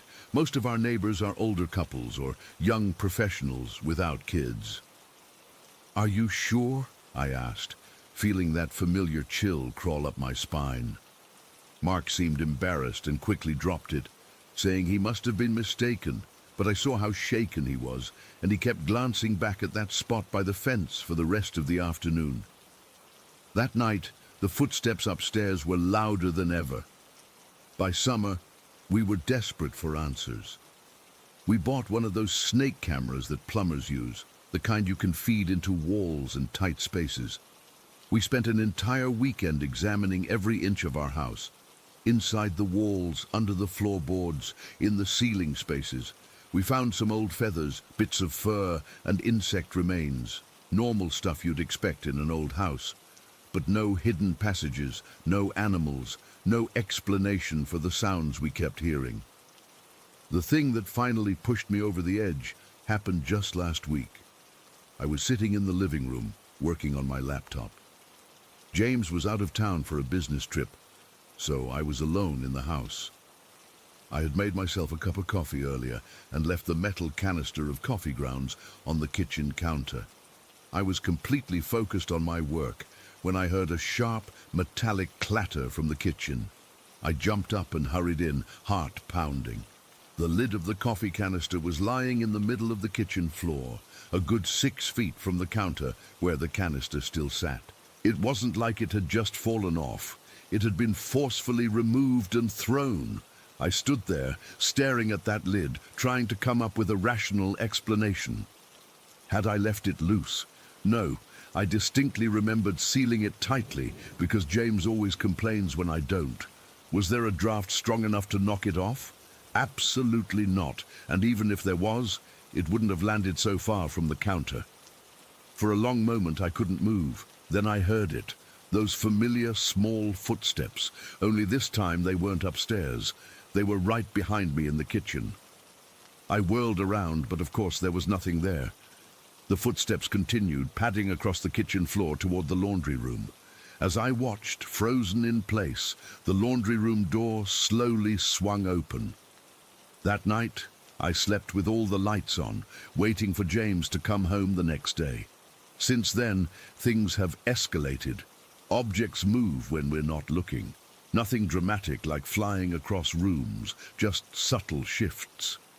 I'll put my phone down on the coffee table, turn around to grab something, and when I look back, my phone is on the couch instead. James will leave his keys in the bowl by the front door, only to find them in his shoe the next morning. The footsteps continue, sometimes accompanied by what sounds like soft scratching on the walls. Twice now, I've caught glimpses of something small and dark in my peripheral vision, darting around corners or under furniture. But when I look directly, there's nothing there. Last night, James woke me up around 3 in the morning. "Do you hear that?" he whispered. I listened and heard what sounded like a child's quiet laughter coming from somewhere downstairs. We got up and checked every room, but found nothing. When we returned to bed, I noticed 3 small, circular indentations on my side of the mattress, like something small and heavy had been sitting there while I was gone. We've considered moving, but we put nearly all our savings into this house, and part of me is afraid that whatever this is might follow us anyway. I've started researching the history of the house, but records from 1910 are spotty at best. Yesterday, I found a small tuft of fur on the kitchen floor, not from any animal I recognize. It was an unusual grayish-blue color, and when I reached down to pick it up, it was gone, just vanished right before my eyes. I don't know if we're dealing with a ghost cat, a child's spirit, or something else entirely. All I know is that whatever it is, it's getting more comfortable with us being here, more bold, like it's no longer trying to hide its presence. Sometimes at night, when I can't sleep because of the soft padding sounds moving around upstairs, I wonder if it's been here all along, in this house for over 100 years, watching families come and go. And I wonder what it wants from us. Last night, I swear I felt something small jump onto the bed and curl up against my legs. I was too terrified to move, too scared to turn on the light. I just lay there feeling the slight weight and what seemed like the gentle rhythm of something breathing. When my alarm went off in the morning, whatever it was had disappeared. We're at a loss for what to do next. Calling a priest seems dramatic, and we're not particularly religious anyway.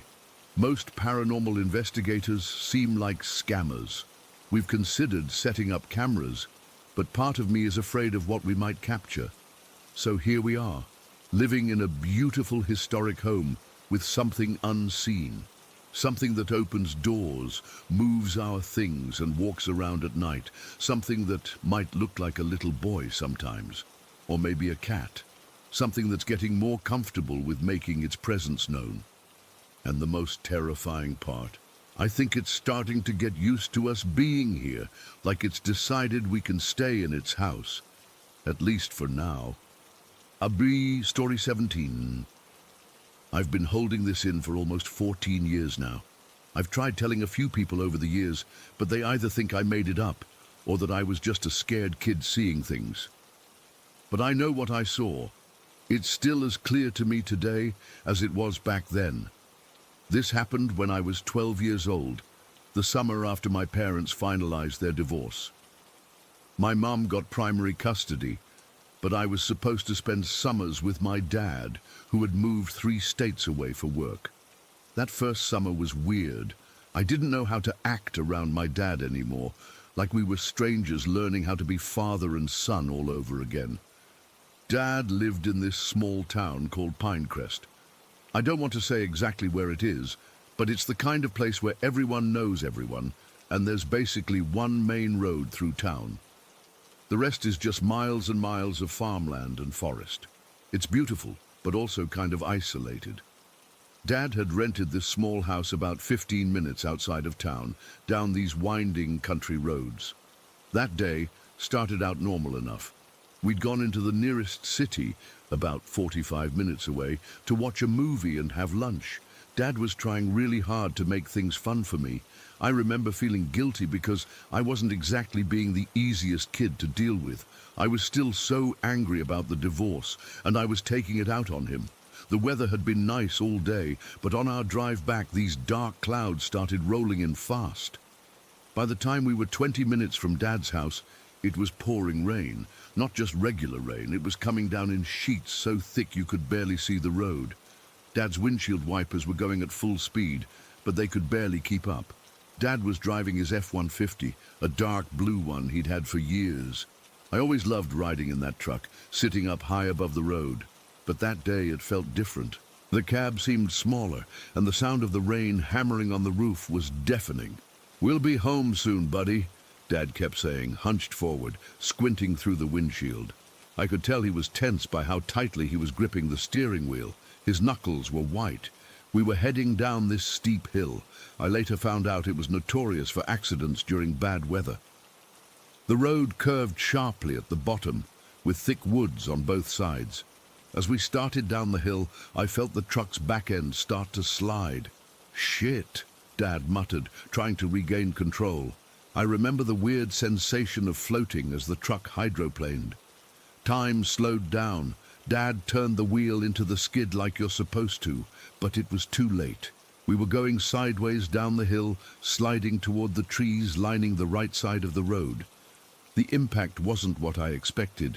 There was no loud crash, just this sickening crunch as the truck slammed sideways into the trees. We spun around, the back end of the truck taking most of the damage. The windows didn't even break, but I remember being thrown against my seatbelt hard enough to knock the wind out of me.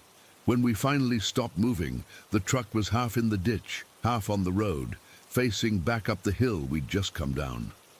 The engine had stalled. For a few seconds, the only sound was the rain and our breathing. "Tyler, are you okay?" Dad's voice was shaking. He reached over and put his hand on my shoulder, looking me over frantically. "I'm fine," I said, though my heart was racing so fast I thought it might explode. "Are you okay?" Yeah, just give me a minute." Dad was patting his pockets, looking for his cell phone. "Thank God for seatbelts, huh?" He finally found his phone and dialed 911. I remember him giving our location, describing the accident. No injuries that I can tell. The truck's pretty banged up, though. Yes, we're both wearing seatbelts. My son's 12. As Dad was talking, I looked out my window. The rain was still coming down hard, but not as bad as before. That's when I saw him. There was a man standing about 10 feet from my door. He was just standing there in the rain, getting soaked. He wasn't wearing a raincoat or holding an umbrella, just regular clothes, jeans and a flannel shirt that was plastered to his body from the rain. I remember studying his face. He looked around 50 or 55 with a full beard that was more salt than pepper. He wasn't particularly tall, maybe 5'10", but he had broad shoulders. His eyes were what struck me most. Even through the rain, I could see they were intensely blue and filled with concern. I rolled down my window a few inches, rain immediately spilling in. "Tyler, what are you doing?" Dad was still on the phone, looking at me like I was crazy. "There's a man outside," I said, pointing. The man took a few steps closer. "Are you folks all right?" His voice was deep but gentle, with a slight southern accent. "Yeah, we're okay," I answered. "Just shaken up." He nodded, seeming relieved. "Good. That's real good. This stretch gets slippery when it rains." I turned to Dad, who was finishing up his call with 911. "Dad, there's a..." When I looked back out the window, the man was gone. Not like he'd walked away. He was just gone. Vanished. I rolled the window down further and stuck my head out, looking in both directions. The road stretched empty in both directions. There were no cars parked nearby. The woods were thick, but not so dense that someone could disappear into them in seconds without making noise. Besides, why would he just leave mid-conversation? "Dad, did you see that man?" I asked, still looking around. Dad gave me a confused look. "What man?" "There was a man outside my window just now," I insisted. "He asked if we were okay." Dad frowned. "Tyler, there's no one out there. It's pouring rain. Why would someone be walking out here in the middle of nowhere?" "He was there. I talked to him." My voice was getting higher, more desperate. "He had a beard and blue eyes. He just disappeared." Dad reached over and rolled my window back up. "It's okay, buddy. You're probably just in shock from the accident. Our minds can play tricks on us when we're scared." I knew what I'd seen, but I also knew that look on Dad's face. It was the same one he'd give me when I was little and insisted there were monsters under my bed. So I shut up about it, but I kept looking out the window, searching for the man. The paramedics arrived first, about 15 minutes later. By then, the rain had slowed to a steady drizzle. They checked us both out and confirmed what we already knew. We were shaken but unhurt. The sheriff arrived next, taking Dad's statement about the accident. I wanted to tell someone about the man I'd seen, but I was afraid they'd all react like Dad. Then, as one of the paramedics was packing up his kit, I overheard him talking to his partner.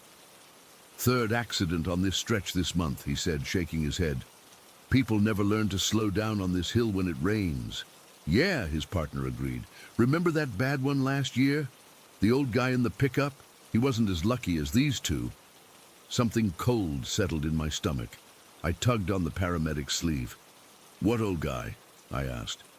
He looked uncomfortable, glancing at my dad, who was still talking to the sheriff. "Oh, nothing you need to worry about, kid. Just highway talk." "Please," I insisted. "Was he about 50? With a beard?" The paramedic gave me a strange look. "How would you know that?" "I just guessed," I said, not wanting to sound crazy. "Was his truck blue?" "No," he said slowly. "It was red. Old Ford from the 90s. He lost control on this same hill during a storm, went right into those trees." He pointed to almost the exact spot where we'd crashed. "He didn't make it, but that was last year. Nothing for you to worry about." A tow truck finally came and pulled Dad's F-150 out of the ditch. The back was crushed pretty badly, but the cab was intact, just like I said before. The sheriff gave us a ride back to Dad's house. I was quiet the whole way, thinking about the bearded man. That night I couldn't sleep. I kept seeing his face, those concerned blue eyes. I knew he had been there. And based on what the paramedic had said, I was pretty sure I knew who he was, or who he had been. The next morning, I asked Dad to take me to the local library. He seemed relieved that I wanted to do something normal after the accident. While he browsed the magazines, I found a computer and searched the local newspaper's online archives for accidents on that stretch of highway. It took some digging, but I found it. An article from August the previous year about a fatal accident during a thunderstorm. James Miller, 53 years old, died when his red Ford pickup hydroplaned down the hill and struck the trees. The article included a photo from his obituary. It was him. The same man I'd seen standing in the rain. The same beard, the same eyes. I printed the article but didn't show Dad. What was the point? He wouldn't believe me. No one would. But I know what I saw. We left Pinecrest 2 weeks later, at the end of my visit. Dad's truck was repaired enough to drive, though it was never quite the same. Kind of like our relationship, I guess. I've been back to visit Dad many times since then, but I've never seen James Miller again. Sometimes, when we drive past that spot on the hill, I look out the window, half expecting to see him standing there in the rain, checking to make sure we're all right. I've spent years trying to make sense of what happened that day. The only explanation I can come up with is that sometimes, when people die suddenly and tragically, something of them stays behind. Not their whole self, but maybe just their concern, their desire to help. James Miller died alone on that road. Maybe he stays there to make sure others don't suffer the same fate. Maybe he appears to check on people who crash there, people who might have died just like him if circumstances had been slightly different. I'm 26 now. I've never had another experience like that one, and I'm not sure I want to. But sometimes when I'm driving in heavy rain, I find myself slowing down more than necessary on hills. And sometimes, just sometimes, I glance in my rearview mirror, half expecting to see a bearded man standing in the rain, watching to make sure I get home safely. I don't know if he was a ghost or an angel or just some weird hallucination brought on by the trauma of the accident. But I know what I saw. And I know that whoever, or whatever he was concerned about us. The strangest part? I've never felt afraid when I think about him, just a deep, inexplicable sadness. I hope he's found peace. I hope he knows that thanks to him, I drive more carefully in bad weather. I hope he knows that at least one person remembers him. So that's my story. Believe it or not, it happened. I've never told it in full before now. It feels good to finally get it out, even if most people will probably think I made it all up, or that I was just a scared kid with an overactive imagination. But I know the truth, and somewhere out there, on a rainy stretch of highway in Pinecrest, I think James Miller knows it too.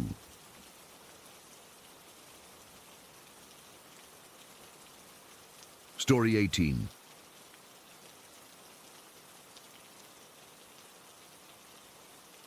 Look, I've always been the guy who rolls his eyes when people talk about ghosts or spirits or whatever. Growing up, I watched all those ghost hunting shows with my little sister and would point out how every unexplainable sound was just old pipes or a draft somewhere in the house. I'm the guy who explains the science behind Ouija boards at parties, subconscious ideomotor responses, if you're curious. I was that asshole. Well, I was that asshole until 3 months ago. I still don't know what to make of what happened, and I've spent countless sleepless hours trying to rationalize it away. I can't. I just can't.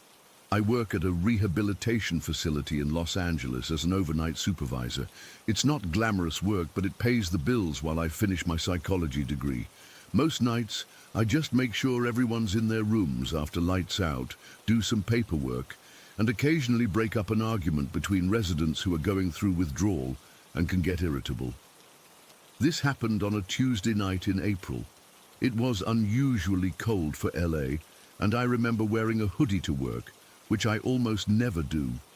The facility was quieter than usual. We had 22 residents at the time, and most of them were pretty new to the program. The first few weeks are always the hardest for them, and they tend to keep to themselves. At around 11:30, I was doing my first rounds after lights out. The building used to be an old hotel before it was converted, so it's got this weird layout with long hallways and rooms on either side. The men's dorm is on the second floor, And there's something about the fluorescent lighting in those hallways that gives everything this sickly, greenish glow at night. As I was walking past room 214, I heard muffled voices. This isn't necessarily unusual. Sometimes guys stay up talking, and as long as they're not being too loud, I don't usually make a big deal of it. But there was something different about these voices. They had this intensity to them, like they were really focused on something. I knocked twice and opened the door. Inside were 4 residents sitting on the floor in a circle. Kevin, the room's actual occupant, a mid-30s construction worker recovering from heroin addiction. Dante, a former gang member with alcohol issues. Mike, a college dropout with a prescription pill problem. And Tyler, a young guy barely in his 20s who'd been using meth. They all looked up at me like deer in headlights. Between them on the floor was a makeshift Ouija board drawn on what looked like pieces of notebook paper taped together. The letters were written in black marker, and they were using what I think was a bottle cap as a planchette. "Really, guys?" I said, shaking my head. "It's past lights out, and you're in here playing with a Ouija board? Come on." Kevin looked embarrassed, but Dante just stared at me. "We're not playing, Marcus. This shit is real. We've been talking to someone." I couldn't help but laugh. "Yeah, you've been talking to yourselves. You know that's how those things work, right? It's called the ideomotor effect. You guys are moving the pointer yourselves without realizing it." Mike rolled his eyes. "That's what I said too, man. I thought it was bullshit." "It is bullshit," I insisted, stepping further into the room. "Look, I get it. You're bored, but there are better ways to spend your time here than pretending to talk to ghosts." Tyler, the youngest one, looked genuinely unsettled. We asked it how many people were in this room, and it said 5, but there were only 4 of us until you walked in. "Coincidence?" I said, though I felt a slight chill run up my spine. "Or one of you was messing with the others? Trust me, I've seen these things debunked 1,000,000 times. Dante leaned forward. "If you're so sure it's fake, why don't you try it? Ask it something only you would know the answer to." The other guys nodded in agreement. "Come on, Marcus," Kevin said. "Just try it once. If it's bullshit like you say, then you get to prove us wrong and we'll go to bed." I should have just ordered them to go to sleep. That was my job after all. But something about their challenge got under my skin. I've always been the type who needs to prove my point, especially when it comes to debunking supernatural stuff. Plus, I figured this would be a good way to show them how this garbage works, and maybe even turn it into a teachable moment about critical thinking. "Fine," I said, taking a seat in their circle. "One question, then you all go to bed." They all exchanged glances, clearly excited that I was playing along. Tyler explained their rules to me. Keep 2 fingers lightly on the bottle cap. Don't push it, let it move on its own. Speak clearly to whatever spirit was supposedly there. I placed my fingers on the bottle cap alongside theirs. It felt ridiculous, sitting cross-legged on the floor with 4 grown men, playing with a homemade Ouija board like teenagers at a slumber party. But I was confident. I was about to prove my point. "Spirit," I said in a mockingly serious voice, "what's my middle name?" I chose this question because it wasn't something most people at the facility knew about me. I'm just Marcus, or Mr. Thompson to the residents. My middle name isn't on my name tag or mentioned in casual conversation. The bottle cap remained still for a few seconds, and I was about to call the whole thing off when it suddenly started to move. It slid slowly across the paper, stopping briefly on different letters. A, L, A, N. Alan. My middle name is Alan. I felt my mouth go dry. I looked up at the 4 men, searching their faces for any sign that this was a prank. "Did you guys Google me or something?" They all shook their heads, looking as surprised as I was. "What's the big deal?" Mike asked. "Did it get it right?" I nodded slowly. "Yeah, but it's Alan with 1 L. Most people spell it with two. The room felt suddenly colder. I told myself it was just the building's faulty heating system, but the coincidence was unnerving. Still, I wasn't convinced. There had to be a logical explanation. That could still be a lucky guess, I said, more to convince myself than them. Or maybe someone heard me mention it before. Dante raised an eyebrow. Ask it something else then, something nobody could possibly know. I thought for a moment. Fine. Spirit. What street did I grow up on? This time, the bottle cap started moving almost immediately. It moved with purpose, stopping clearly at each letter. Windsor-Gate.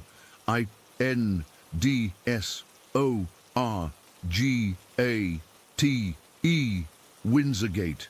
The street I grew up on in a small suburb outside Fresno. A street with a unique name that even people from my hometown sometimes got wrong. By the fourth letter, my heart was hammering in my chest. By the time it finished spelling the full name, I could feel sweat beading on my forehead despite the cold room. "Is that right?" Tyler asked, his voice barely above a whisper. I couldn't speak for a moment. I just stared at the makeshift board, trying to process what was happening. There was no way, absolutely no way, these guys could know that. I had never mentioned growing up in Fresno to any of them, let alone the specific street name. "Yes," I finally managed to say. "That's correct." Kevin looked genuinely frightened now. What the fuck, man? How would it know that? I was asking myself the same question. I've spent years explaining away supernatural phenomena, confident in my scientific understanding of the world. But in that moment, sitting on the floor of a rehab facility at midnight, I couldn't come up with a rational explanation. "Let me try one more," I said, my skepticism completely shattered but still desperately searching for some logical explanation. "Spirit, what was the name of my first pet?" The bottle cap moved again, faster this time, like it was excited to answer. Isterwhiskers,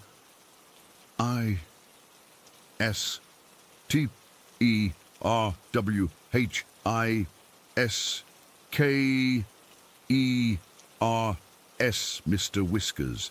My ridiculous name for the stray cat I adopted when I was 8 years old. A name I was embarrassed about even then, and certainly not something I'd ever shared with colleagues or residents at the facility. I pulled my fingers away from the bottle cap like it had burned me. I stood up quickly, nearly tripping over myself in my hurry to get away from the board. "That's enough," I said, my voice shaking. "You all need to go to bed now." They looked at me with wide eyes, clearly sensing my distress. "Was it right?" Dante asked. I nodded, unable to form words. "Ask it how it knows all this stuff," Mike suggested, still sitting cross-legged on the floor. I shook my head. "No, we're done. This session is over. Everyone back to their rooms." Tyler looked up at me, his face pale. "But don't you want to know who we're talking to?" "No," I said firmly, though part of me was screaming with questions. "No, I don't, and neither should you. Put that thing away and go to bed, now." They reluctantly disbanded, with Kevin tearing up the paperboard and tossing it in the trash. As they filed out of the room, I stood in the hallway, making sure everyone went where they were supposed to. My hands were shaking so badly I had to shove them in my pockets. The rest of my shift was a blur. I sat at the front desk, staring blankly at paperwork I couldn't focus on, my mind replaying those moments over and over. How did it know? How could it possibly know those things? I told myself it had to be a prank. Maybe they'd found my social media accounts and dug up personal information. But Mr. Whiskers, I'd never posted about my childhood cat online. I'd barely even thought about him in years.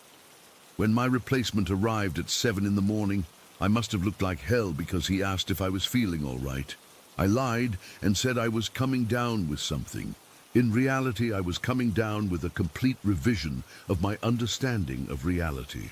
I drove home in silence. No radio, no podcast, nothing. Just the sound of my own breathing and the occasional car honking on the LA streets. The morning sun seemed too bright, too normal for a world that suddenly felt much stranger than I'd believed it to be. In the 3 months since that night, I've done a lot of research on Ouija boards and similar phenomena. I've read scientific papers, watched documentaries, even joined some paranormal forums. I'm still not sure what to believe. On one hand, the scientific explanations still make sense to me intellectually. On the other hand, I experience something I cannot explain, and the memory of it keeps me up at night. I've avoided the 4 residents involved as much as possible. I switched my shifts to minimize contact with them. When I do see them, we don't talk about what happened.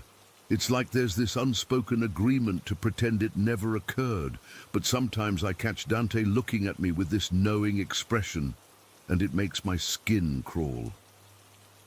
Last week I found a scrap of paper in my locker. It was just a small piece torn from a notebook with small writing in the corner. "The spirit says hello." I don't know who left it there, but I immediately threw it away and washed my hands, as if the paper itself was contaminated. I used to be so confident in my skepticism. I used to laugh at people who believed in ghosts or spirits or communication from beyond. Now, I don't know what to believe. All I know is that something happened that night that I cannot explain, and it's changed me in ways I'm still trying to understand. I still work at the rehab facility. I still do my rounds and fill out my paperwork. But now, when I walk past room 214 at night, I walk a little faster. And when residents talk about strange experiences or feelings, I don't dismiss them anymore. Because whatever moved that bottle cap that night knew things it shouldn't have known. And that terrifies me more than anything else ever has. So, yeah, I used to think Ouija boards were bullshit. Now, I'm not so sure. And that uncertainty has opened up a whole world of questions I'm not sure I want the answers to. Story 19. Look, I need to get this off my chest because I'm still trying to work out what the hell happened. I've tried telling family members who all gave me that Jeremy's always been an imaginative guy look. But I swear on everything, this actually happened. I've known Rob Fletcher since college. We met in our sophomore year at Brookhaven Community College and hit it off immediately. He was always a bit eccentric, the guy who'd wear mismatched socks on purpose and collect vintage cereal boxes. But he was reliable, funny, and genuinely one of the best friends I'd ever had. When my previous roommate Daniel moved out to be with his fiancée in February, I was stuck with a 2-bedroom apartment and rent I couldn't afford alone. Rob had been complaining about his studio apartment for months, saying the neighbors above him sounded like they were training elephants for the circus. It seemed like the perfect solution. He'd get more space, I'd get help with the rent, and we already knew we got along well. The day Rob moved in was totally normal. We ordered pizza, drank a few beers, and played video games until 2 in the morning.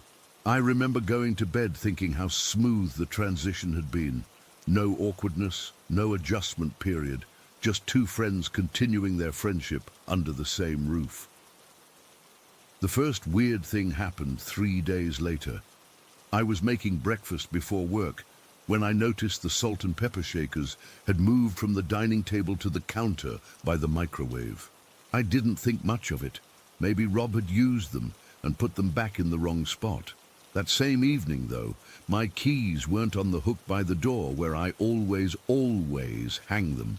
After 15 minutes of frantic searching, I found them in the bathroom of all places. "Rob, did you move my keys?" I asked. He looked up from his laptop, genuinely confused. "What? No, man, why would I touch your keys?" I shrugged it off. Maybe I'd absent-mindedly taken them to the bathroom that morning, but deep down, I knew I hadn't. The following week is when things started getting seriously strange. I woke up around midnight to use the bathroom and noticed the living room lights were on. I was certain we'd turned them off before heading to bed. Rob's door was closed, and I figured he must have gotten up for a snack and forgotten to switch them off again. When I got back to my room, I had this intense feeling of being watched. You know that prickly sensation on the back of your neck, That's what it felt like. I actually turned around twice to check if Rob was standing behind me. Nobody was there. I chalked it up to being half asleep and crawled back into bed. The next morning, Rob was already in the kitchen making coffee. "Dude, next time you get up in the middle of the night, can you remember to turn the lights off?" I said, reaching for a mug. He frowned. "I didn't get up last night. Slept straight through." "Well, someone turned the living room lights on, and I know I didn't do it." Rob just shrugged. "Maybe you hit the wrong switch when you went to the bathroom." "Maybe," I said, though I knew that wasn't the case. Our bathroom light switch is nowhere near the living room ones. That night, I deliberately made sure every light was off before going to bed. I even took a photo with my phone as proof. Around 3 in the morning, I woke up to that same watched feeling. My bedroom door, which I always close, was cracked open about an inch. Through the crack, I could make out the living room lights were on again. My heart started racing. I lay there, frozen, trying to convince myself that Rob must have gotten up. Then I heard footsteps in the hallway, slow, deliberate steps coming toward my room. The door creaked open wider. I could have sworn I saw a shadow pass by, but when I sat up and turned on my bedside lamp, there was nothing there. The living room lights were still on. I got up, checked Rob's room. His door was wide open and he wasn't in his bed. I felt relieved, thinking he must be in the bathroom or getting a midnight snack. I checked the entire apartment, but Rob wasn't there. His car wasn't in the parking lot either. I tried calling him, but it went straight to voicemail. I sat on the couch with all the lights on until sunrise, too freaked out to go back to sleep. When Rob finally came home around 7 in the morning, he explained he'd gone to a friend's house after work and ended up crashing there. "Why didn't you text me?" I asked. "Sorry, man. My phone died and I figured you'd be asleep anyway. Didn't think you'd notice." I told him about the lights and the footsteps and the feeling of being watched. He listened patiently, but I could tell by his expression he wasn't taking me seriously. "Old buildings make noise," he said, "and maybe there's an electrical issue with the lights." I didn't push it, but that night I made sure to close my bedroom door and lock it before going to sleep. The next morning, my door was unlocked and slightly ajar again. Over the next 2 weeks, things escalated. I'd walk into a room to find chairs moved from their usual positions. The TV would turn on by itself, usually to static. Once, I came home from work to find all the cabinet doors in the kitchen wide open. But the action figures were what really convinced me something was seriously wrong. I've collected Marvel action figures since I was a kid.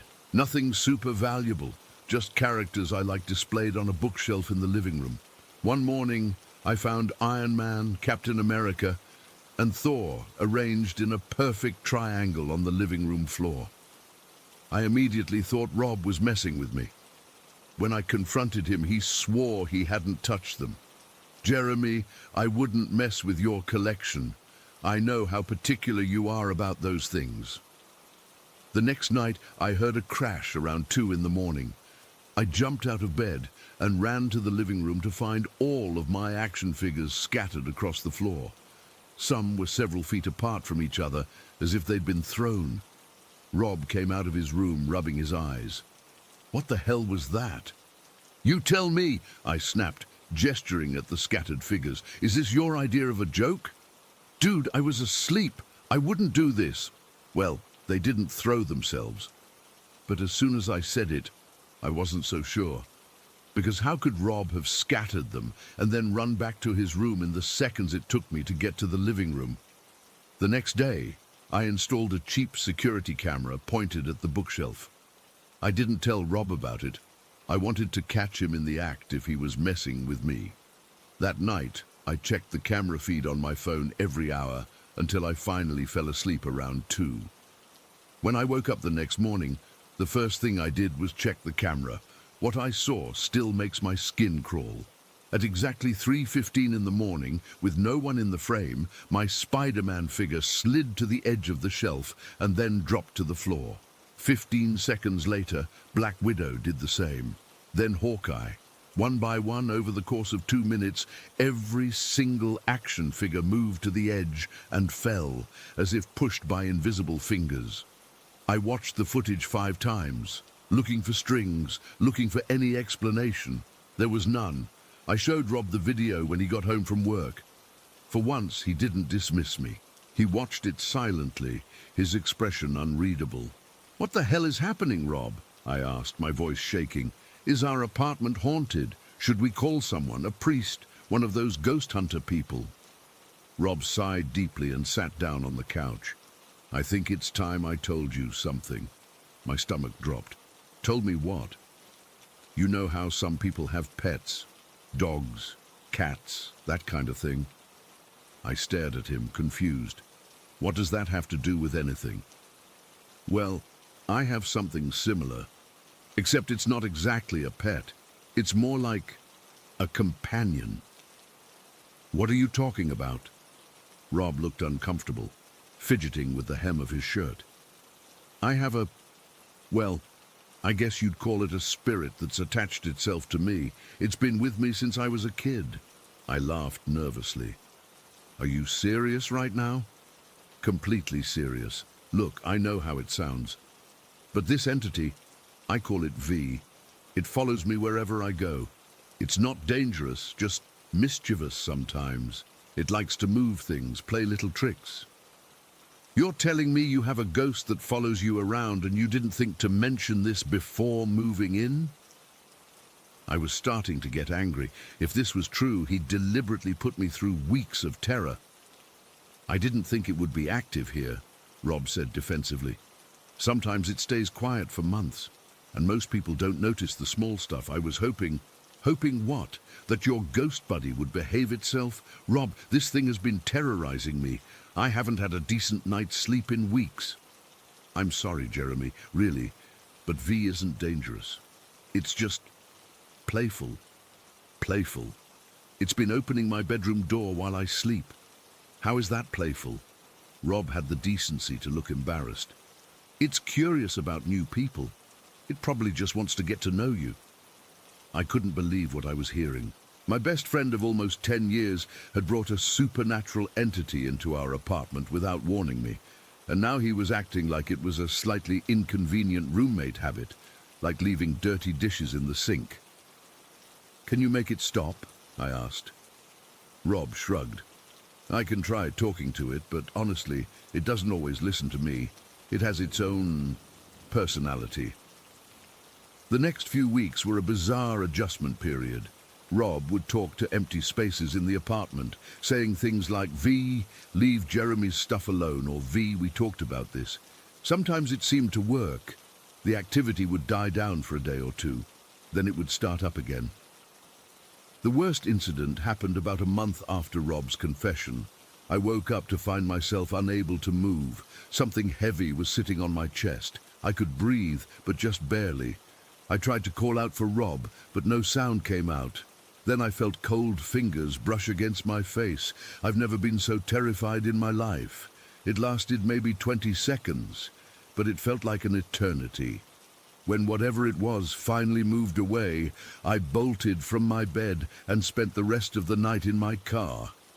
The next morning I told Rob I couldn't do this anymore. Either he and his friend needed to find another place to live, or I would. To my surprise, he took it well. "I get it, man. Most people can't handle V for long periods. My ex couldn't deal with it either. That's partly why we broke up." "You think?" I said sarcastically. "Maybe mention the ghost next time before you move in with someone." 2 weeks later, Rob moved out to live with his new girlfriend, Kate. He'd been seeing her for a few months and apparently had already told her about V. According to Rob, she was more open to the spiritual world than most people. The difference in my apartment after Rob left was immediate and dramatic. No more moving objects, no more lights turning on and off, no more feeling of being watched. I could finally sleep through the night again. Within days, it was like the whole supernatural nightmare had never happened. About a month after Rob moved out, I ran into Mike from my office, who happens to be Kate's cousin. We got to talking. and I cautiously asked how Rob and Kate were doing in their new place. Mike rolled his eyes. Kate calls me complaining every other day, says weird stuff keeps happening in the apartment, furniture getting moved around, lights going crazy. Rob tries to tell her it's normal, but she's freaking out. She found all her makeup arranged in a circle on the bathroom floor yesterday. A chill ran down my spine. What does Rob say about it? Oh, he just laughs it off. Says they have a mischievous energy in the apartment. Mike shook his head. Between you and me, I think Rob's playing pranks on her and won't own up to it. I didn't correct him. How could I explain that Rob's mischievous energy was all too real and had followed him to his new home? It's been 6 months now since Rob moved out. I still see him occasionally for drinks or a movie, but always at public places. I will never invite him back to my apartment, and I certainly won't visit his. Sometimes I wonder about V. What is it really? Why is it attached to Rob? Is it actually harmless like he claims, or is it slowly building up to something worse? I don't have answers to any of these questions, and honestly, I don't want them.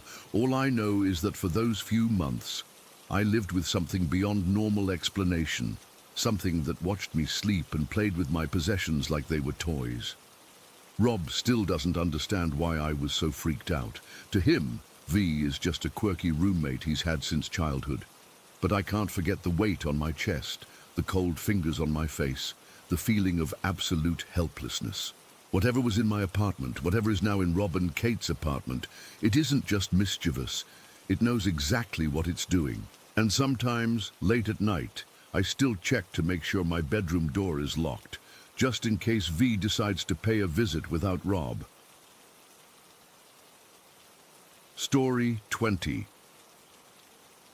I've never shared this with anyone outside my small circle, but what happened to me that night in Ravenswood still makes my skin crawl. I need to get this off my chest, because even years later, I still haven't found an explanation that makes any sense. I became homeless about 3 years ago after losing my job and going through a nasty eviction. Life throws curveballs sometimes, and mine came all at once. I couldn't afford the apartment anymore, and after couch surfing with friends until I'd worn out my welcome, I ended up living in the woods near Ravenswood, along those coastal cliffs. Not the safest place, but when you're out of options, you take what you can get. The only family I had left was my cat, Jinx. He's a scrappy black cat who stuck with me through everything. Probably the most loyal friend I've ever had. We survived together in a small 2-person tent I managed to get from a charity organization. It wasn't much, but it kept the rain off us. For those who don't know the area, Ravenswood has this seriously dark reputation. The cliffs there rise about 200 feet above the ocean, jagged and threatening. At least 7 people have jumped to their deaths there in the past decade alone. The thick forest that stretches back from the cliffs has seen its share of overdoses too. There were even rumors about homeless people disappearing or being found murdered deeper in the woods. The cops never seemed to investigate too thoroughly when it was just another homeless person. My spot was about half a mile inland from the cliff edge, nestled between some thick pines and surrounded by dense undergrowth.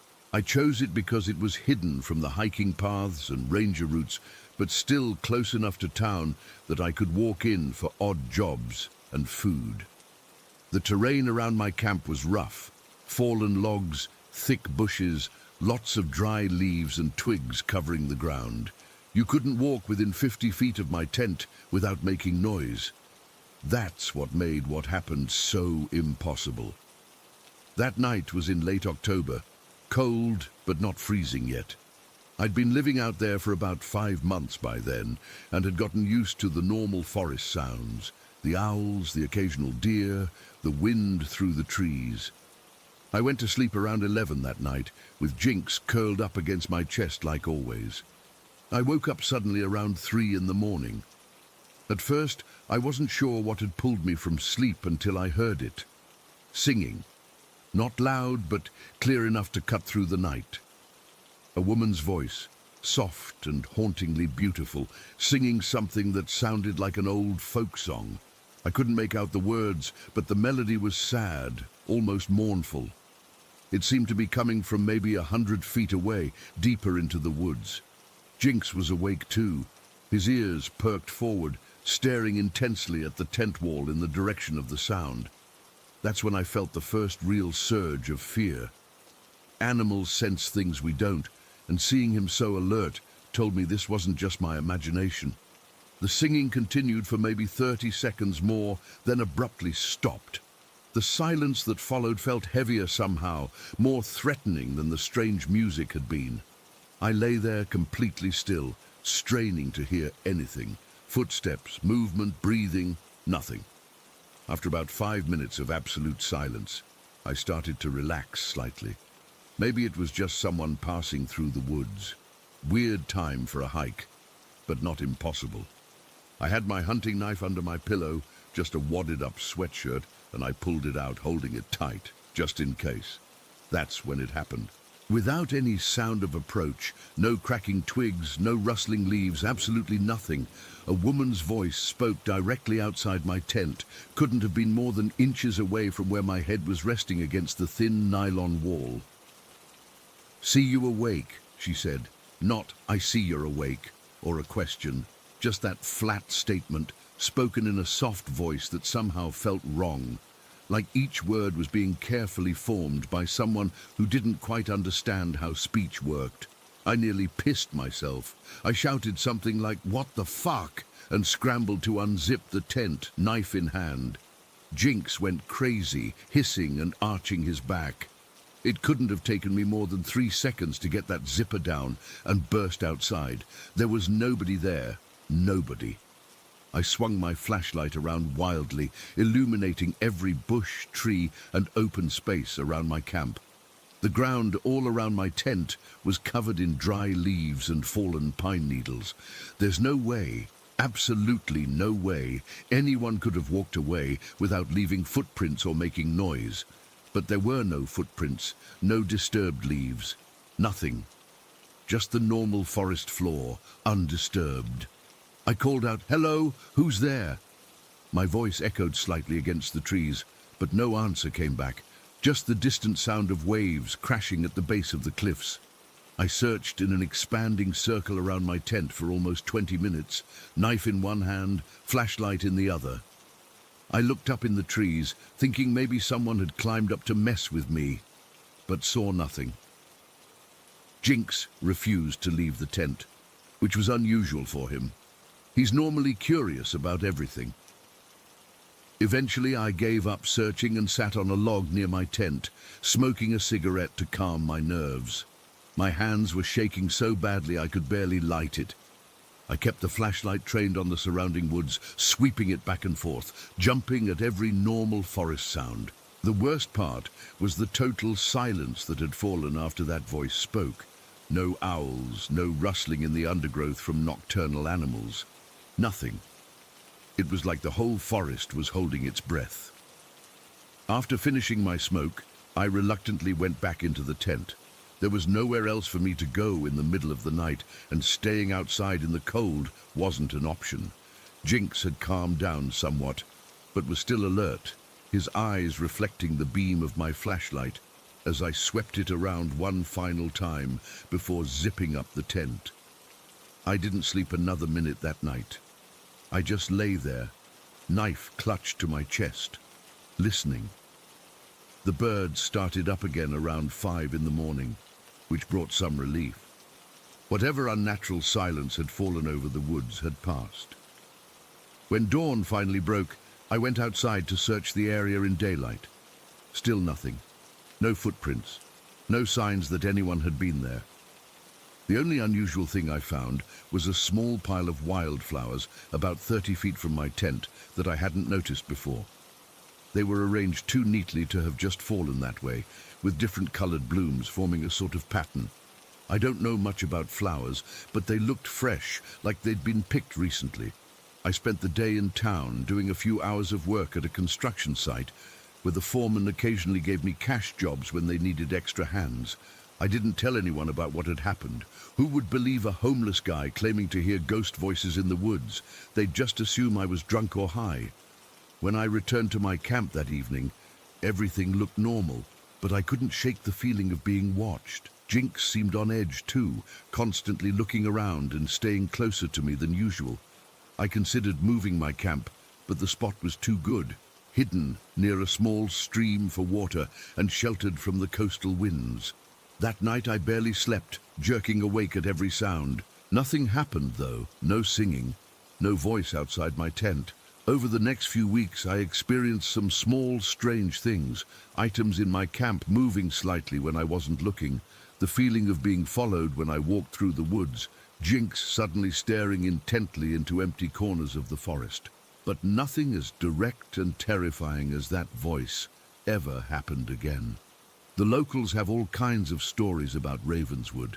Some say the cliffs are haunted by the spirits of those who jumped.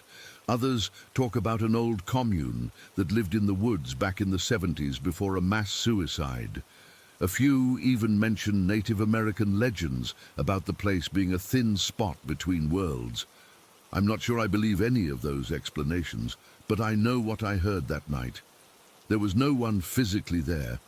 It would have been impossible for someone to approach and leave without making a sound or leaving traces. And the singing, that haunting melody, still plays in my head sometimes when I'm trying to sleep.